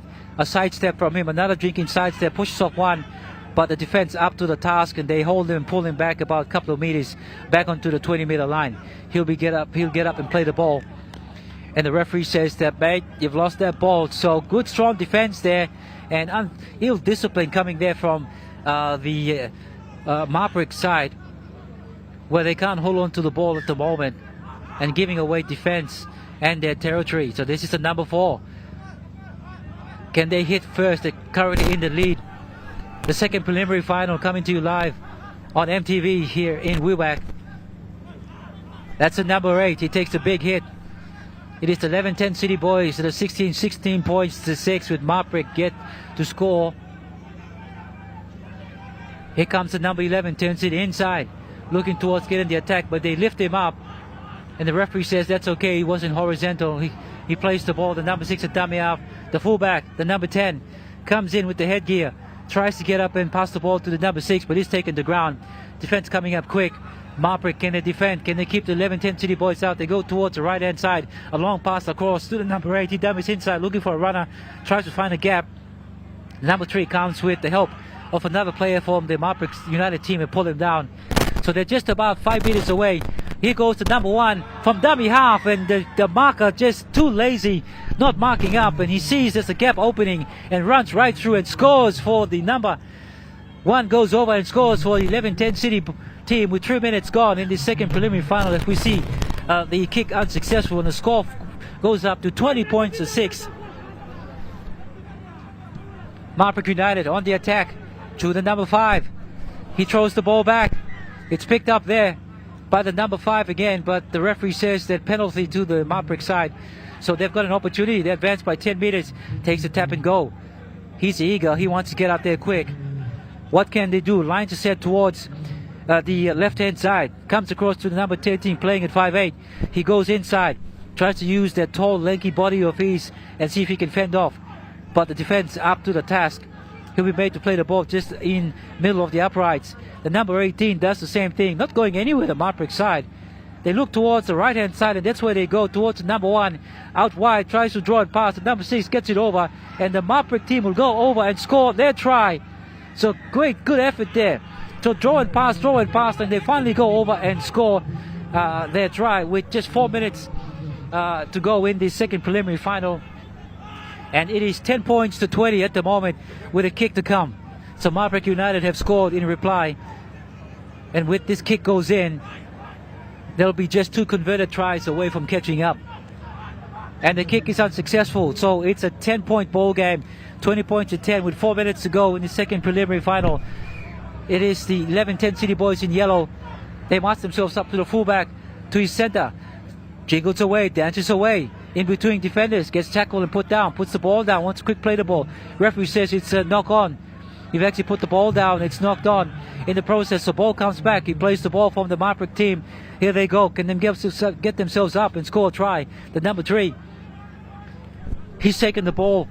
Gets put down one-on-one man tackle. They've got about 70 meters to travel if they want to score a try and get themselves on the board. A converted try would see them just away. So 2 converted tries would see them get edge closer and probably take the lead.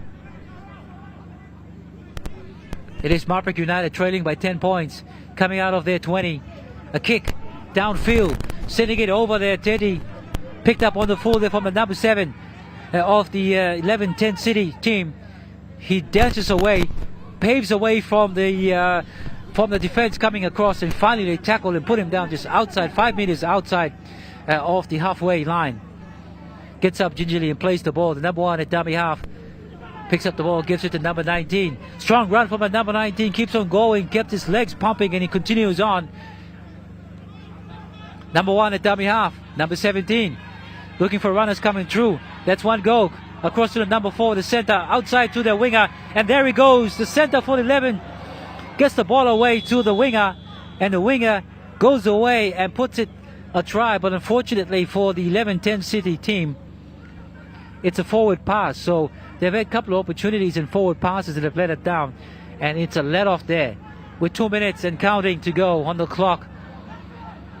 90 meters, so you could say run about 80 meters to travel to get themselves over the line and score a try. It is through the big forward of number 8. Pushes himself through, legs pumping over right on the 20-meter line. Gets up and plays the ball. They go on the outside to the winger. He comes in to help out. Who will come out and stand up and be that player or players for Marik to see if they can get a break and score the try that they need. Strong tackle hit there from the 11-10 City Boys that jolted the ball loose. Knock on there, and the referee says you could change over. Here they go. Second preliminary final. It is the 11-10 City Boys from Ley Morbi Province who are in the lead by 10 points, 20 points to 10. Can they put this game to rest?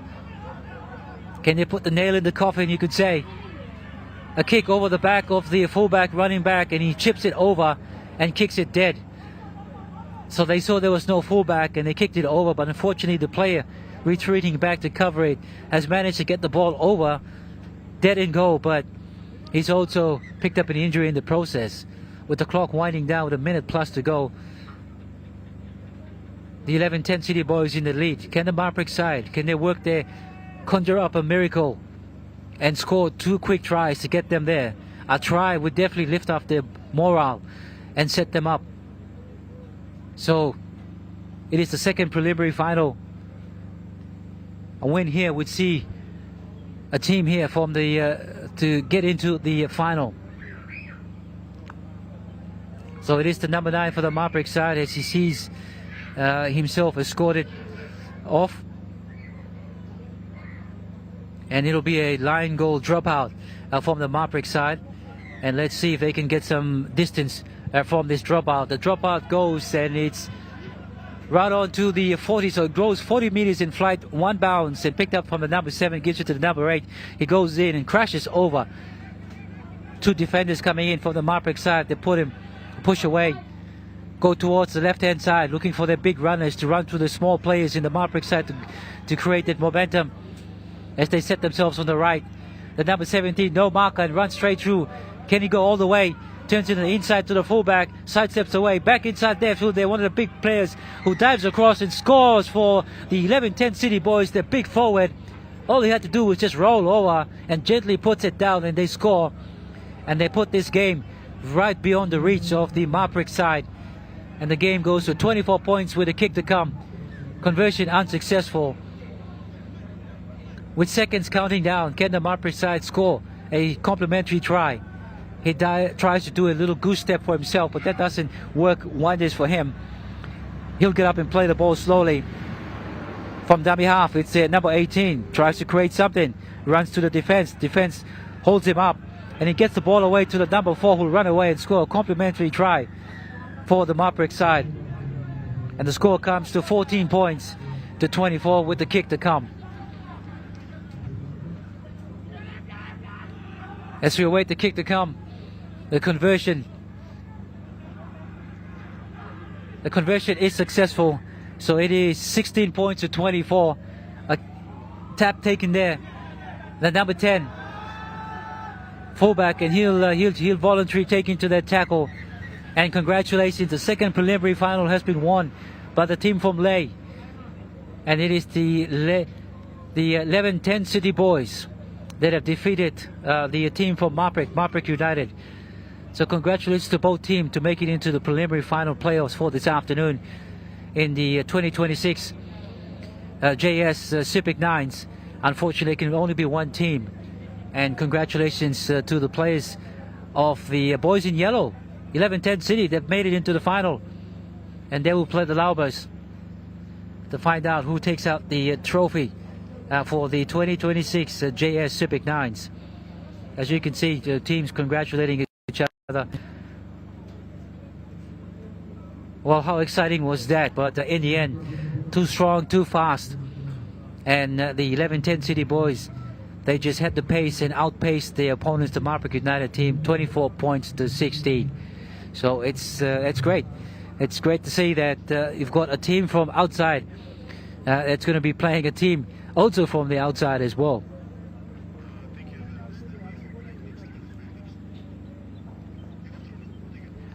Well, when we come back, we've got the big one. It's the Llamas up against the 11-10 City team.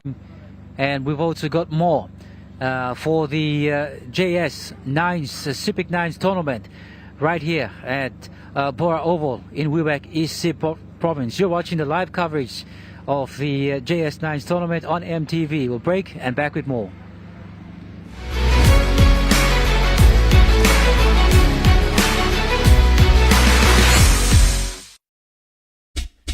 They're gold nuggets. There's a flavor for everyone. The best tasting snack. Get a burst of gold nuggets. Cheese flavor. Mega wow. Chicken flavor. Mega wow. Cheese onion flavor. Mega wow. Barbecue flavor. Mega wow. When you're on the go, one more. One more. Get that burst of gold nuggets flavor. Mega wow. on the go and need a quick update? Talk to TISA Bank. No logging, no typing, just your voice. Hey Siri, what's my balance? Your balance is 2,578 kina. Activate voice banking in 3 simple steps. 1. Update your TISA Bank mobile app to the latest version. 2. Set up Siri on your iPhone if not already enabled. 3. Start voice banking with TISA. TISA Bank. Banking on change. For the very first time in Papua New Guinea, Mail Research and Marketing Consultants proudly launched the 5th issue of the Mail Review magazine commemorating PNG's 50th Golden Jubilee independence. 2 volumes, 500 pages each. Volume 1 covers government politics and leadership, while Volume 2 highlights the private sector, state-owned entities as service providers, and NGOs. Together, they cover the period from 1972 to 2025. This 1,000-page collection reflects PNG's 50 years and sets the foundation for the next 50. Elite Music Zone returns soon with some of Papua New Guinea's finest. I'm a Melanesian queen, I rise with the sun.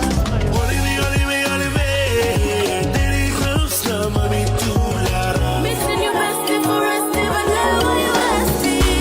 The latest around the Pacific.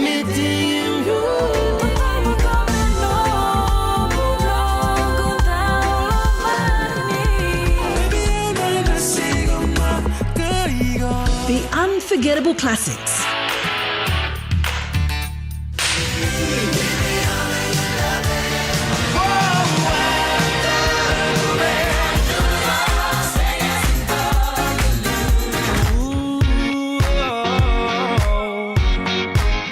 The not so classics. Cabo, met that girl in Cabo, wearing Ferragamos. And the latest game changers on the international music scene. Hey, Mr. DJ, play a song of this pretty little lady. Love it every day. Watch it all on Elite Music Zone with Sammy returning February 2026. No more tears, finally living my best life. Dreaming for more than the life we've known. There is more to what the future holds. You me holy man, no walk one time, giving wings to our dream. That it's soar on high in the sky. Oh, oh, oh, oh, oh, oh, oh, oh. We dare to believe in incredible things. Oh, oh, oh, oh, oh, oh, oh, oh. With money plus we're ready to go. It's our chance to building something new, to see a different point of view. Let's be part of something wonderful. Strong in life, belong in me. Stretch him, sing, that belong all family. Oh, oh, oh, oh, oh, oh, oh, oh. We dare to believe in incredible things. Oh, oh, oh, oh, oh, oh, oh, oh. With money plus we're ready to go. Oh, oh, oh, oh, oh, oh, oh, oh. We dare to believe in incredible. We dare to believe. Oh, oh, oh, oh, oh, oh, oh, oh.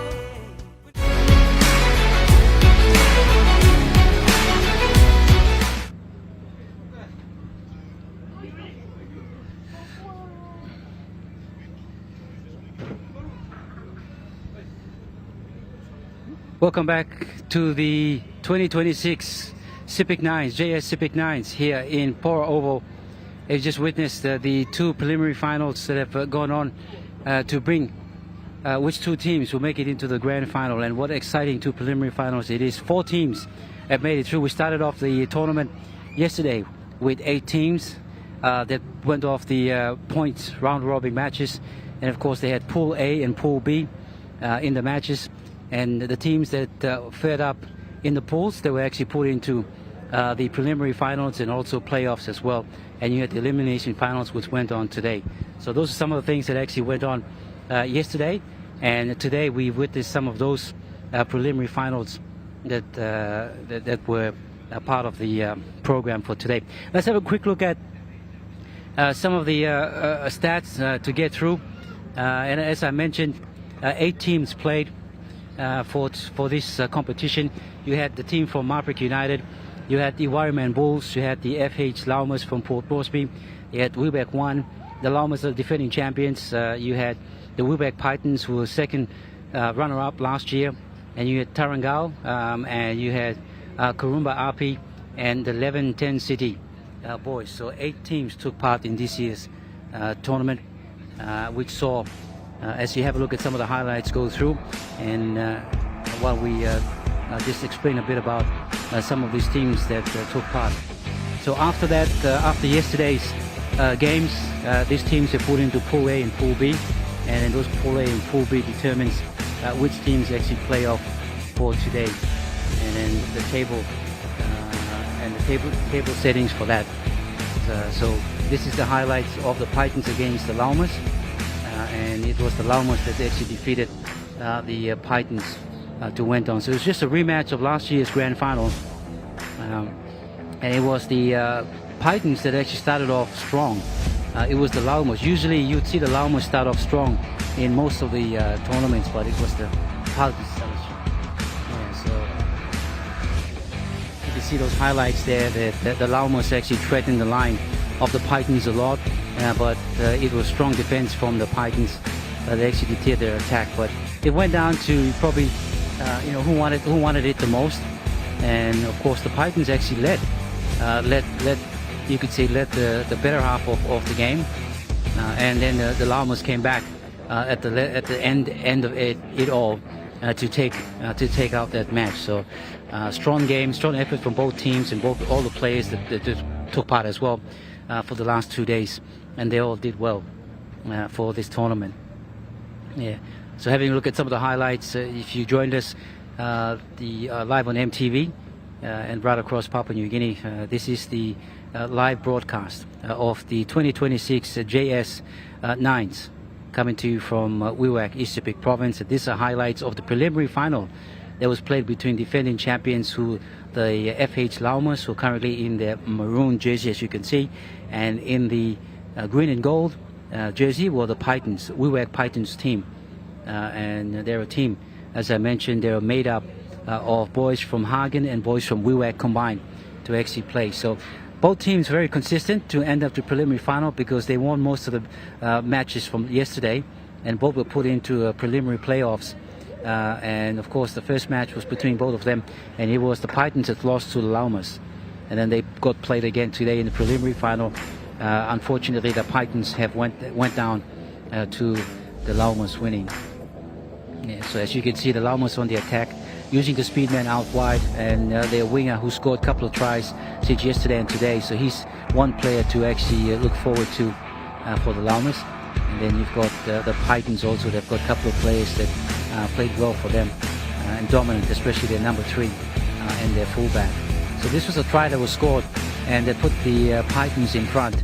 And of course then with a minute to go, 60 seconds to go, it was the Llamas that hit back with a simple try there from their fullback, but it was called forward, and then an opportunity throughout the side there. Of course, the side from this was a try that was scored by the winger coming in the inside. The Llamas couldn't match up their defense there, and of course it was the Python player that went on, and this made them hit the line. But then the number 3 was the one who went over and scored for the Llamas, and then gave them that win. So congratulations to the Funeral Home Llamas. They've went on in the preliminary final and into the final. And this highlight, as you can see, is in white is the Marik team, Marik United, and in yellow is the boys from yellow. It's the 11-10 City boys. So the 11-10 City boys are from Ley Morbi Province, and this is the second time they're attending the SEPIK Nines. So this is the second time. So who knows? they could be that team. So they actually defeated the Marik side, but this is highlights of the second preliminary final which we just watched, and just a recap for them as you go through these highlights. Yeah.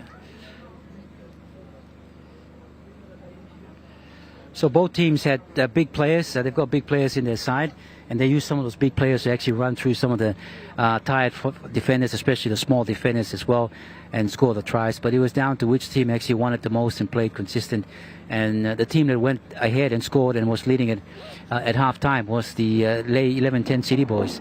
So they went out for a game plan, and the game plan was to get out there, get as much yardage and ground as they could, and then score some points, and then try to see if they could maintain those points and defend it. And they defended well. The Marik United side just couldn't stop them. They had a couple of big boys who actually burst through their defensive line, and some of their faster and more quicker players actually paced out. So they played a game of numbers, just basically tiring out the Marik side and passing the ball or bringing the ball from left to right, to looking for that one-man short or two-man short, which enabled them to actually score out wide or score a couple of points. So that's what they did. It's probably the same game plan that they could use into the finals. Who knows? There's only one way to find out is what's the final that's coming up shortly for this afternoon. As you can see, the number 17, he played well today as well, and efforts from him and with all the other players through their strong effort in number 5, and that got them through to the preliminary final. So both teams consistent. They had a couple of losses, 1 or 2 losses in the round-robin matches as well. But playing the second preliminary final, they had to be on the game, or you could say more on the money. And it was the team that wanted it the most, right down to the line. The team that wanted to play, played out, and the team that was hungry the most. Unfortunately, the boys from Marik United, they lost. And the 11-10 City Boys, they're actually the victors. So they will go through to the final to see which 2 teams will play.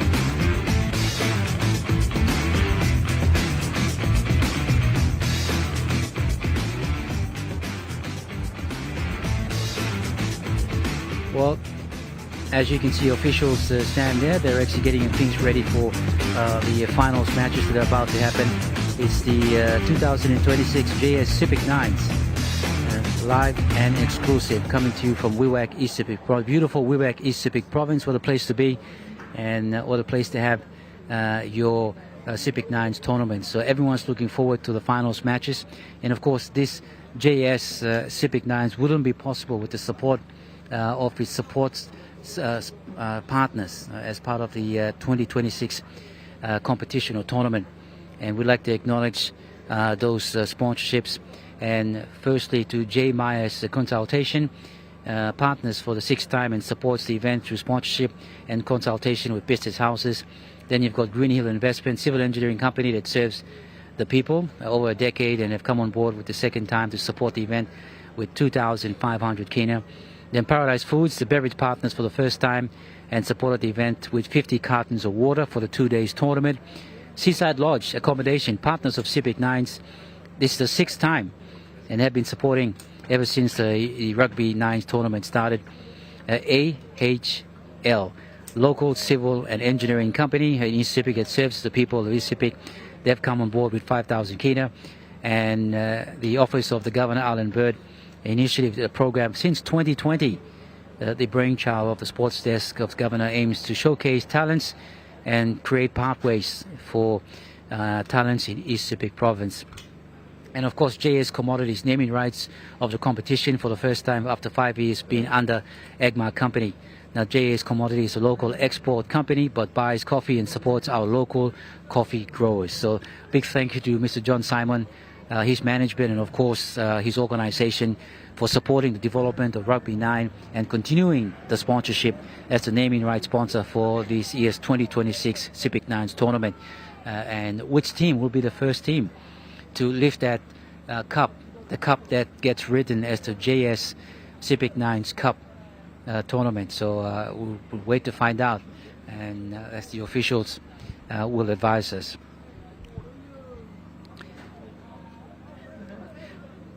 Well, let's have a quick look at, I'll just go through some information for you to get through. And just for information's sake as well.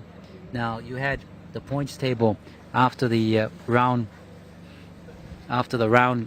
matches, and this is how the teams they fared out. And at the top you had 2 pools, so 8 teams, 2 pools. You had Pool A and Pool B, and in Pool A you had Pitons, you had Wewak, Marik United, you had the Waramini Bulls and Wewak 1, and in Pool B you had 1110 City, you had Wewak, Pitons, SEPIK Schoolboys and Tarangao. And after a day of competition, the teams that were put at the top was the Llamas on the top. They finished up top of the table in Pool A, and at the Pool B was the 1110 City team. They finished in Pool B at the top because both teams went on to win most of their matches in the round robin game that was played. As we await the officials to get things ready for the final match that's coming up, make sure you don't go anywhere. Make sure you do stay watching on EMTV, your broadcast partner for the 2026 JS SEPIK 9s, coming to you live from Poro Oval in Wewak, East Sepik Province. A break and back for the big one.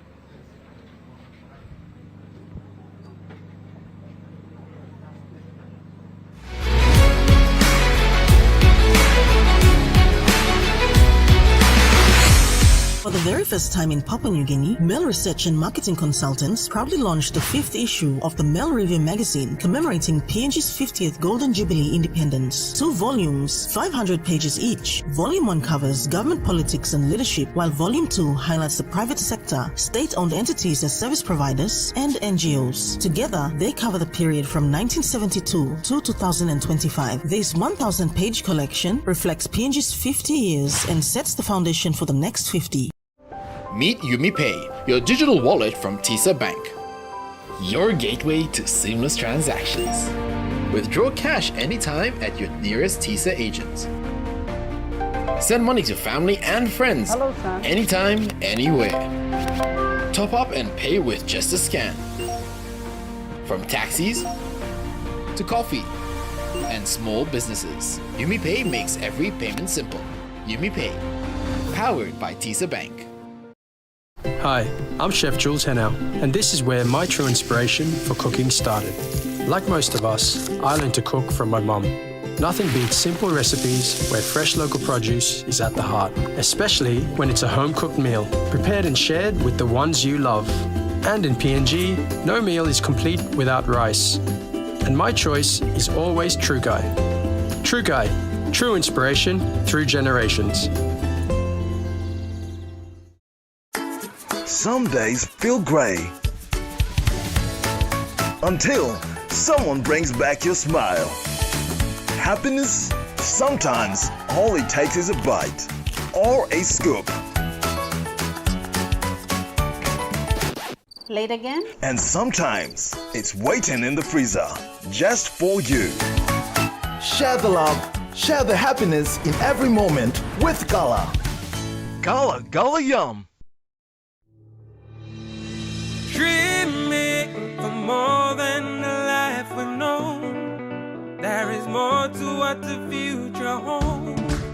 You may hold him on the walk one time, giving wings to our dream. That it's so on high, so high in the sky. Oh, oh, oh, oh.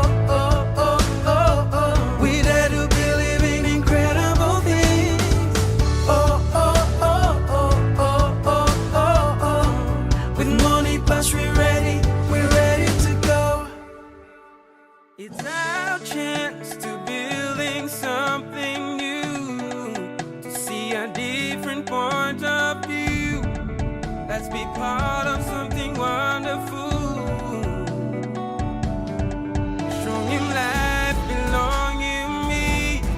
Stretch him, sing, down, belong all family. Oh, oh.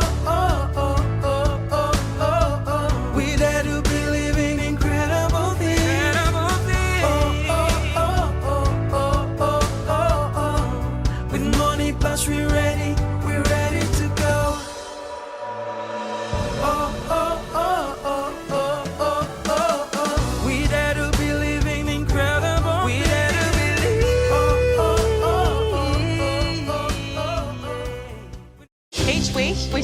inside all the sporting action from across the Pacific. Where sport is so much more than just a game. It's about mana, the spiritual power within us all. Le Malo Sianga, from our people and the heart of the Pacific. It's driven by custom, our connection to culture, bringing people together. And Matavu Vale, where every player stands tall for themselves and their community. We celebrate the ones who are breaking barriers. And those whose legacy continues to inspire. The Pacific Sports Show returns February 5th on MTV. KidsCona returns in February 2026. Get ready for an awesome lineup. From Mondays to Fridays, KidsCona is the place to be. Packed with exciting activities, from story time to arts and craft DIY, fun field trips and school visits, trivia and Feel Good Friday, to cartoons and many more fun activities just for you. I am Anita. Come hang out with me every weekdays as we play, learn, and create together on KidsCona. KidsCona returns in February, so grab your friends and see you there.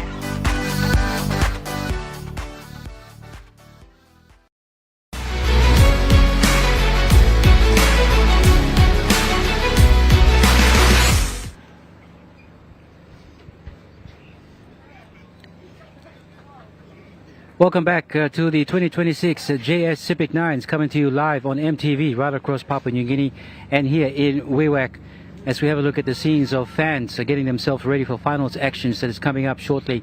We'll see the grand final take place and the playoffs for the next remainder of the placings. But just waiting for the officials to go through and just to check to make sure everything's on par and okay, with some clarifications and some queries been put forward. The officials will just clarify that with teams and just to make sure that everyone's happy and on par. And as we continue on to the big one, which is coming up shortly, it is the two teams that are playing outside of Wewak in East Sepik Province, and you've got the 11-10 City Boys who've made it through to the second preliminary final, and they beat the boys from Marik United, and so they've got the opportunity to go in and play up against the defending champions who've been here 6 times, and can they make it 6-3? Can they lift the trophy for the 3rd time? So they've won it in 2022 and 2024 as they've gone through last year. And as you have a look at the screen there, you can see the Pitons team. The Pitons team there in display. They played through with the Llamas, and they were defeated by the defending champions, the Llamas. So the Pitons last year were runners-up, so both teams played in the grand final, but this year they played up against each other in the preliminary final, and the Pitons actually lost to the Llamas, and the Llamas advancing to the final.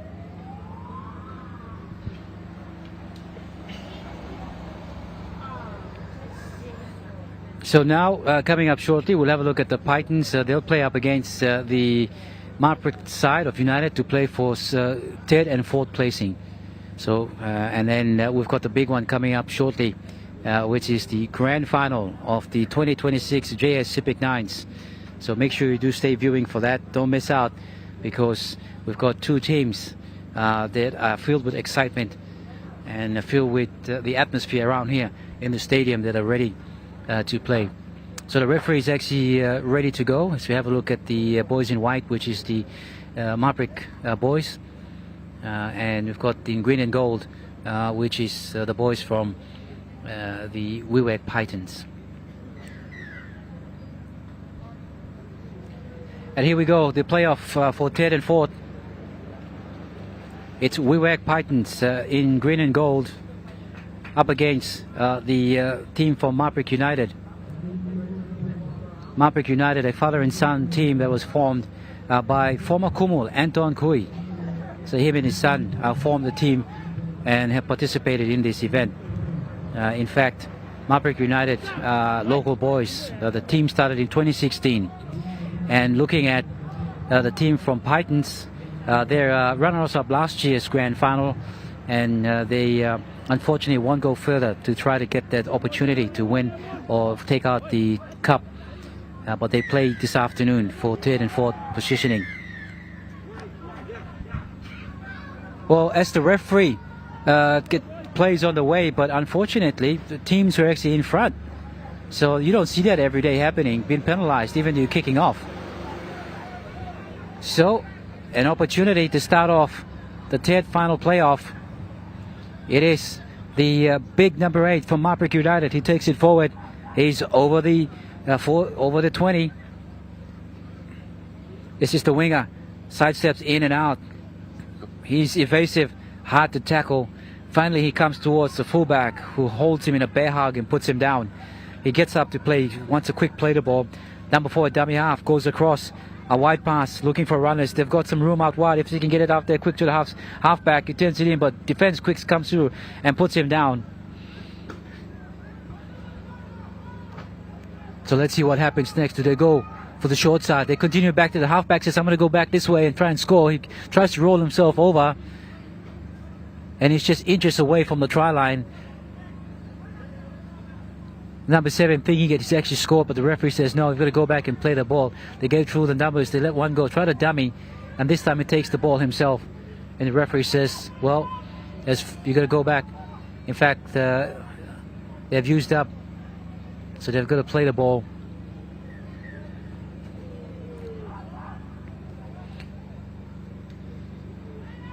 Good afternoon to you, and thank you for being with us and watching this live coverage of the 2026 JS SEPIK 9s. As you can see on screen, you've got the 2 teams that are playing for third and fourth, which is in green, running from right to left. It is the Wewak Pitons, and running from left to right in white is Marik United. So this time it's the boys from Pitons. So the Pitons in the lead in terms of pushing forward. So they get up. This time to the number 11. He looks towards the 9, thinking of what to do. He says, get the ball out to the center. The center turns it inside to the 5'8". 5'8" tries to get the winger involved. Sidesteps on the outside. Says there's a gap in the inside and comes through and tries to push through. Almost gets through, but gets tackled down. Ankle tap, and he falls over. Just about 5 meters away from the try line. Can they put the first points on the board? This is the Pitons on attack. He lets one man go, as we've got a player down in the background from the Marik side that sees a man short, and the Pitons capitalize on one man short and go over and score the first try in this third and fourth playoff final for this afternoon. So we're just on 3 minutes ago. The Pitons had broken first and scored the first try, 4 points to 0 to the side from Marik, and the kick yet to come.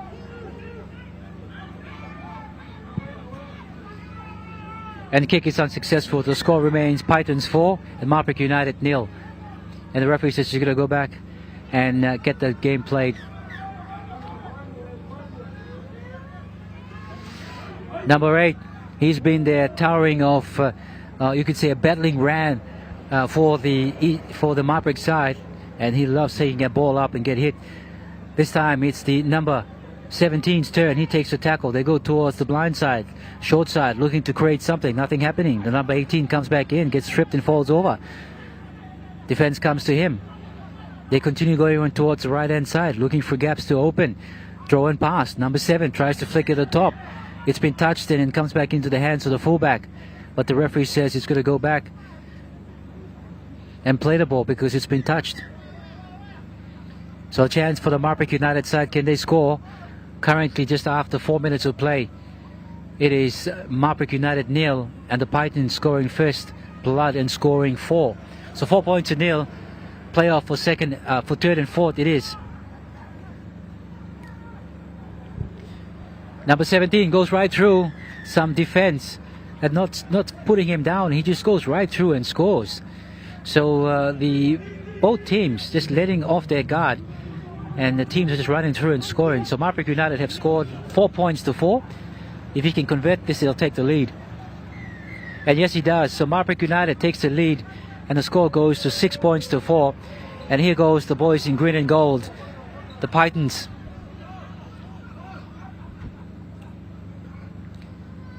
Slow to his feet, but he tries to make some yardage over the halfway mark. Ball been played, the number 9 at dummy half, back to their 5'8". This is through their towering number 3, the center, who winds up and goes forward at dummy half, goes to the 5'8", inside to the halfback, looking for runners coming through, let one go, the number 8, and they find numbers on the outside, and number 2, can he get the ball away? No, he can't. 3 defenders come and they put him through, and the referee says a penalty because 3 men in the tackle. So they've been penalized. So he tried his very best to get the ball across, but he's been penalized in the process because there were 3 men in the tackle. A tap and go. The number 8 tries to push himself over. He's big, he's strong, and strolls over. He just pushes over and goes and scores a try.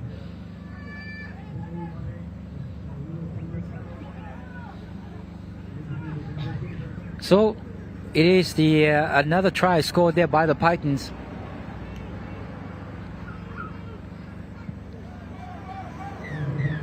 And they pot that over. So the score now goes up to Pitons 10, and you've got Marik sitting on 6. So Marik on the attack on the 30-meter line. This is your winger. He's fast, but can he work up a move, conjure up something? He gets hit from front and back as well, putting him down. The number 9, a dummy half, looks up, sees the big number 13, gives it to him. The 13 runs, gets tackled. He'll get up and play the ball. Marik just 10 meters away. They go towards the left-hand side through the center, playing number 4 through the halfback. A short ball over to the fullback. Kicks and he's picked up there by the number 3, and he scatters away. The number 3 for the Python side, tackled strong and put down.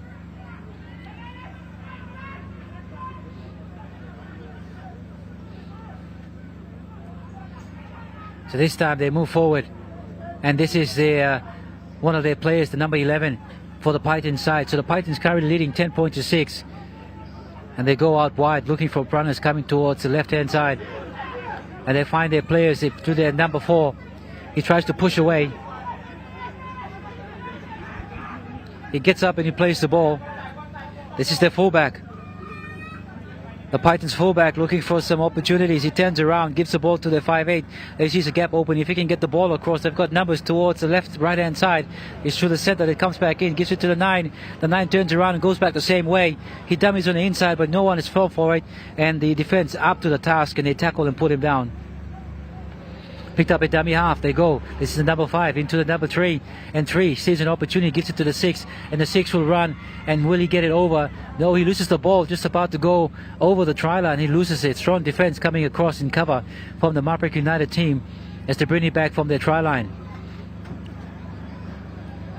With just a minute to go in this third and fourth playoff, it is the Pythons in the lead, 10 points to 6 over Marik United.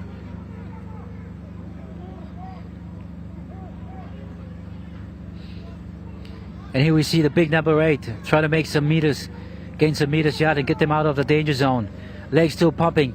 Finally he's been thrown onto the ground. He'll get up and play this ball. Looking to pass, but he saw that he couldn't pass because the player was in front of him, so he decided to take that tackle right on the halfway. It is the number 1 player for the Marik side. This is to the center, and he kicks ahead, looking for the fullback to come in. The winger chases after it, but the fullback is too strong and goes in and picks up the ball. And he's claiming that the fullback has actually knocked it on in the process of the tackle being coming through. So the fullback is saying that he didn't knock it on, but the referee says, no mate, you've knocked it on. Hand the ball over to the boys in white, which is the Marik side. Can they score a try? Oh my. What's happening? He probably needs some glue on that hands. He tried to pick up the ball and knocked it on in the process as well. And the referee has called halftime. So it is halftime here at the Pora Oval for the third and fourth playoff for the JS SEPIK 9s. It's happening right here, live on EMTV. So Pythons 10, it's the team from United, Marik United, on 6 points. So coming up, we've got the big one, the grand final. It is between 2 teams that have been also consistent. The Llamas, the FH Llamas from Port Moresby, defending their championship, or defending their tournament cup, and they're up against the Lay 1110 City Boys.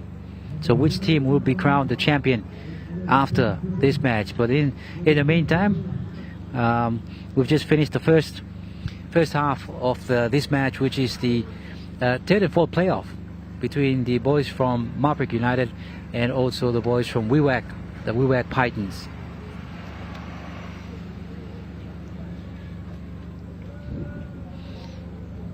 Well, as you can see on screen, I'm sure they looked tired, but their energy level, of course, it's a nines tournament, so it's great to see they've come with some younger players. They've got some mixed players who played in different leagues as well. As you mentioned, a mixture of boys from Wewak town and also boys in Hagen mixture. So they'll be looking towards making sure that they get this third and fourth playoff. But then on the other hand, you've got the Marik boys. They'll be also looking towards making sure that they can actually play well and finish up third. So third and fourth placings are up for grab for this afternoon.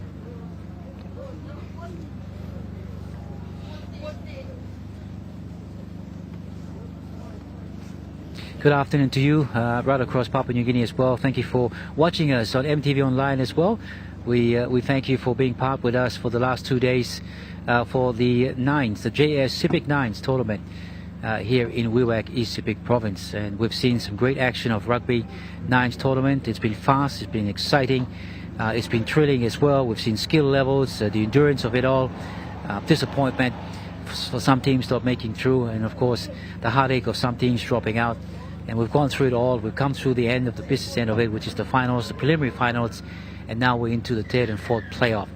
So we'll find out who will take out the third placing and who finishes up fourth in this year's 2026 JS SEPIK Nines tournament. As the referee comes into the field, the Pitons, well, they're a team that were picked more or less to actually go on and be in the grand final. But unfortunately they were beaten by the last year's grand finalist, and that's the Llamas who defeated them. So they're actually playing for third and fourth placing. Well, get set for third and fourth playoff. Who will take third and who will take the fourth placing?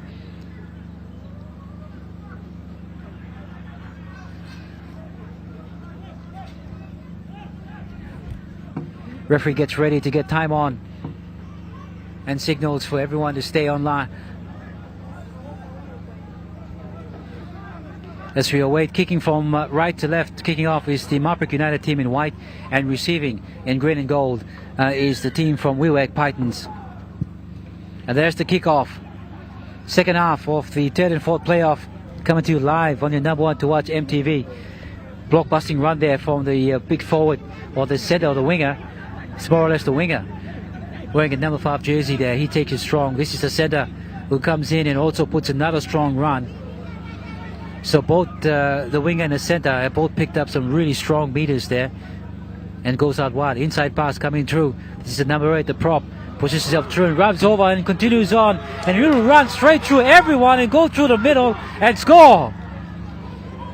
What a try there from the big number 8. He did that in the beginning of the first half and scored that, and now he's actually run over and scored the second try of this playoff.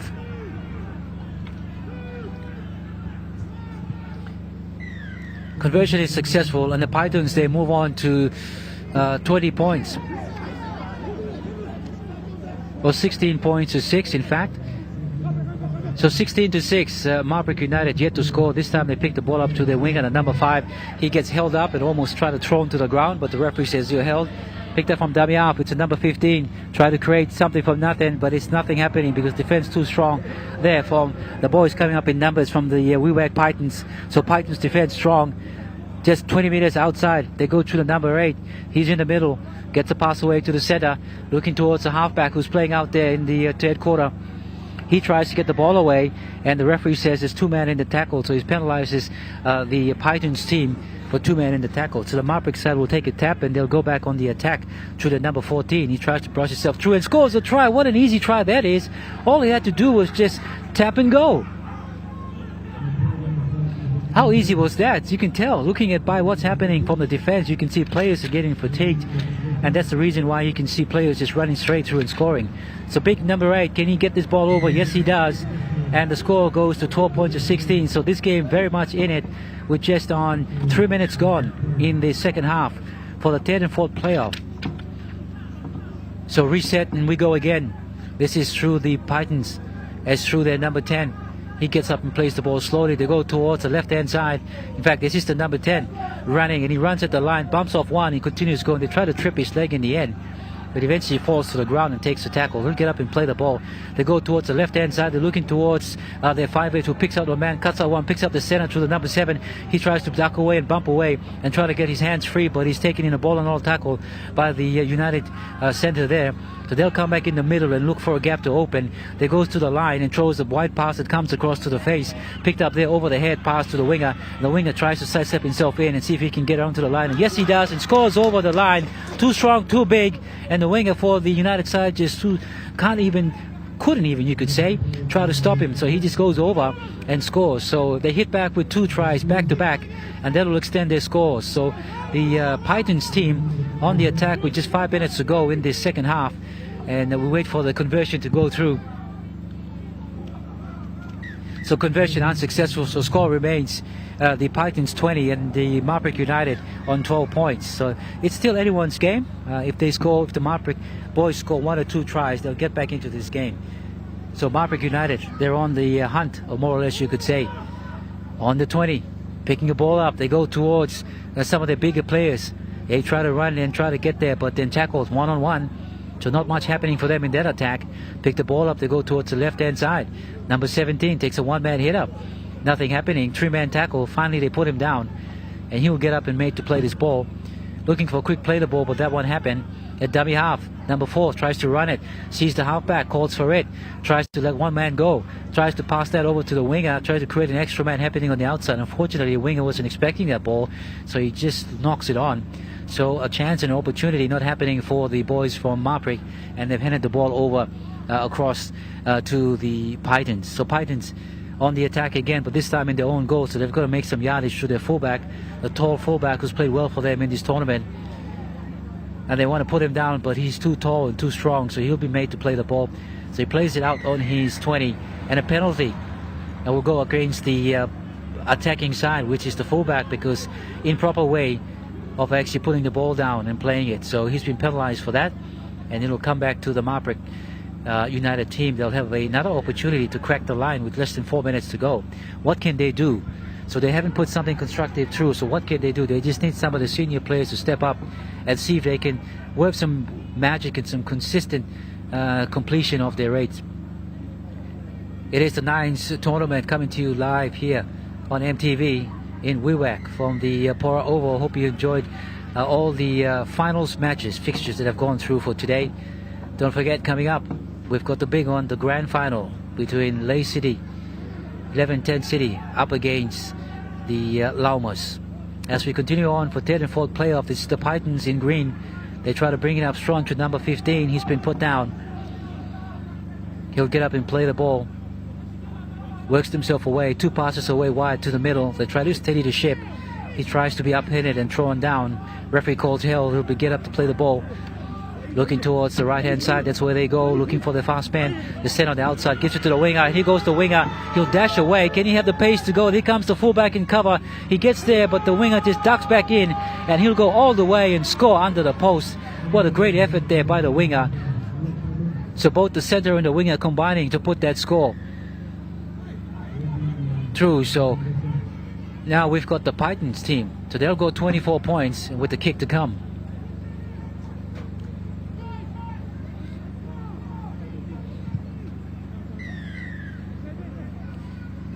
And conversion successful, 26 points to 12 it is. And this game has just moved away from the Marik side with 2 minutes to go. If they can score a couple of tries quick in the 2 minutes, anything can happen. It's a 9th tournament, so it's fast, it's pacey, but you need some stamina to complete everything. So number 4 looks towards the right. He's the number 7. 7 says, give it to me. I'm going to run straight up. In the middle, he's a tight defense, and they pull on. In fact, they tried to tackle him and pulled on his ponytail. That's right. So I'm sure it was unintentional. He wanted to tackle him, but in the process he actually pulled on his hair, and that actually yoked him back as well. So unaccidental, I'm sure, no harm intended, but the number 7 was almost through, and if he hadn't been pulled back by his hair, I'm sure he would have had a chance to execute on the outside and probably could have scored. So the number 17 for the Marik side has got the ball. They've got 2 minutes to create something from nothing. What can they do? They haven't really cracked the line open. The score 26 points to 12. The number 14 tries to take on the line one-on-one. Doesn't happen. Defense too strong. They muck up one-on-one. Here we go. Marik 5 meters away. Through the number 17. Through the hands. Go towards the right. The number 7 passes on to the fullback. He lets one go. Brings in the winger. Hoping to him for sidestep. And then bounces off one. And he'll go over and do a swan dive. Right on top and scores. So they bring the score for the Marik side up to 16 points to 26.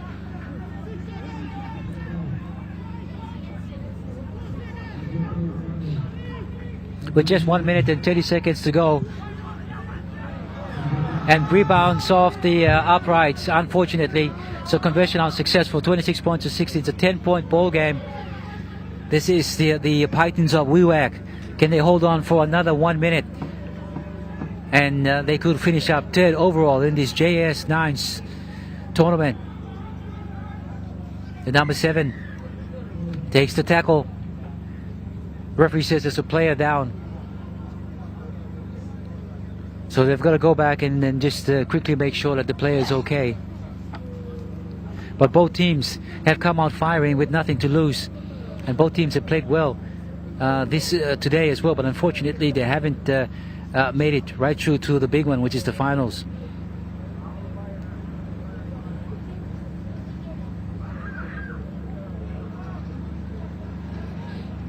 And they'll be played the ball. This is the Wewak boys, Python. Wewak Python takes the ball on the 20. They've got their line set up towards the right-hand side. Can they get the ball out that way? That's where they go. And looking towards the defenders coming through, took his eyes off the ball, the number 6. And he knocks it in the process with just seconds, with about 40 seconds to go. The number 5 tries to run himself and run around the defenders, but the players just hold him up. From dummy half, the number 14 tries to go himself. Tries to get around the defenders, but they come up and they tackle him, so he put down the second tackle. Marik United, can they get across the line and score a try? They go through the hands towards the right-hand side, looking towards spreading it. Number 18 comes back in to straighten the attack. He'll be taken down there by the big number 8, who scored 2 tries for today in this third and fourth playoff. Number 17 takes the ball from number 7, looks up for runners and throws in the ball, picks, knocks down, so it's play on. It's a 6 more. And can he get over the line? He's been held up, and yes, he does.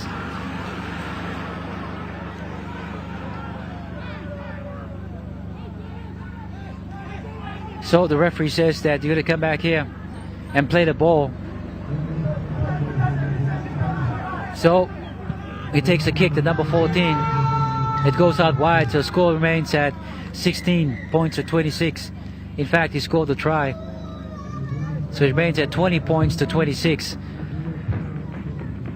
So congratulations to the Wewak Pythons. Have defeated the Marik United team to take the 3rd place. And of course, Marik United will settle for 4th place in this year's 2026 JS SEPIK 9s. So congratulations to both teams that played well during yesterday's start of the tournament.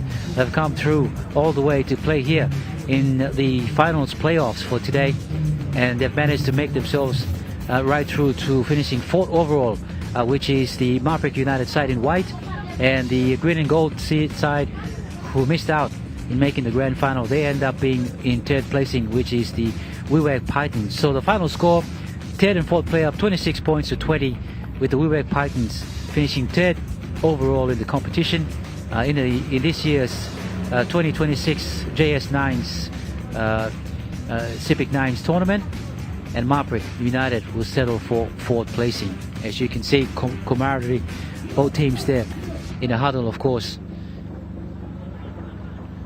Well, we get ourselves ready for the big one coming up. It is the grand final match between the team from Leh, and they are the 11-10 City Boys, up against, you could say, the favorites, because defending champions. They've been here 6 times now, 6 times, and they've won the cup 2 times, and they are the FH Llamas. So who will be the champion of the 2026 JS SEPIK 9s? Good afternoon to you. Thanks for your company as well. Joining us right across Papua New Guinea on MTV Online, also on MTV. and throughout all our viewers across the world, across the Pacific and across Papua New Guinea and here in Eastern West Pacific. If you've just joined us, we've just ended the third and fourth playoff for third and fourth placing, and you can see on screen the winners were the Pitons, 26 points. They defeated the Marik United side, so they take third place overall, and they can hold their heads up high because third fourth place means that they played their heart out, they played well, and they come back bigger and stronger next year as competition. And fourth placing, Marik United. Now Marik United, of course, they finished up fourth placing, and it's good to see that this is a team that started in 2016 and some progress for them by finishing fourth.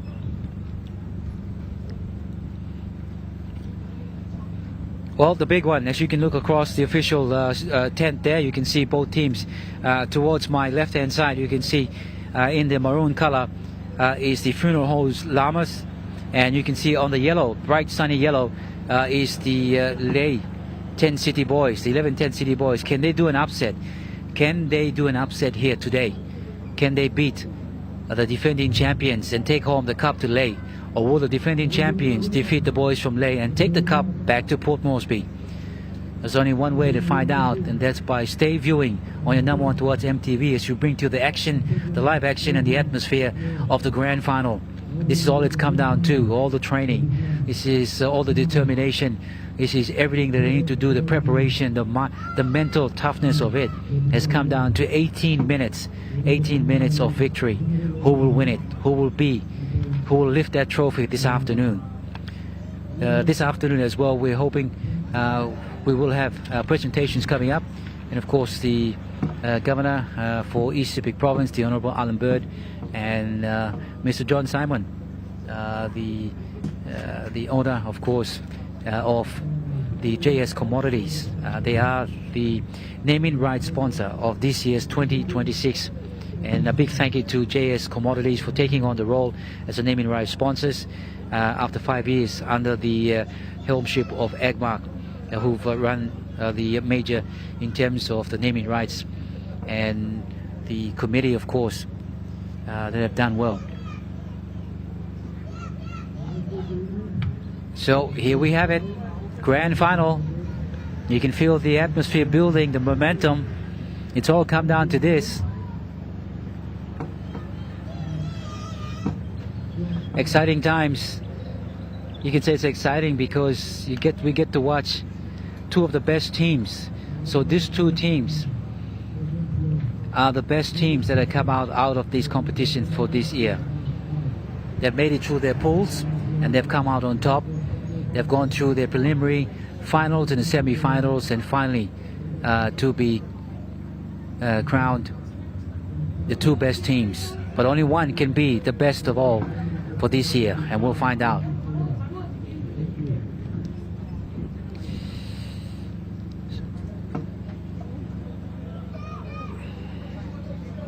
As we can see, both teams line up, and we have a guard of inspection that's coming through from Mr. John Simon. He will go across and go through and congratulate both two teams as he shakes hands with the official and goes through, and he will shake hands with both teams, the captains and the players, to congratulate them as the two best teams to make it in this year's JS, the 2026 JS SEPIK 9s tournament. So shakes hands with the captain of the FH Llamas, defending champions. Can they be the ones to take out the trophy this year again? So you can see the staff of JS Commodities, including the owner, Mr. John Simon himself.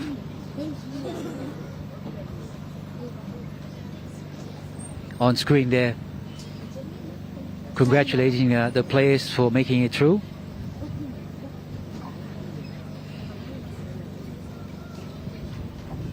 And then he walks across to shake hands and congratulate the 11-10 City Boys for their efforts in making it through to the grand final.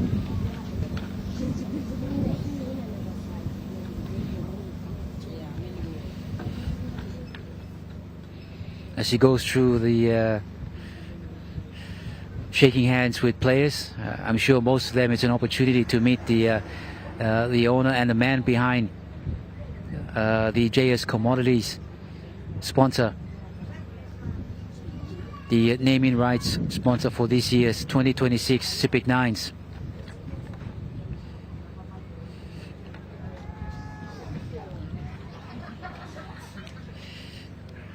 We're just a minutes away from this year's grand final match between the 11-10 City Boys from Ley Barbary Province, and they will take part and see if they can take their trophy away from defending champions, which is the Llamas. So if you're watching in Port Moresby, well, your team's in the grand final defending their cup. If you're watching from Ley and cheering on, well, congratulations to your team. It was tough during the competition, but they've made it through. And we've got both captains on headgear as well. You can see one with the black and one with the white. As Jay Lee interviewed the captains throughout during this afternoon, and of course the captain mentioned that they come here with the spirit of their player, the late player Gillespie David, who was part of the team for the last 5 years. Unfortunately, he's not here, who passed away in January of this year. So the team's motivation is through his spirit, and they want to win this cup and take it back to him, and they want to put this final towards him, because he's been one of the founding members of the Llamas, and of course been with this competition, the SEPIK Nines competition, for about 5 years.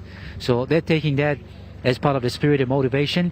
And with the boys from Ley City, well, into this JS Nines SEPIK tournament has been more or less a blessing for them. They came through the tournament with the expectations of making it through their round robin games, but through the expectation and hard work that has seen them here on game day final, grand final day. As we see Mr. John Simon about to do the official kickoff for this year's 2026 JS SEPIK Nines tournament. And there she goes. And a kick that sees the ball bounce far away. So good kickoff there from Mr. John Simon, who kicks off the official grand final match as he walks off with support from his staff. The officials are getting ready. This is the big one. Get yourselves ready. Strap yourselves in. Who is going to be champion after this? Who has the extra petrol in the tank? It all comes down to mental toughness. Physically, they have played throughout the 2 days. Mentally, who wants it the most? And the kickoff is on for the 2026 grand final in the JS SEPIK Nines. It is the 11-10 City Boys in yellow running from right to left, and receiving in the maroon color is the Llamas, defending champions. So the Llamas bringing it back right on their 20. Tackle coming there from the number 15, puts down their player from the Llamas. Pick the ball up, tries to turn himself around, looking for a player coming through, but two-man tackle to take him down. So Llamas starting slow from dummy half, tries to make some yardage. Here goes the hooker, picks up about good 10 meters and crosses the halfway. So the Llamas on the attack. They go towards short side, dummy on the inside to the number 8. He dummies on the outside, goes through, missed tackle, still going. Finally he gets swung away and put down. So the boys in attack, they go to the dummy side. There's no marker happening. He looks towards the outside, puts in the winger, and the winger runs away and tries to get the ball and pass it, and drops it in the process. Oh my! Enterprising start there from the Llamas. Unfortunately, he's dropped the ball in the process, so they're going to come back and play the ball. Just on 2 minutes gone. And it's the Llamas that hit first. So 10 City Boys will be made to play the ball back. Coming up from their own goal line. Gets hit hard. Two-man tackle coming in there. Number 7 puts him down. He gets up, looks at his opponent. The number 8 runs through. Passes one tackle. This is the number 7. The 10 City Boys trying to make some yardage and get themselves out of the danger zone. Come towards the left-hand side to their fullback, the captain. Number 10, as he goes, tries to put those long, lanky legs of his and gets past. Good run there from the captain. He gets right to halfway from dummy half. Number 14 picks it up, continues on, looking for runners coming through. He's got a gap opening, but he closes quickly. Shuts down, so the 10 City boys on attack. Looks like he's injured himself, the number 14, in the process of actually going to tackle, into that tackle. Can he get up and play the ball?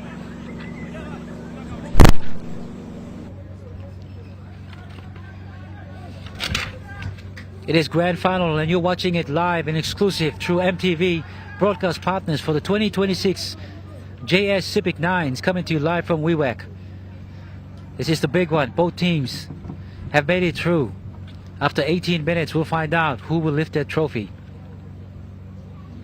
He's got a cramp, or he could have twisted his leg in the process, and you've got his staff actually attending to him.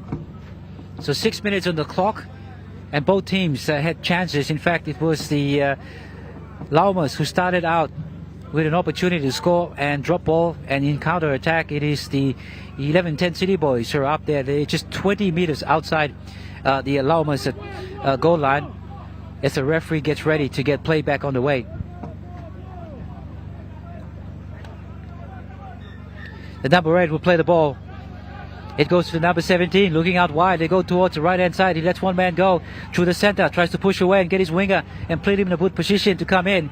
But unfortunately, he's taken to ground, and the referee says he's going to come back and play that ball. So enterprising start from them, but they ran out of space. So they're going to come back and regroup. This is the Llamas. They're stopping the attack. What can they do? They've got to push themselves back up. This is the winger. He's someone you want to hold on to. He's done some runaway tries, so he could be someone that we could look forward to in the Llamas side to actually crack the game open. So pushing themselves through. The Llamas working themselves out from their own try line, goal line. They come towards 3 passes out wide to the center. He goes out to the winger. See if he can take one-on-one with this player. Pushes him off, but the number 7 comes to him and drags him almost over. Almost puts him over, so lucky for him, he stayed in play. And there you go, back in the inside. Wow, strong hit there coming in from the 11-10 City boys. Jolted his head back. They go back to the short side, runs out of space, turns his winger back inside, takes on a tackle. 2 tackles coming on, one on the top and one on his leg. It is the Llamas in attack, right on the 30-meter mark of the late 10 City boys. This is threaded across to their captain, to the center, to the winger who crosses out wide. He's got the speed. Can he get there? He throws the ball back, looking for his captain and player to come in, but unfortunately the ball is in the hands of the 11-10 City team as they work themselves wild to their winger. Brushes away, pushes, get out of my way, mate. Here I go. He's become a crowd favorite. Out wide, cuts out a man and straight into the middle. They go to the captain. Captain dummies on the outside, turns around, almost gets free. 2 defenders come in, they tackle him. They go through the tackle, and the referee says penalty. Referee says you gotta go and come back. So the boys very eager to get down there. They're hungry for it. 11-10 City boys. Boys in yellow up against the Llamas. Grand final it is. Here we go. As they pick up the ball, 17 goes to the 19. He says, I'm going to take a run and see how far he goes. Just outside, just about outside the 40-meter line. 17 across the dummy up, across to the 1, goes to the 11. He tries to angle himself and push over the defender. Tries to get through, but 2 defenders come and they put him down in a good tackle. He'll get up and be made to play the ball. They come back towards the left-hand side. They go this way. 1 man go through the 19. A dummy and a pass to the fullback. The captain, the ball's been hit back and he says going backwards, but the referee says it's been touched and gone forward from the play. So it'll end up back with the 11-10 City boys who are just 15 meters outside the try line. Can they score? Can they put this first try in this grand final, the 2026 JS 9s, SEPIK 9s grand final, be the first team to score? Defense and defense it is. You could hear the team calling out defense and mark up one-on-one. The number 17 tries to reach out and put the ball over, but he's short. Line towards the left-hand side, that's where they set. Will they go towards the blind? They come back this way to number 11. He tries to straighten up. Tries to get rid of the players, but the player's too strong. They hold him in a two-man tackle. They put him down. 15 meters out. Here with number 17 to the fullback. He dummies on the outside, gives to the 7, and 7 tries to bust his way through and puts himself through, and it's over. And he's been. Referee says it's double movement. So referee says double movement, so it's going to come back.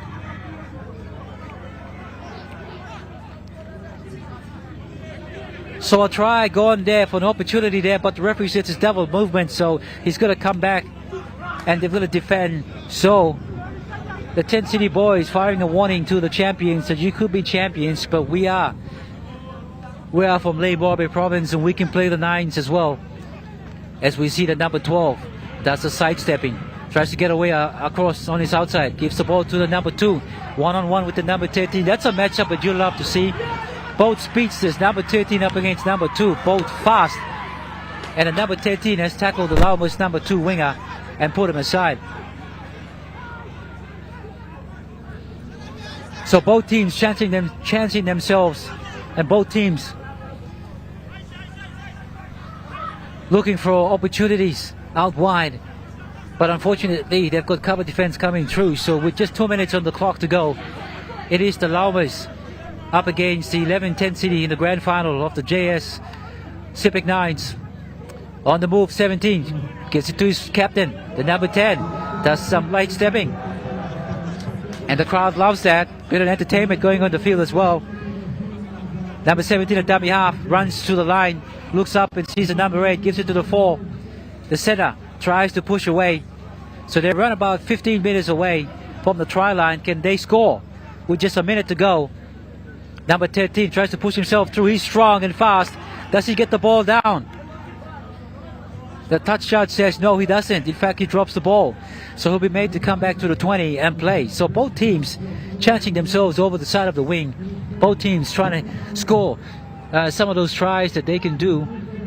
But both teams are defending well. So they're marking up in defense, which is good to see. So evenly placed in the first half at the moment. 0-0, the grand final, the 2026 grand final of the JS SEPIK 9s. Both teams haven't scored a try yet. They've had opportunities, but they haven't converted into points. This is the big forward. Makes a hit up. Some good yards for the Llamas. He'll get up and play the ball from dummy half, the 5'8". Gets it to the captain. Captain dummies around, comes around, hits on one, keeps on going. Tries the ball, gives it back to the number 11. 11 picks up some 100 meters, pushes away. He's still going. He's going to run all the way. Yes, he does. And the number 11 will race away and dive over and score the first try of the grand final in the JS SEPIK 9s. Well, what about that? From broken play, they kept it alive, and they've gone on to score. As we wait for conversion, 4 points it is, with just seconds to go to halftime, and it is the Llamas that have gone on and score. As we see a conversion attempt coming up, and conversion is unsuccessful, and the scoreline remains 4 points to 11. 4 points to 0 to 11. 10 City. So number 7 tries to jig himself away. Can he sidestep himself away? He can't. He's been taken there by one of the faster paced men of the Llamas, and of course not getting off his player, been penalized for that. So he taps and goes. As the hooter goes in the background, 17 looks up, sees defenders, comes into the fullback, tries to get himself through, gets the ball away and throws it. It's picked up there and knocked out in the process by the Llamas number 12, and that will be the first half of the 2026 grand final. Well, entertaining stuff, enterprising stuff. Both teams changing their hands and both teams wanting to score tries, but at the end it's the Llamas who scored the last try with 60 seconds to go. A try and 4 points to 0. So going to halftime, it is the FH Funeral Home Llamas 4 points, and the 11-10 City Boys are on 0, so yet to score. And as they regroup and get themselves ready for the second half of the grand final. You're watching live and exclusive from Wewak, East Sepik Province, via MTV, the broadcast partner of the JS SEPIK 9s, coming to you live for the grand final between the boys in yellow, which is the 11-10 City team from Ley Morbi Province, and you've got from Port Moresby, the defending champions, the Llamas. So teams, as they go into their stretches to get themselves ready, we've got the next 9 minutes coming up. Who will win it? Can the 11-10 City Boys come back out? And can they score a converted try that puts them in the lead? Or will the Llamas come back and score a couple of tries and go on? So both teams have been evenly placed. They've had opportunities and chances. They just haven't capitalized. And a couple of mistakes made from those opportunities that haven't really put them through. So we'll wait to see what happens in the next 9 more minutes. It is halftime here for the JS SEPIK Nines. Anticipation it is for everyone in this stadium or in this oval as they watch to find out who will be crowned as the champion. And just to recap, if you've just joined us here live on MTV and across Papua New Guinea, just letting you know that we had the third and fourth playoff, which was through the Pitons, Wewak Pitons, and they went for the third and fourth playoff against the Marik United team. So they defeated the Marik United team, and they ended up finishing third overall in the 2026 JS SEPIK Nines tournament. And fourth placing, of course, went to Marik United. So congratulations to both teams. Played well throughout the competition, and they've come through and finished off third and fourth. And we've got the two best teams here on show. First half, the score is 4-0 with the Llamas leading. So coming off, will the Llamas look towards scoring more tries? A couple of tries will take their total up, or will it be the boys from Leh? I'm sure they've been cheering up. They've got crowd support here who have come across as well to support their team. And I'm sure watching in Leh Morbe province, their team as well will be cheering them on.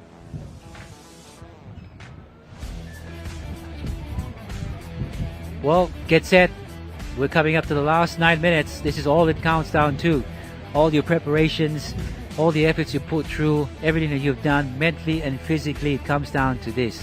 Which team has it? Which team has the last gust of energy in it? It comes down to which team wants it the most. Which team wants to be crowned this year's champion in the JS SEPIK Nines. We'll find out after 9 minutes as we get set. So it'll be running from right to left. It'll be the Funeral Home Llamas kicking off and receiving from left to right in yellow. This will be the 11-10 City. Grand Final 2026 here in Wewak. The Llamas get ready through their 5-8 to number 6. The referee waits for time to go on. And the kick is on the way. It goes deep, deep. And it's taken there successfully by the winger from the 11-10 City. And he gives it away to one of the forwards who comes through. And he runs around. The number 8 tries to put himself through and straighten up. But he's taken in a strong tackle and he's put the ground. Gets up and plays the ball. A quick run outside looking for the runners in the winger. Across to the number 13. He can run. He can score tries. And here he goes. Can he go for it? Pushes away the other player. Says, get out of my way. And pushes him over, and the crowd just loves that. On the attack they go. 11-10 City Boys across wide to the left-hand side. Number 17. Short ball in. Looking for the number 18 to go through. But he's been tackled. Here we go. It is 11-10 City Boys. They've come out strong. First attacking raid for the second half. Grand Final. Can they score? Number 17 receives the ball. Looks on the inside. Tries to get his play on the outside, but tackled. The player comes up too strong and tackles him down. Here we go. It is the 11-10 City Boys. The number 8 goes himself. And the referee says, that's it. You've used up your tackles. You've got to change it. Well, nothing happening there. They just didn't realize it was the last tackle. A chance and opportunity to score out. For the Llamas, they've got to work themselves out, play the ball. And here go the Llamas working themselves out. Get hit in a strong tackle there. He'll get up and play this ball. With just on 2 minutes gone, it is the Llamas leading 4-0 to 11-10 City yet to score.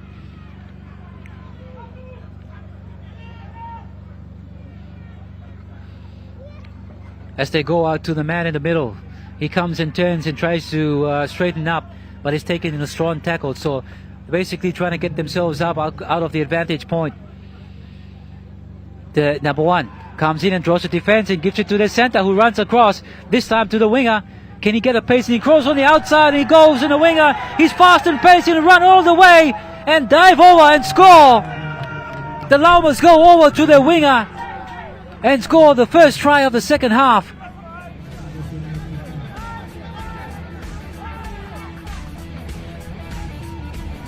Good play there from the Llamas. They worked themselves out throughout the left, and all they had to do was just draw the defense and catch them out wide napping. And the pace just too strong and too fast. The winger. Conversion unsuccessful. The Llamas remain 8. 11-10 City yet to score. Here they go again. Can they score? They need to score in this set, or at least create an opportunity. This is to one of the forwards, and number 11 gets a hit up. 2 tackles. Hit him hard and throw him down back onto the turf. He'll get up and play the ball. Number 17 at dummy half. Looks around, looks to the left or right. Dummies up and comes back. Gives it to the one. Forward to the number 13. And he runs away and he'll score the try. Yes, he does. So 11-10 City boys hit back to their fast-paced winger on the outside that scores. Conversion yet to come. So the score 8 and 4 points. 11-10 City. A crowd favorite he is, and he goes over and scores. As we wait the conversion to come, 5 minutes to go. This game is anyone's game at the moment. Both teams chancing their hands. Conversion waved away, so it is the Llamas leading by 8. A try in front from dummy half, the number 9 from the Llamas to the 12. It goes across. They're looking for the fast-paced man. They come in. The number 2 joins the company, gets around 1, gets tackled. They want to keep an eye on this guy. He's fast and evasive as well. Back into the number 12. He says, I'm going to take this myself, create some yardage, and that's what he does.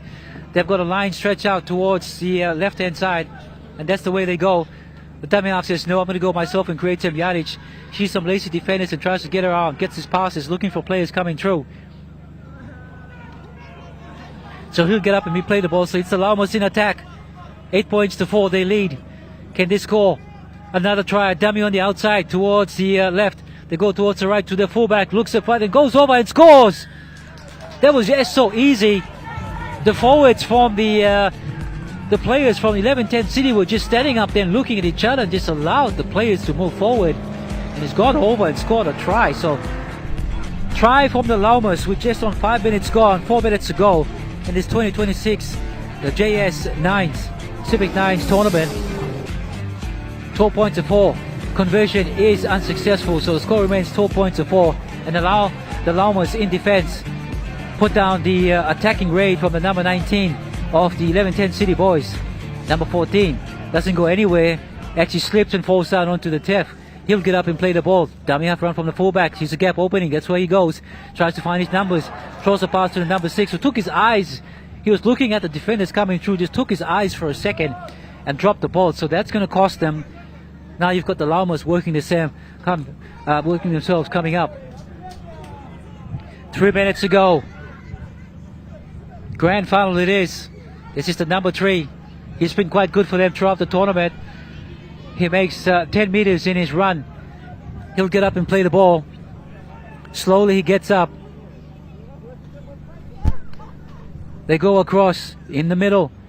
This is to one of their big prop, the forwards, the number 8. Takes a hit up. It is the 2026 Grand Final, the JS SEPIK 9s. You're watching live and exclusive on EMTV, your number 1 to watch. And speaking of number 1, there goes the fullback for the Llamas. Back into the number 11 to the center, across the winger, looks for a player. And he tries to get himself across, but he's taken short.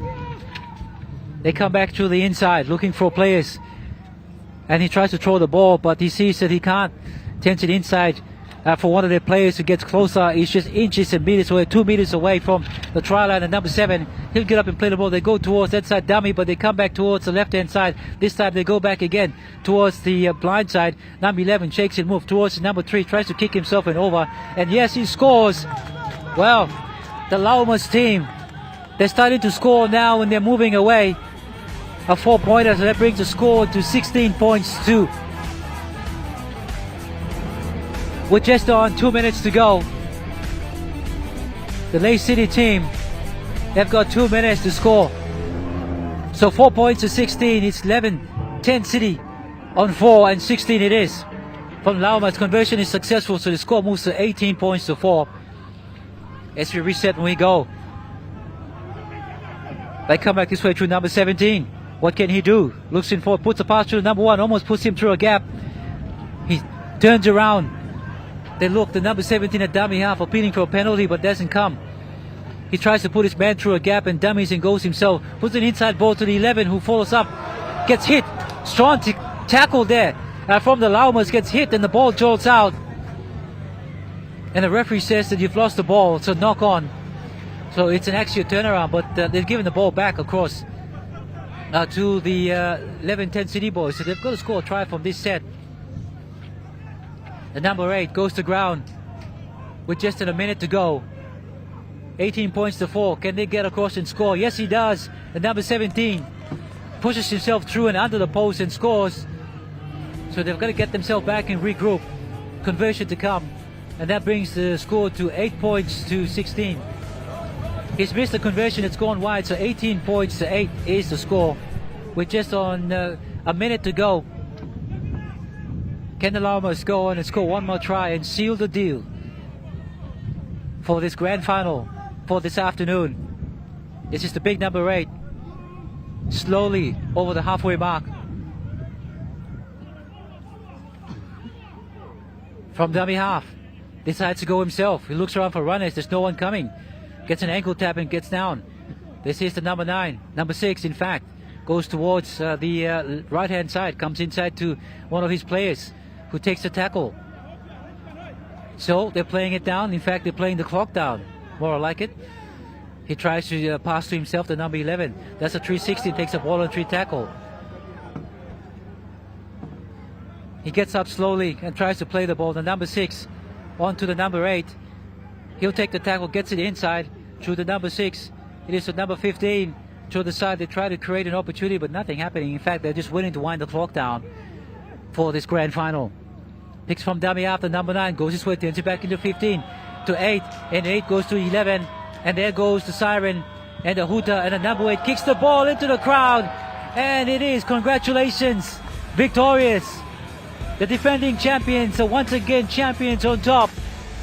The funeral home Llamas from Port Moresby crowned as the champions, the 2026 champions of the JS SEPIK 9s. They've defended their cup and have beaten the 11-10 City team 18 points to 8.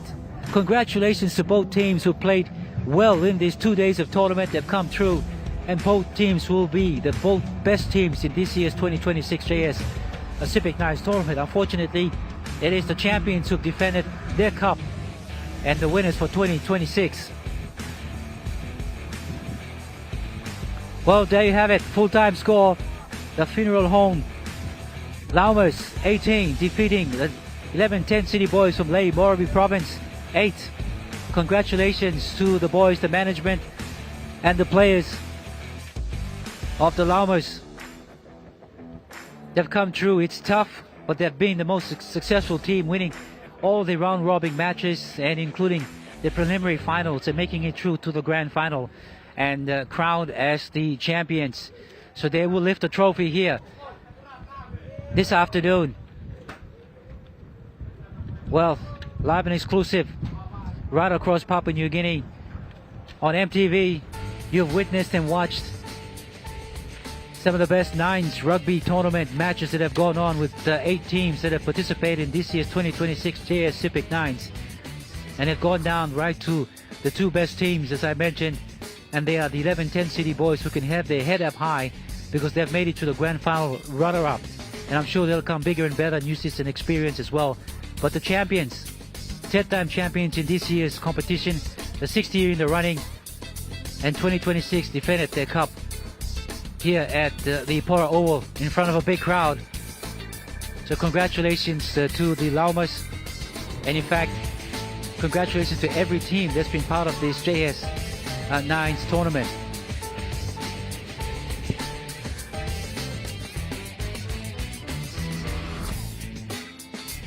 As you can see, both teams in a huddle, and we'll go through the highlights for this year's 2026 grand final between the Llamas and the 11-10 City Boys. You can see one of the consistent players of the competition is the number 2 for the Llamas, so he was one of the go-to persons. But the fullback, he played well, wearing the number 10 jersey. The captain he led by example, of course, throughout the course of the competition, the tournament, and he played well for them. The highlights. Now, they had opportunities, both teams as well, but during the first half, they couldn't capitalize on it. Both teams, so you could say slow to start, just finding the rhythm, because after playing 2 days of competition, obviously you'll be tired and you'll be wanting your stamina and everything to kick in. And the fullback over to the number 7, who got himself through. And then you had the speedster, the number 2, as well. So they had some opportunities. What they did was they tried to chance themselves on the out. Because of their speed, man, they tried to use the speed and to outrun their opponents. But some of the passes were not sticking. And you could say that some of the opportunities that they tried did not come off. So highlights of this year's 2026 Grand Final match between the Llamas, who are in the maroon jersey color, and in yellow, the 11-10 City Boys. If you just joined us, it is highlights that we're playing of the Grand Final, and the Grand Final has been won by the Llamas.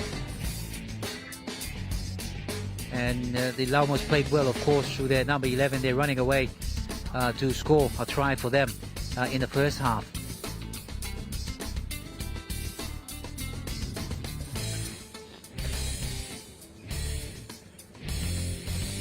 So both teams, it was actually 4-4 for 4 points to nil at halftime, and it was up to the boys from 11-10 City to come back. They had some opportunities. They can see the number 13 on his way. He's one of the consistent players, form players of this tournament. He played with a couple of tries scored from him, and they tried to muscle themselves over, and they tried the opportunities as well. But defense from the Llamas too strong, but they did manage to score a couple of tries in the end. So highlights of the Grand Final as we go through, having a look at some of the opportunities and some of the plays, the highs and lows of the Grand Final. One of the players for the number 8 for the Llamas, big number 8. And this was the number 3 onto the winger. And of course, fast and pace, he got outside his man and just quick enough for the fullback and right through. And he's gone over and taken a swan dive there and scored. And then it was the 11-10 City Boys who hit back and scored the try through the fast-paced number 13 for them. And then the Llamas came back and hit back with their consistent play, and they got around each of their plays, of course, trying to score tries, and the fullback just going through and scoring a soft try there, which let them in. So congratulations to the Llamas. You can see them on screen, winners for 2026 for the JS SEPIK 9s. As we await the presentations coming up shortly.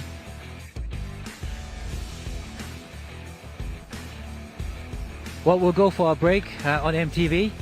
You're watching this live coverage of the 2026 JS SEPIK 9s Grand Final. When we come back, we've got the presentations happening.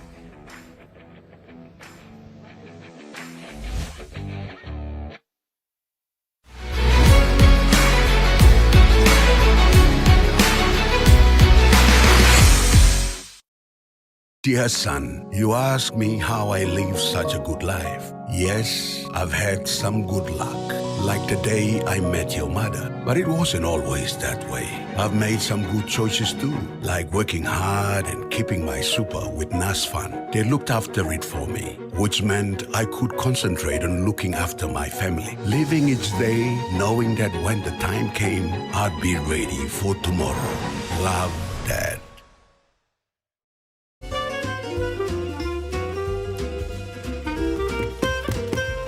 Chicken kebab for dinner. Yum. Beef stir fry. Chicken curry, my favorite.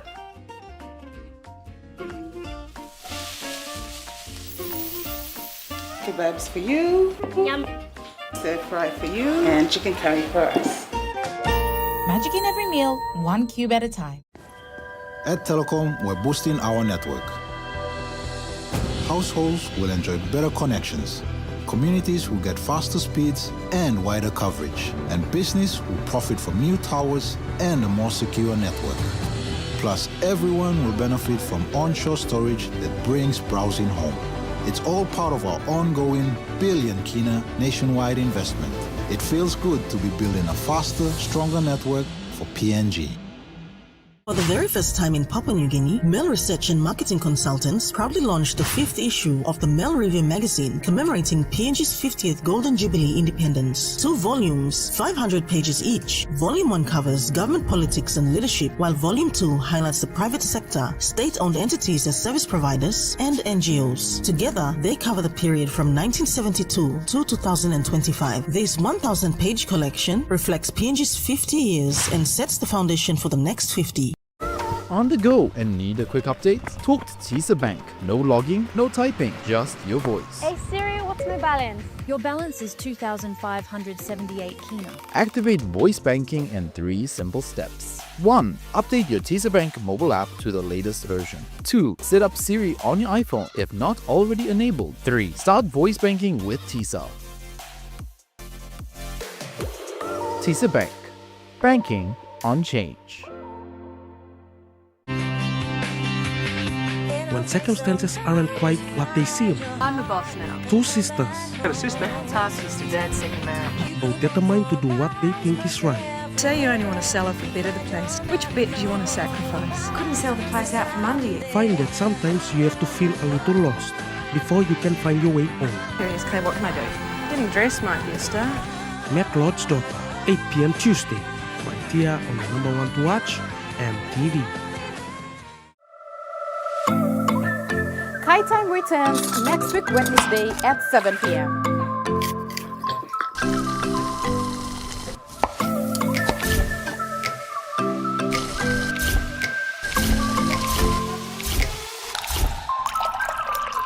Join me next week Wednesday at 7 p.m.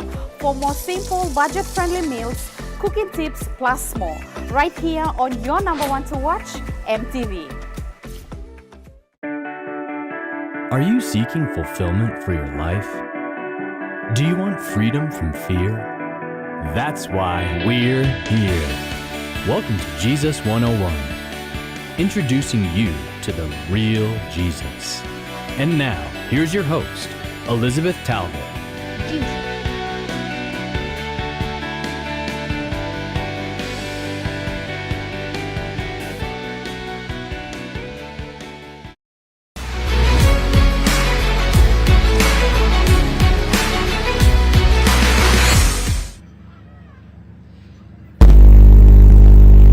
Welcome back to the 2026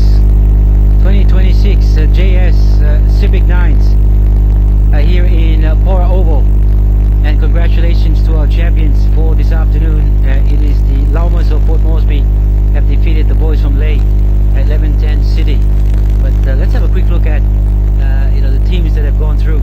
Marik United, Warriorman Bulls, FH Llamas. You've got Wewak 1, Wewak Pitons, Tarangao and Karumba Api and 1110 City. So those are the teams, 8 teams that took part in this year's 2026 JS SEPIK 9. So congratulations to all the teams that have registered and been part of these JS SEPIK 9s.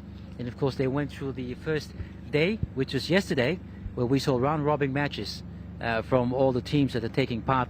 And then that saw the players that finish up in Pool A and Pool B. Now from that Pool A and Pool B, we ended up with the playoffs. And the playoffs, we had the qualifying finals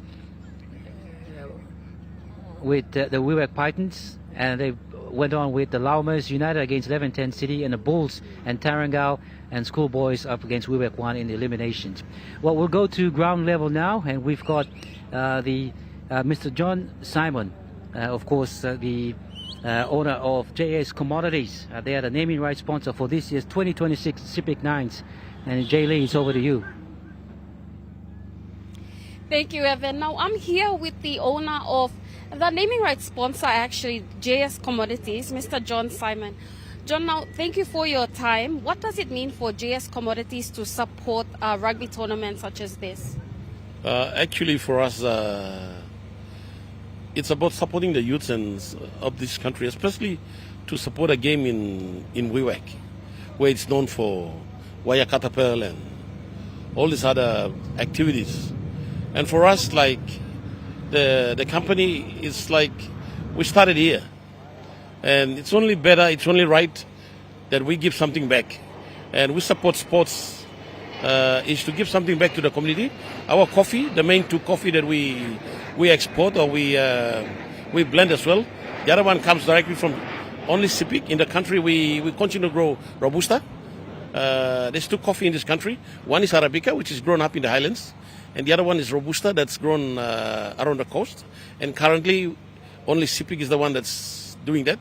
So for us and for the company, myself, my family, I'm happy to support sports. Actually, as I said, 55,000 kina is a lot of money for me. But why I support it is because, SEPIK is known for wire cutter pearl and other illegal activities, which I think the only way for us is to show the youths another pathway to live. So it's about supporting youths and people of this part of the country, another pathway to live. And by saying that, I also would like to say thank you to EMTV for having to assist to broadcast this game live. And then the two winning team and the other teams that came and participate. We really want to bring more people into Wewak. I mean, I would have chosen other places when they host it, but to host it in SEPIK, it sort of makes me happy to support as well, because as I said earlier, it's to change the perception that people are seeing Wewak and seeing SEPIK. We are not that bad. We're a good part of the country, but we need to invest into youths. We need to invest into sports. I am also by saying this, I arrived today, and by seeing not a support from a lot of leaders and business houses, you will complain if youths go on rampage and if youths goes and destroy things here. We're looking for answers. We're trying to find what is the best answer for them. What do we do to keep these youths? And unless you have a better answer, otherwise sports is only another pathway for us to support our youths, and we need to do that. Otherwise, the whole country, the youth population in this country is about 70 to 80%. And unless we invest into youths, and what is a better option or what is a better pathway? Sports is one of them. Unless you want to get the youths to go to Australia, fruit picking, whatever. But look, sports is another pathway. And unless we invest into youths, we could also help and assist in changing the image, changing the pace of SEPIK. So that's why we're involved in it, just to show other people, or to show the world, to show the province, the other parts of the who are watching this, that we are not bad in here, and that's the reason why I'm supporting it. That's all. Now, through your partnership and sponsorship, obviously we've witnessed some great talent today. Are you happy that you sponsored rugby at this level? Of course, I'm always happy to put money down to support sports and support youths and support activities that will change the lifestyle, or that will change the mindset of Papua New Guineans. And this one thing I'm doing is just trying to find pathways for our youths and just to change their mindset. And one of the things that they can do, if they can't do it better in school, they can do it through sports. And that's the reason I'm doing this. It's not that I make money out of this thing, but it's just trying all my best to see how I can support our youth and how I can give my support, and at least I leave behind a legacy for others to do the same. In my time, at least I'm doing these things. Right now, what were you most excited about from today's competition? Actually, for Llamas, they're the same team that continue to win. I was actually thinking another team should win them and make the competition exciting. But for the next year, we'll try to do it better. My support will also be there, so that we bring more teams to participate in this comp. And it's good to see youths behaving. Even they've displayed sportsmanship. I was sitting there watching, a good win, a good lose. That's the way we want it. And this is very good, very good. And I'm excited to see a good sportsmanship is being displayed by a lot of young talent people here. Right, Mr. Simon, I'll let you prepare for a presentation now. Thank you very much. Right, it's back to you, Evan. Yeah, thanks, Jay Lee. And interview there with the naming rights sponsor, owner of JS Commodities, Mr. John Simon, talking about his support for local talent and also using this as a platform, not only to, but to address the youths and also help out. So he says that he's willing to help where he can to make sure that he contributes to community, give back to community, and also help out with development of rugby league and get youths and everyone involved, which has happened here.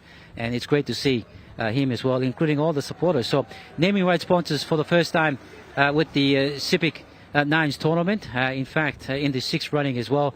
So JS Commodities, they're the naming rights of this competition, and JS Commodities, a local export company that buys coffee and supports our local coffee growers throughout Papua New Guinea. So good initiative by Mr. John Simon and his team, and that is seen today with 2-day successful running tournament. As you've seen the tournament director Bradley Simon talk about how it's been trying to operate, and also how it's been trying to get things ready and get everyone all together. So, you know, good hats off to the tournament director as well, Bradley Simon and his team, putting together 2 days of this tournament, dealing with everything from logistics to making sure that sponsors and everyone and every person, even fans and everyone coming in through today as well for the last 2 days, and supporting the team's players, the management, and making sure that this team was run successful. So it's great to see that you know, you've got people who are out there who are helping to create opportunities for everyone, and also help out where they can,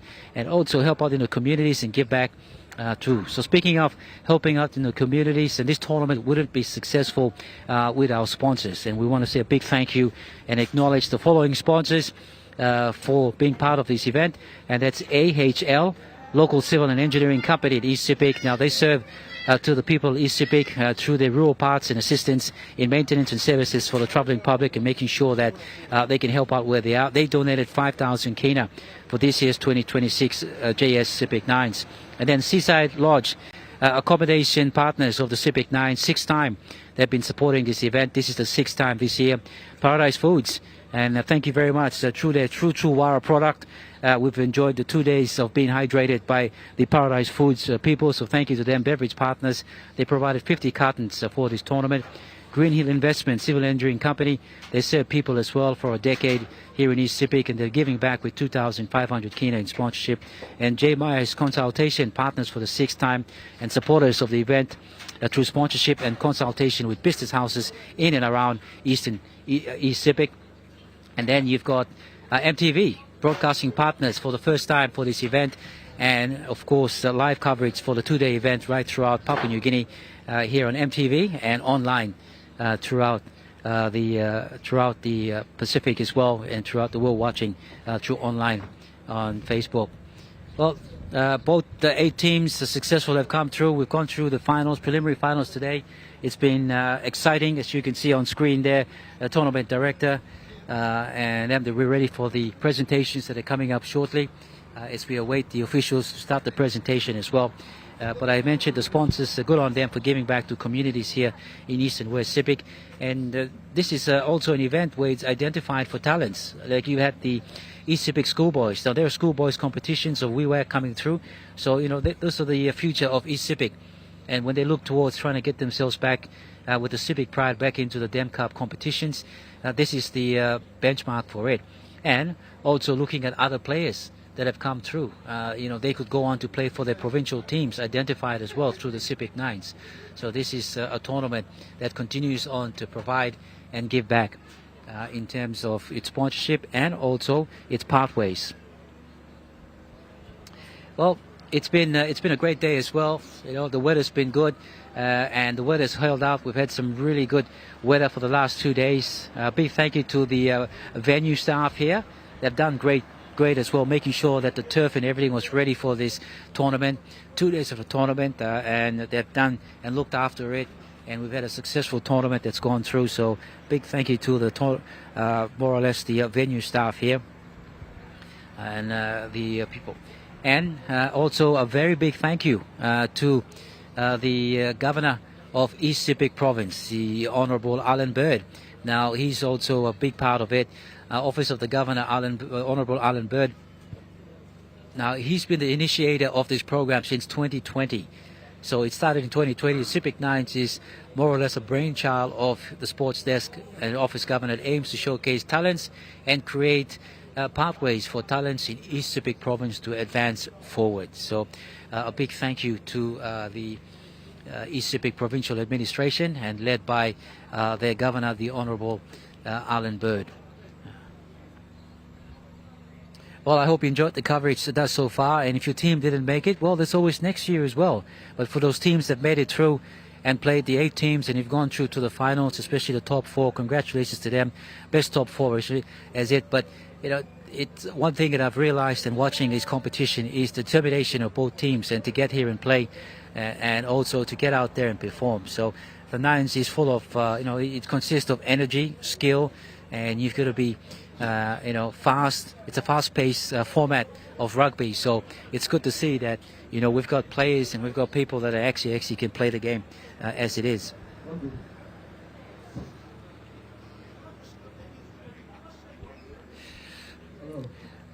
Well, we'll take our next break. When we come back, we've got the presentations for this year's 2026 JS SEPIK 9s that's coming up shortly. We'll take our break here. You're watching the live coverage of this tournament on EMTV, your number 1 to watch.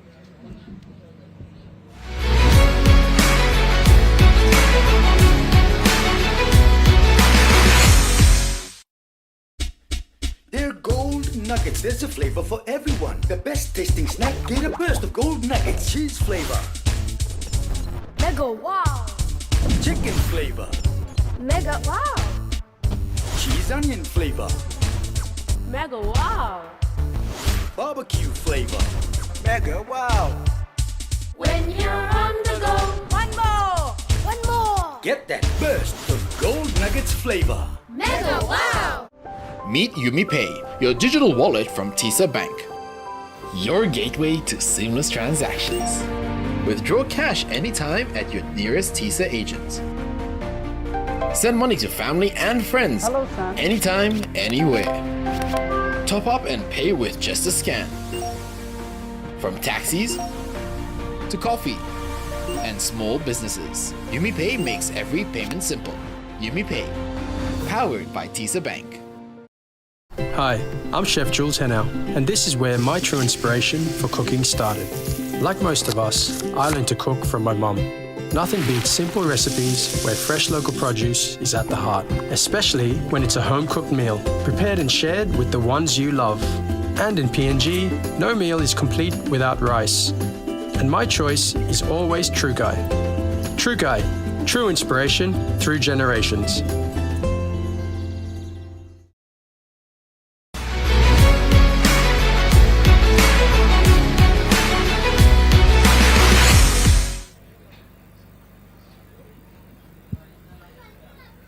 Welcome back to Port Oval here in Wewak, East SEPIK province. Participating teams. As you can see on screen, The the 8 participating presentation teams.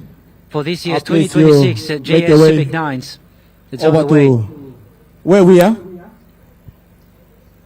If you've just joined us live here on MTV, Marik live United. coverage of this tournament for the last two days. Wewak Congratulations Pitons. to the 2 teams that All made it those to the teams. grand final. If you have It was at the the back Bay of City me, 10. may I now 11, ask 10 you City all to move boys over to from where May. the And Llamas of Port are Moresby, sitting. and it was the Llamas victorious, defending champions of last year, defended the cup and have gone on to win. Thank the you, 2026 please. JS Thank SEPIK you, team 9s. managers. Please move your team over to where we are, so that we will start. So presentation about to head on. The presentation formality is about to start soon. As we await the officials in preparation for this tournament presentation. While we await the officials to start the presentation, just a quick roundup of some history about the competition. Now, originally, it was AgMark was the original naming rights for the last 5 years, and that was through the late John Nightingale and his son Stephen, instrumental in making sure the initiative that AgMark stays as part of that for 5 years. And Thank this you. year, We in can look in all 2026, teams JS move. JS Commodities has taken over come close as to the naming rights sponsor. Usai for start this backside year's of me, please. Me no tournament. like me plus start backside. All of you, I want you to be in front or at the side, on my left hand side. And we face this way, where our VIPs are. We face this way so that we will And of course, go straight the into our Honourable Governor, presentation. Alan Bird Our presentation will be has been on I live. think, instrumental in this. The event, entire nation in this will tournament, see what is going supporting on the at the program for Pora 6 years. this afternoon. This So year it supported, I want both everyone efforts, to including operational be on costs, this and side also, supported the competition so that our MTV or media by team providing can have a good view Kid, of course. So big thank you to him and his and Papua New Guinea administration can witness for that. this presentation of the SEPIK. Sports is important JS for pathway Commodity development SEPIK 9 that they can utilize here in the 2026. East Sepik province for their communities, for their people as they move forward.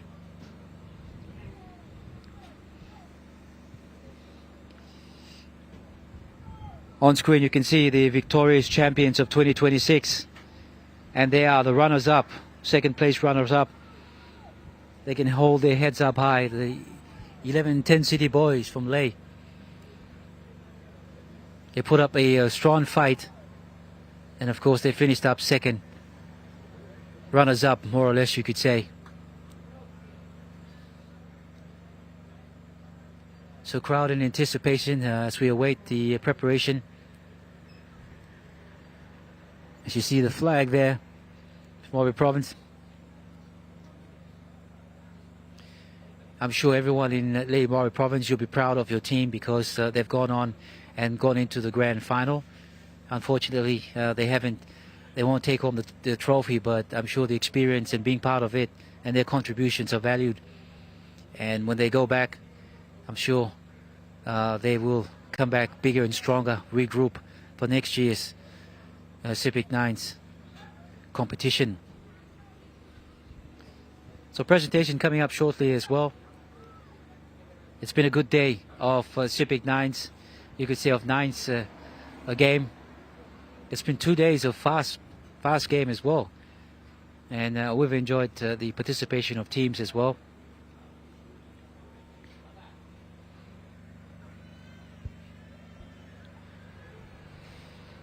Coming to you live from Port Oval. And the Oval, of course, it's received major facelifts that recently hosted the PNG NRL game in 2023 and in 2025. Well, we'll go back down to ground level for presentation. In fact, we are at ground level, but we'll just go across to the presentation booth area. And we've got the Master of Ceremony to start the presentation for this year's JS SEPIK 9's.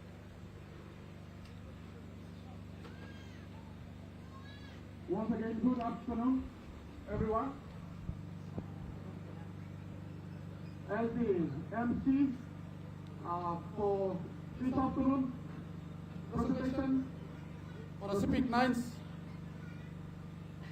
JS SEPIK 9's 2026, I'd like to take this very important time to welcome all the supporters, the teams who have been participated in this very important tournament. All welcome for the presentation. Without further delay, on my right hand side, as you see, those gentlemen, four gentlemen, those are our VIPs for this evening program, to give a little remarks before we do the presentation.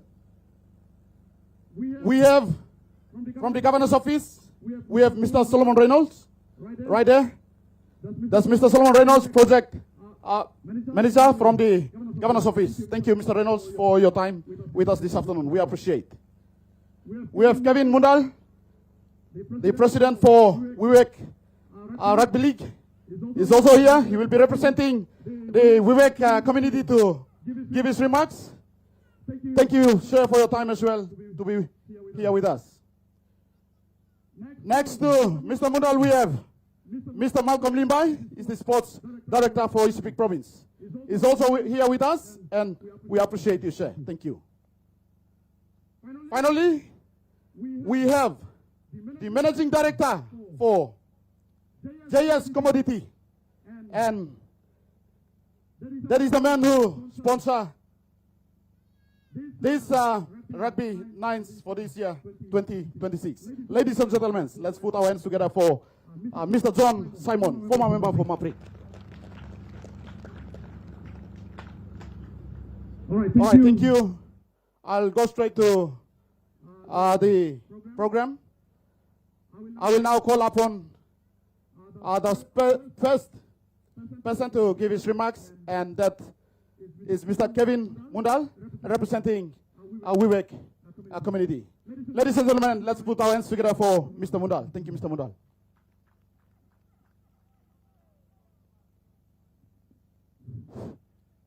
Good afternoon. Firstly, I talk thank you, Lord. Online, give me this opportunity to talk. Me like acknowledge all sponsors. Me like welcome special acknowledgement, Lord. Major sponsor of me, JS Community, Mr. John Simon, Director of Law, Mr. Tournament, Mr. Bradley Simon, Sports Director, SEPIK, Mr. Limbai, Mr. Reinhold, Governor's Office. I talk big thank you to Ibla this man.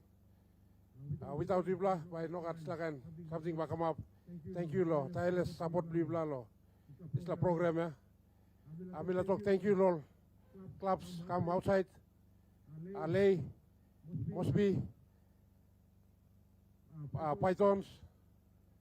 More teams come outside. Now all teams blow Wewak it. I talk big thank you, Lord Ibla. Lo come, na play again. Especially all defending champion. Mas around na Ibla come le. Thank you, Ibla come. All boys to lay too. Thank you.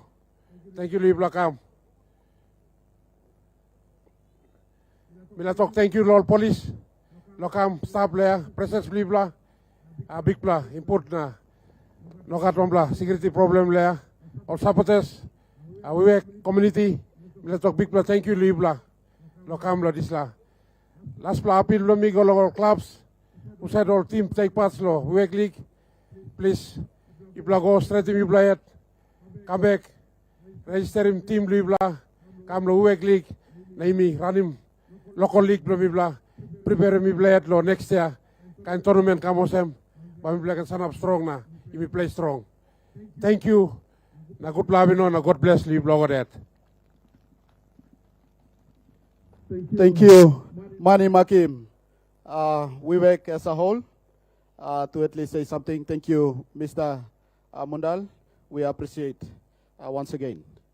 All right, let me call on the next speaker to come on board and give his remarks as well. Ladies and gentlemen, let's make welcome Mr. Malcolm Limbai, Sports Director, SEPIK Province.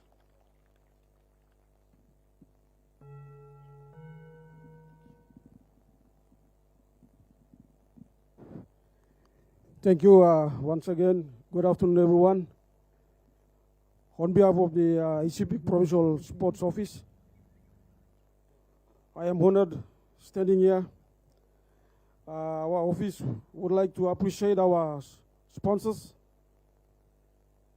not forgetting our naming rights sponsor for this SEPIK 9 tournament, JS Commodity.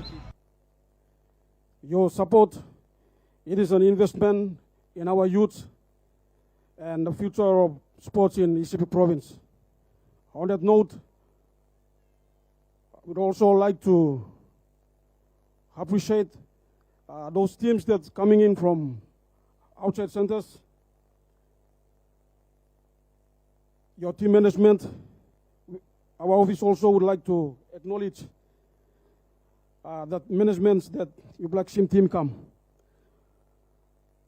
Provincial Sports Unit, it's committed to support any sporting activity in the province to see the development of sports and the future of sports in our province. With that, we like to talk, congratulations go long. The team that you make him through the finals. In any competition, saya got one team to also win. One time bisla, me to congratulations to the team that you took part in this tournament. With that, God bless and good afternoon, everyone.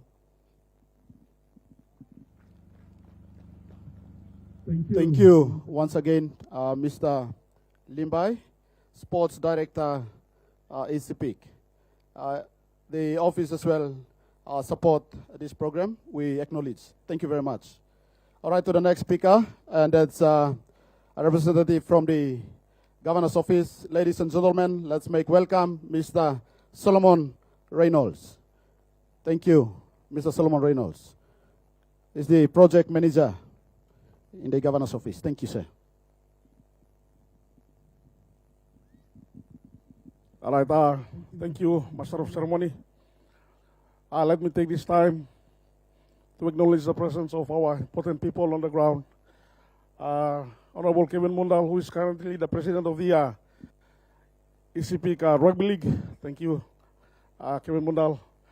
Mr. Malcolm Limbai, Director, Sports Units and Recreation. Thank you for your support, representing the SEPIK Provincial Administration. Our naming rights major sponsor, Mr. John Simon, a former MP. Thank you very much for taking on board the 6th edition. Thank you for coming on board in ensuring that the code continues. Rugby League, especially the Lions, has been sponsored by Robert Gurias for the last 5 years. And your input here has created an opportunity for the young talents to be displayed here. The Honorable Governor and the SEPIK Provincial Government is committed in investing in sports. That is the pathway where talents can be seen and talents can be scouted and recognized, and we can create a pathway for them in exposing their talents far and wide. On record, so far we have 2 athletes. Isil Apuk is currently in the United States of America, and we have Emmanuel Anis in athletics. And solely, this pathway here, Rugby League plus other codes in which the governor has invested his own money from the PSIP, will surely give hope and create a career for the athletes who wish to take this path. On that note, jazz community is not only, I think, the private sector that promotes sporting codes. It is all about promoting self-discipline, teamwork, leadership, and all of that. It helps us to focus on what we do best. And investing in sports also helps us cut down on law and other issues, plus other lawlessness in the community and in the province as well. So we thank Mr. Simon for coming on board once again to have this game alive.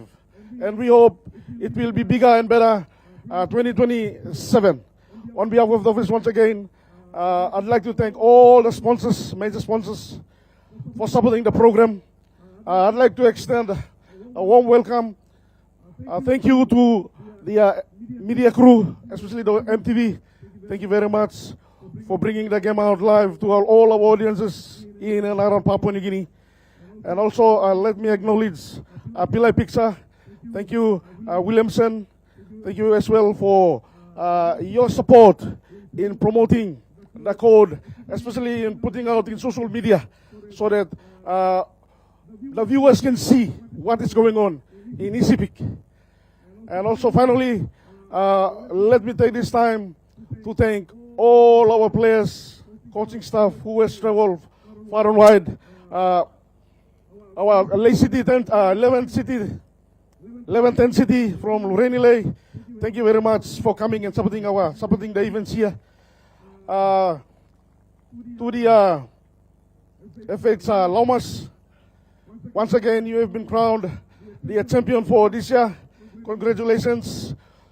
Kami belah play strong na, but we need to again.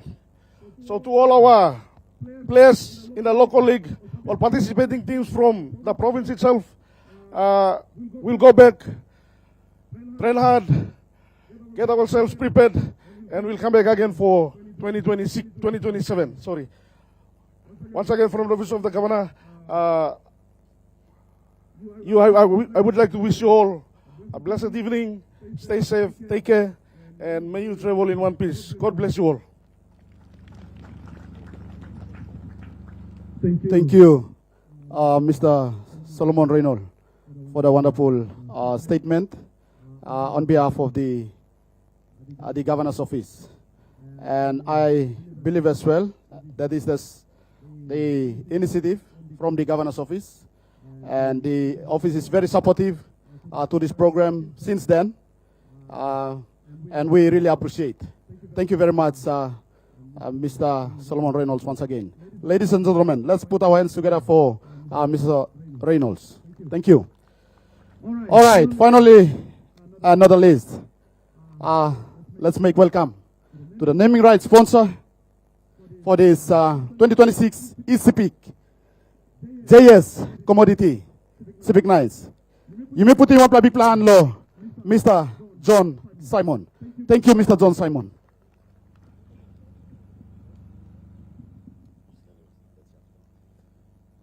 Hello. All right, first thing, me seems the time now. Me talk thank you, Lord, EMTV, for at least putting it on live as well. Talk thank you, Lord Police. Also assist to provide security. Me talk thank you, Lord Line Llamas. You win triple time now, making me jealous. You lucky me no current team me to come. Online Lolay, thank you, Camp City Wewak. Once again, thank you. And we will work together. We'll try to make sure this year or early next year, we must do a bigger and better than this one. My support will always be there, especially when it is hosted here in SEPIK. And with that same, me talk thank you, Liberal Kamlong Wewak. Thank you, Kamlong SEPIK. Thank you, come and see what we have in Wewak and in SEPIK. At the same time, I take this time to say thank you to the governor's office for also supporting sports. Governor's office is also co-host. They supported us to also help and assist to host the SEPIK Nines. Actually, Bradley came up to me and he said, ECMAC has decided to support the school sports, the school league, and we're looking for a sponsor to support the SEPIK Nights. And I asked Bradley, like, how much money are you talking about? He said, we're looking for 50,000 plus. 50,000 travel money here. My appeal to our leaders and the rest in SEPIK, it's not about 50,000. It's about, and I'm so happy that Bradley and his team, you see what they wrote here. Send him thinking, send him passing, send him place. This is why I decided that it's okay. It's not about the amount of money. It's about changing the mindset of our youths in SEPIK. SEPIK is known for Waya Katapel. SEPIK is known for many other activities, like what happened. Just long.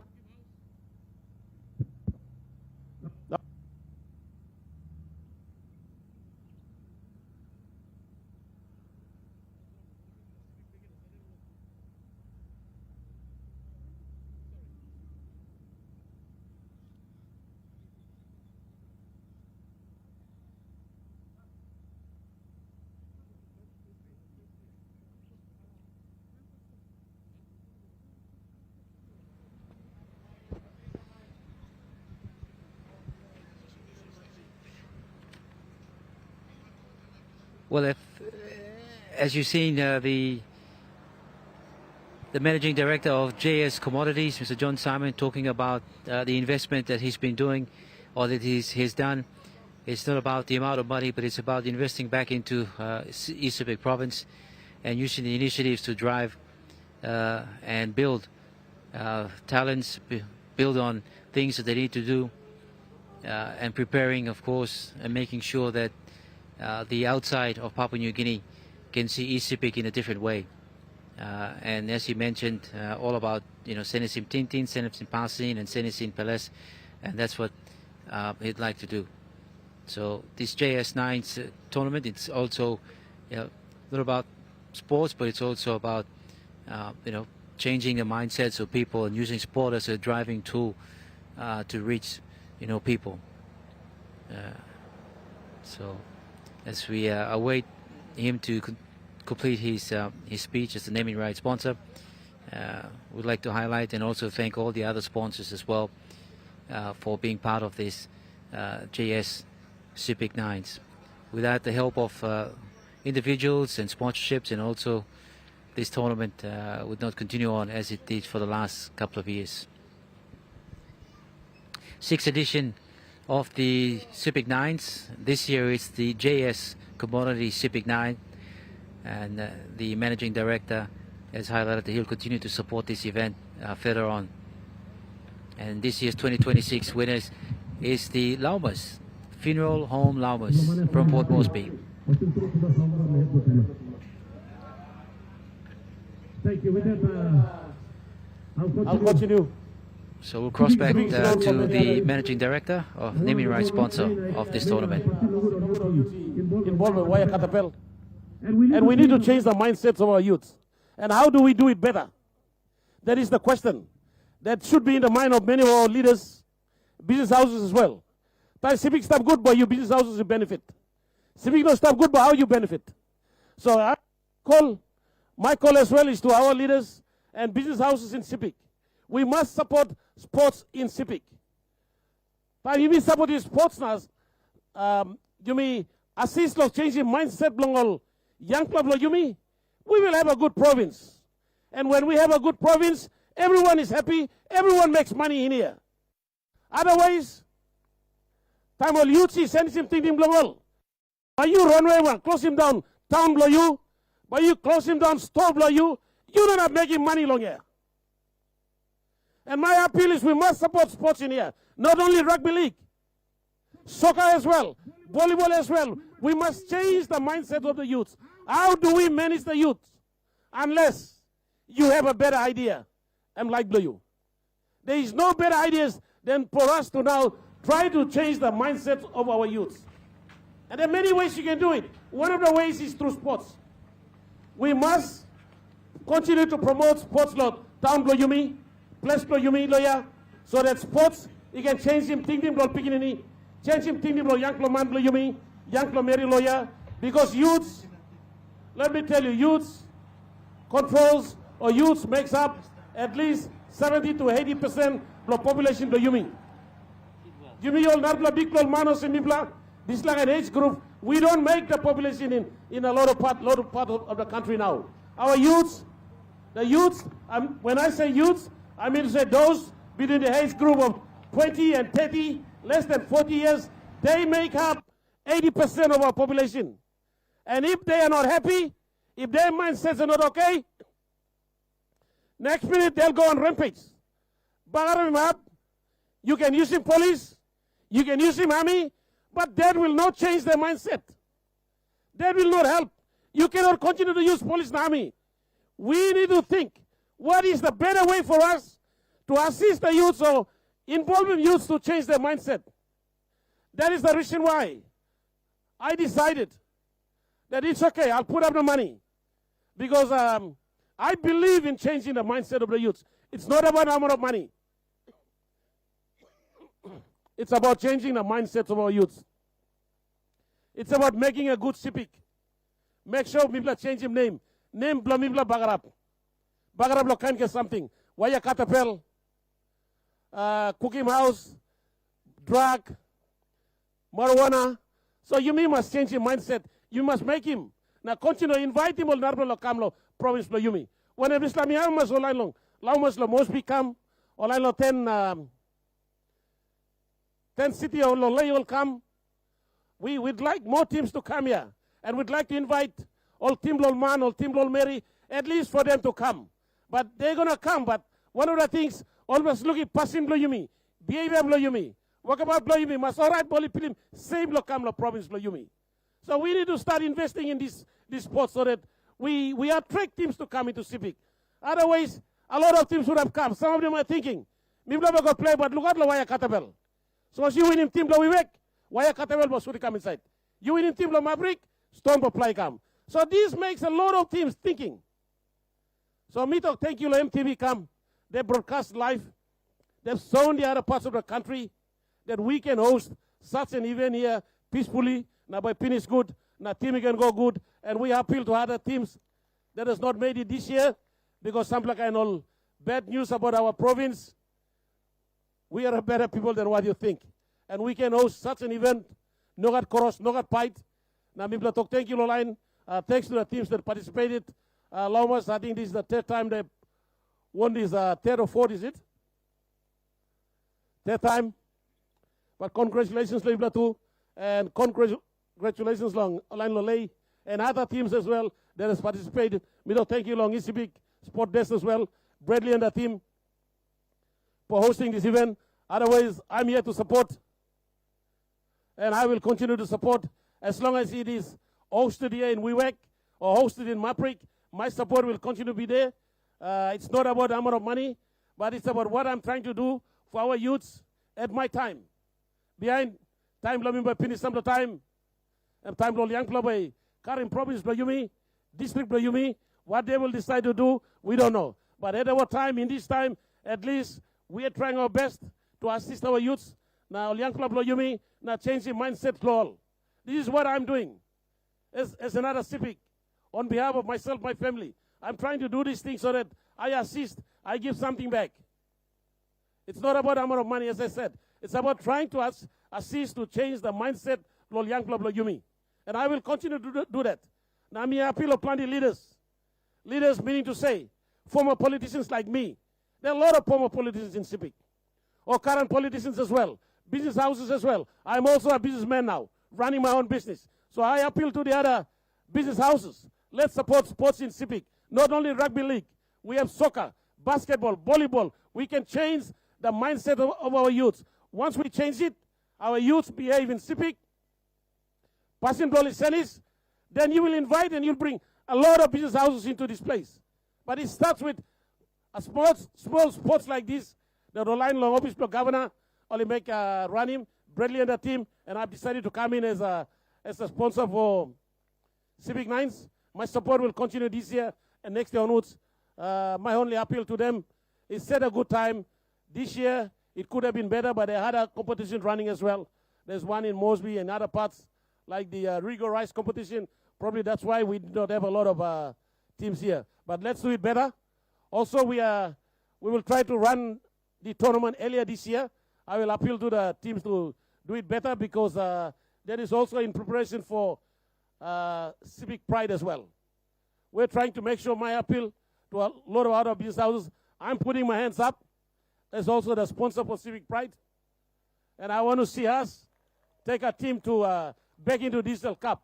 Now, I'm inviting online, Llamas, please come back. That's the time probably they will do selections. And I want to see SEPIK Pride back in Digital Cup. My support is there. All right, my support is there. I appeal to other business houses in SEPIK.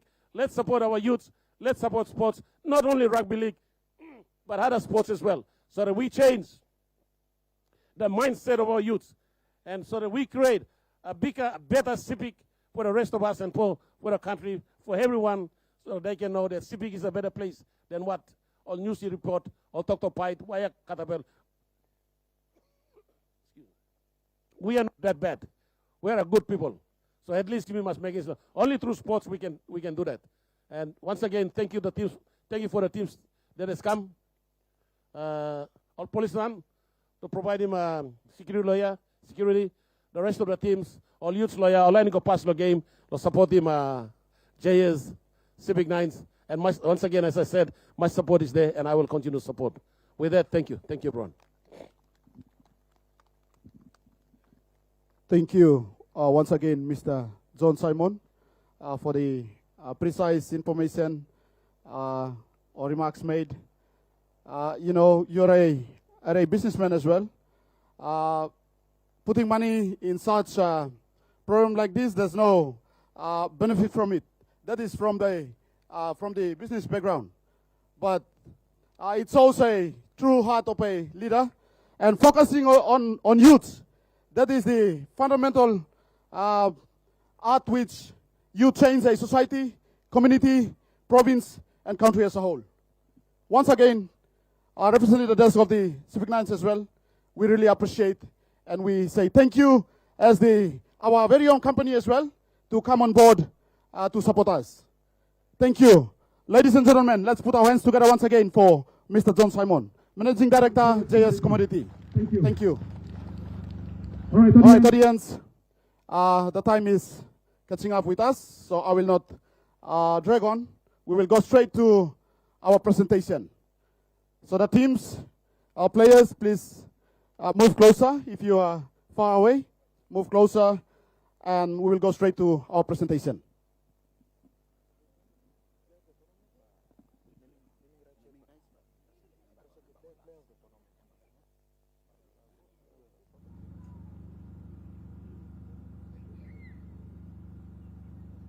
I will do the individual prizes first, and then we'll move on.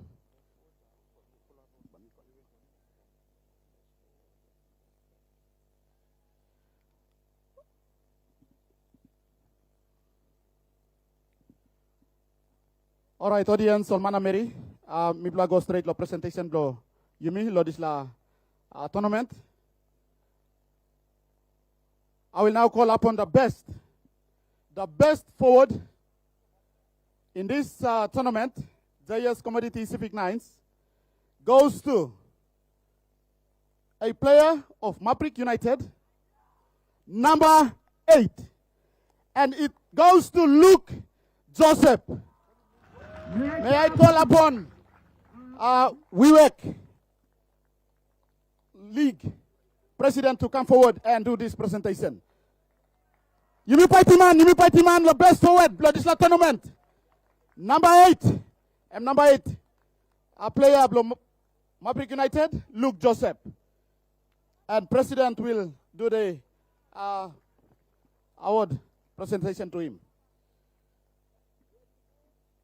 While Luke move over to get his prize, let me continue to the next individual prize. Best back of this tournament. Best back of this tournament goes to a player from 1110 City.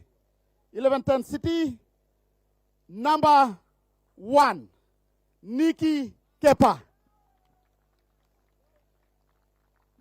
Let me call upon Sports Director, Mr.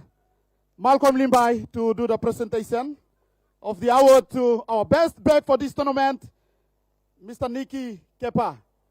Thank you. Mr. Kepa, for the best performance for this tournament. Congratulations.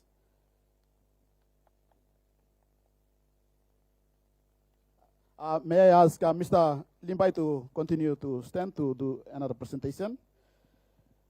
All right, the next individual prize goes to top points scorer. Top point scorer for this tournament goes to number 3, Jesse, from Wewak, Pitons, Clinton Robert. Ladies and gentlemen, let's put our hands together for Clinton Robert. He is our top try scorer for this tournament. Congratulations to you, Mr. Robert. Mr. Limbai will do the presentation again to our top points scorer.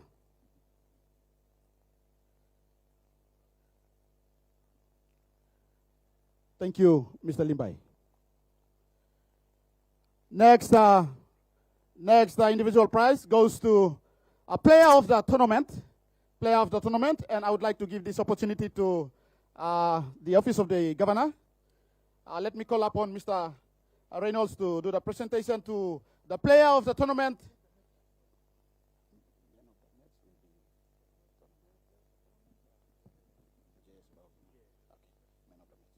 Correction. Mr. Reynolds will do the presentation to the man of the match for this tournament. Man of the match, ladies and gentlemen, goes to number 11 from Funeral Home, Llamas FC. Number 11.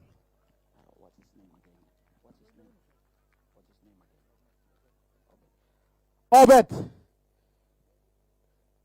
That's our man of the match for this tournament. Congratulations, Obed from Funeral Home, Llamas. And is the man of the match for our grand final as well. Congratulations once again. Thank you, Mr. Reynolds, for the presentation. And finally, our final individual award goes to player of the tournament. Player of the tournament goes to number 1 jersey from, again, Funeral Home, Llamas, Simon Arana. Yumi Paitim Wampla Anlo. Simon Arana as he move forward. And ladies and gentlemen, let's make welcome our naming rights sponsor, Mr. John Simon, to do the presentation. Yumi Paitiman.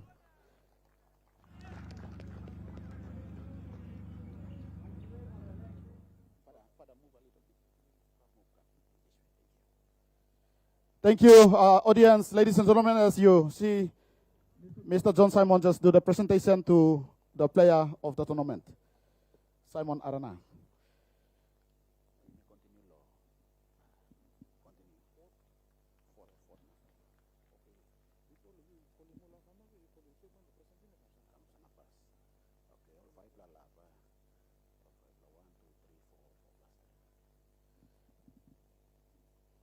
All right, you may move straight to the presentation of the trophies to the 4 best teams for this year tournament. And firstly, we'll start off with the fourth placing. And I'd like to call upon again Mr. Mundal to come forward to do the presentation for the 4th placing.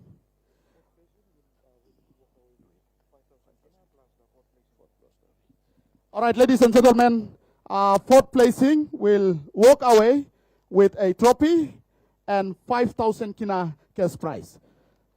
And the 4th placing goes to Marik United. Marik United came 4th for this tournament. Yumi Paitiman as captain walks over to collect their prize. Thank you, Marik United, for the good performance. We appreciate and come back strong next year. Thank you. Next, 3rd placing.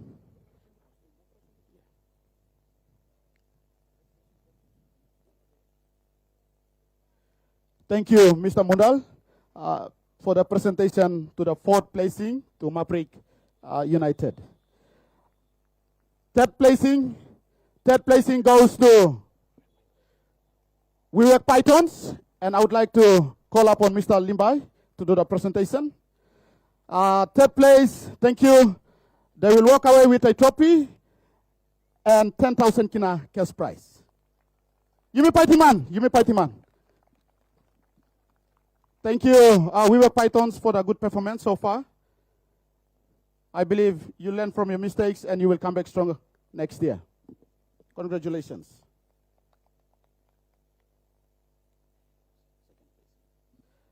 All right, let's move over to the 2nd placing, the 2nd best.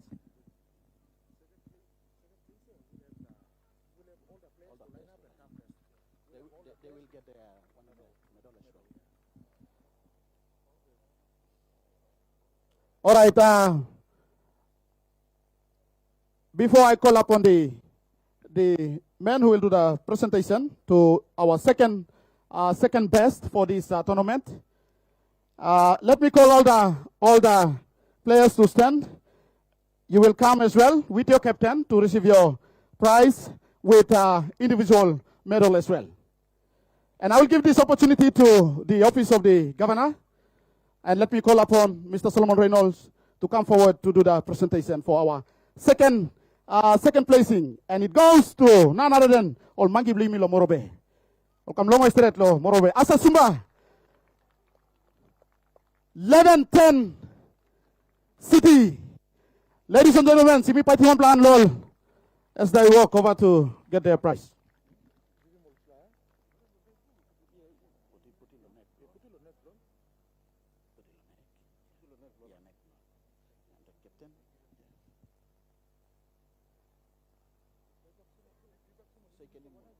Stand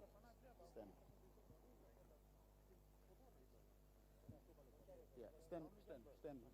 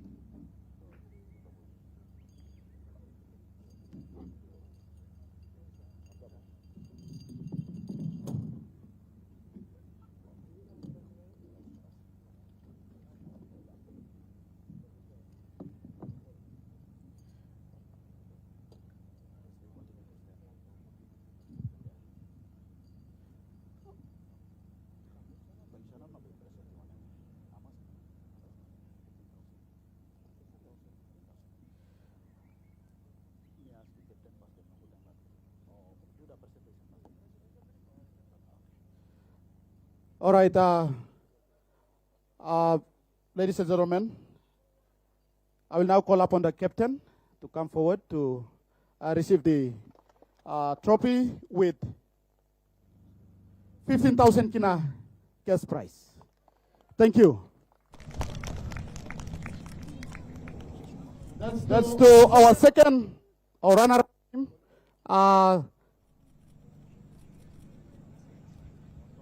11-10 City. Captain.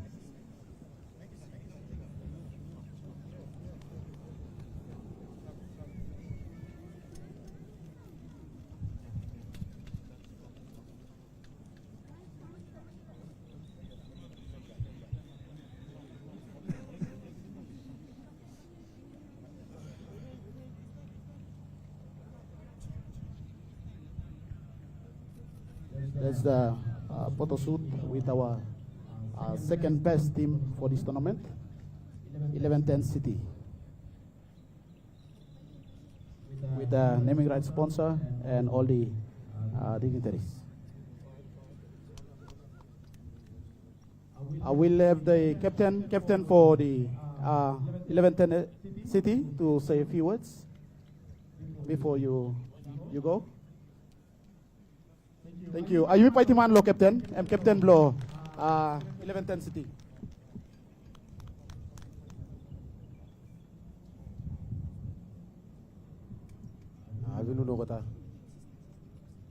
Thank you, Lord. Sponsor, Mr. John Simon. Juga para Bradley, Loco Pass, Lucha Tournament, Thank you, Stred. Team travel outside come, team do Wewak yet. People thank you, Libra. Thank you.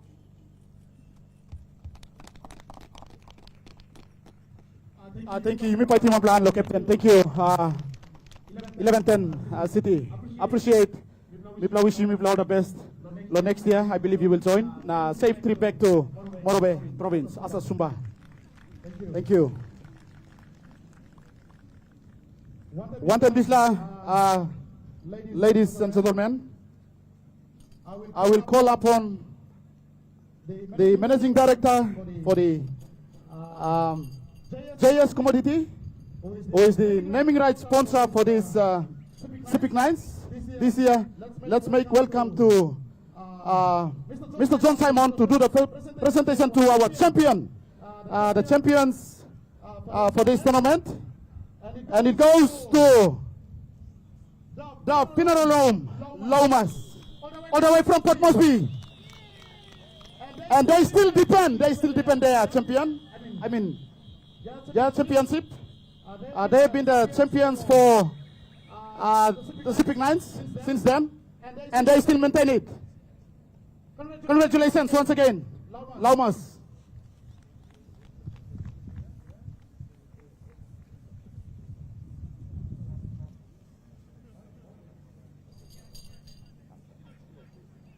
Okay, audience, first we will have the presentation of the individual awards.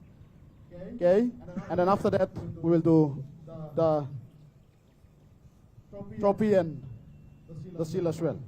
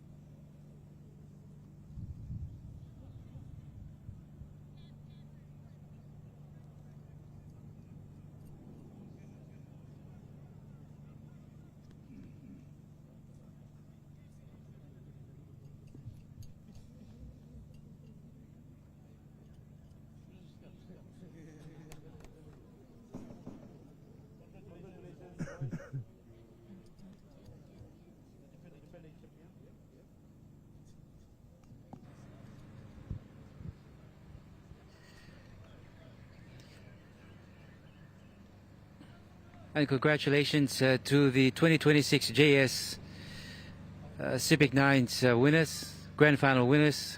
They maintained their cup from last year, defending premiers, and they've beaten the 11-10 City team to be defending the championship or defending the tournament to take out this 2026 edition. And as you can see, One of the players, you've got the managing director of JS Commodities, Mr. John Simon, doing the official presentation. From the previous games. So here's his jersey here. We will do the presentation to him as well. Thank you.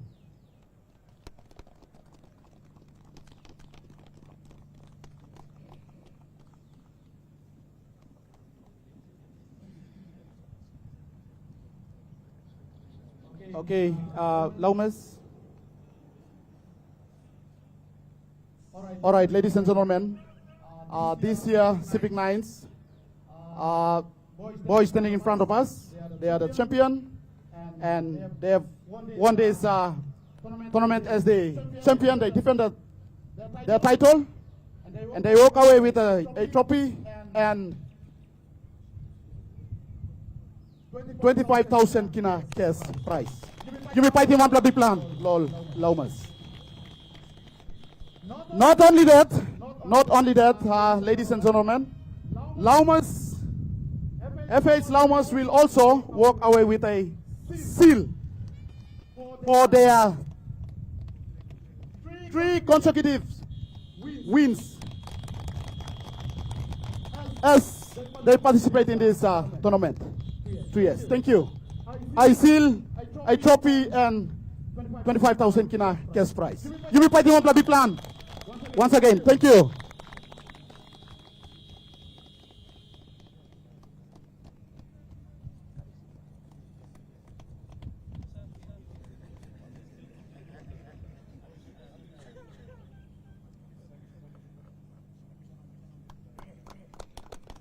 You may fight man, lol, Llamas.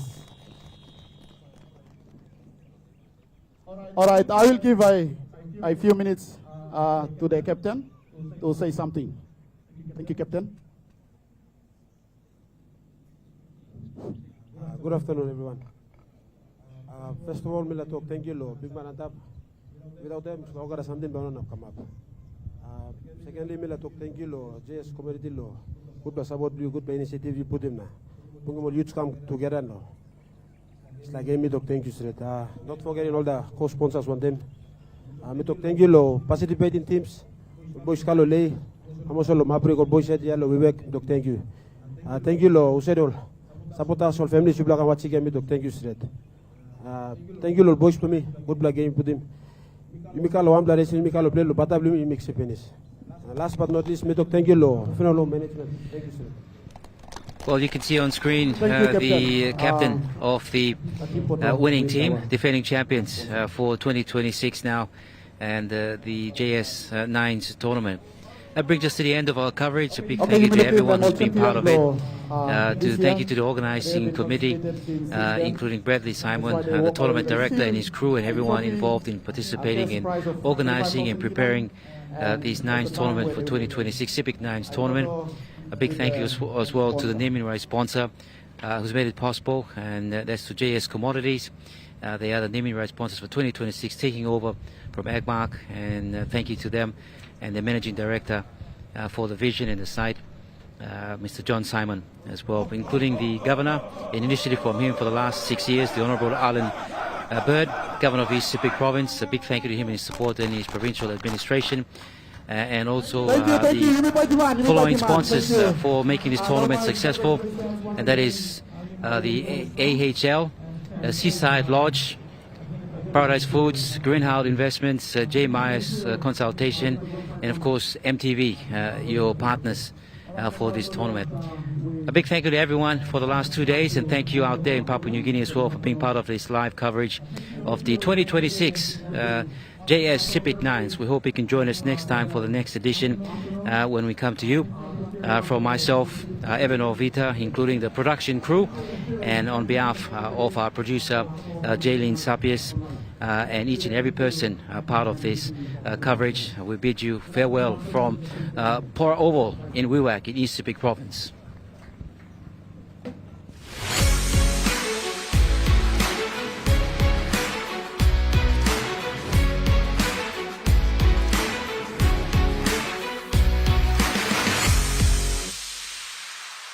The JS Commodity 2026 SEPIK Mines Rugby Tournament was proudly brought to you by JS Commodity Exports Limited, Seaside Pound. And malaria training helps vulnerable communities.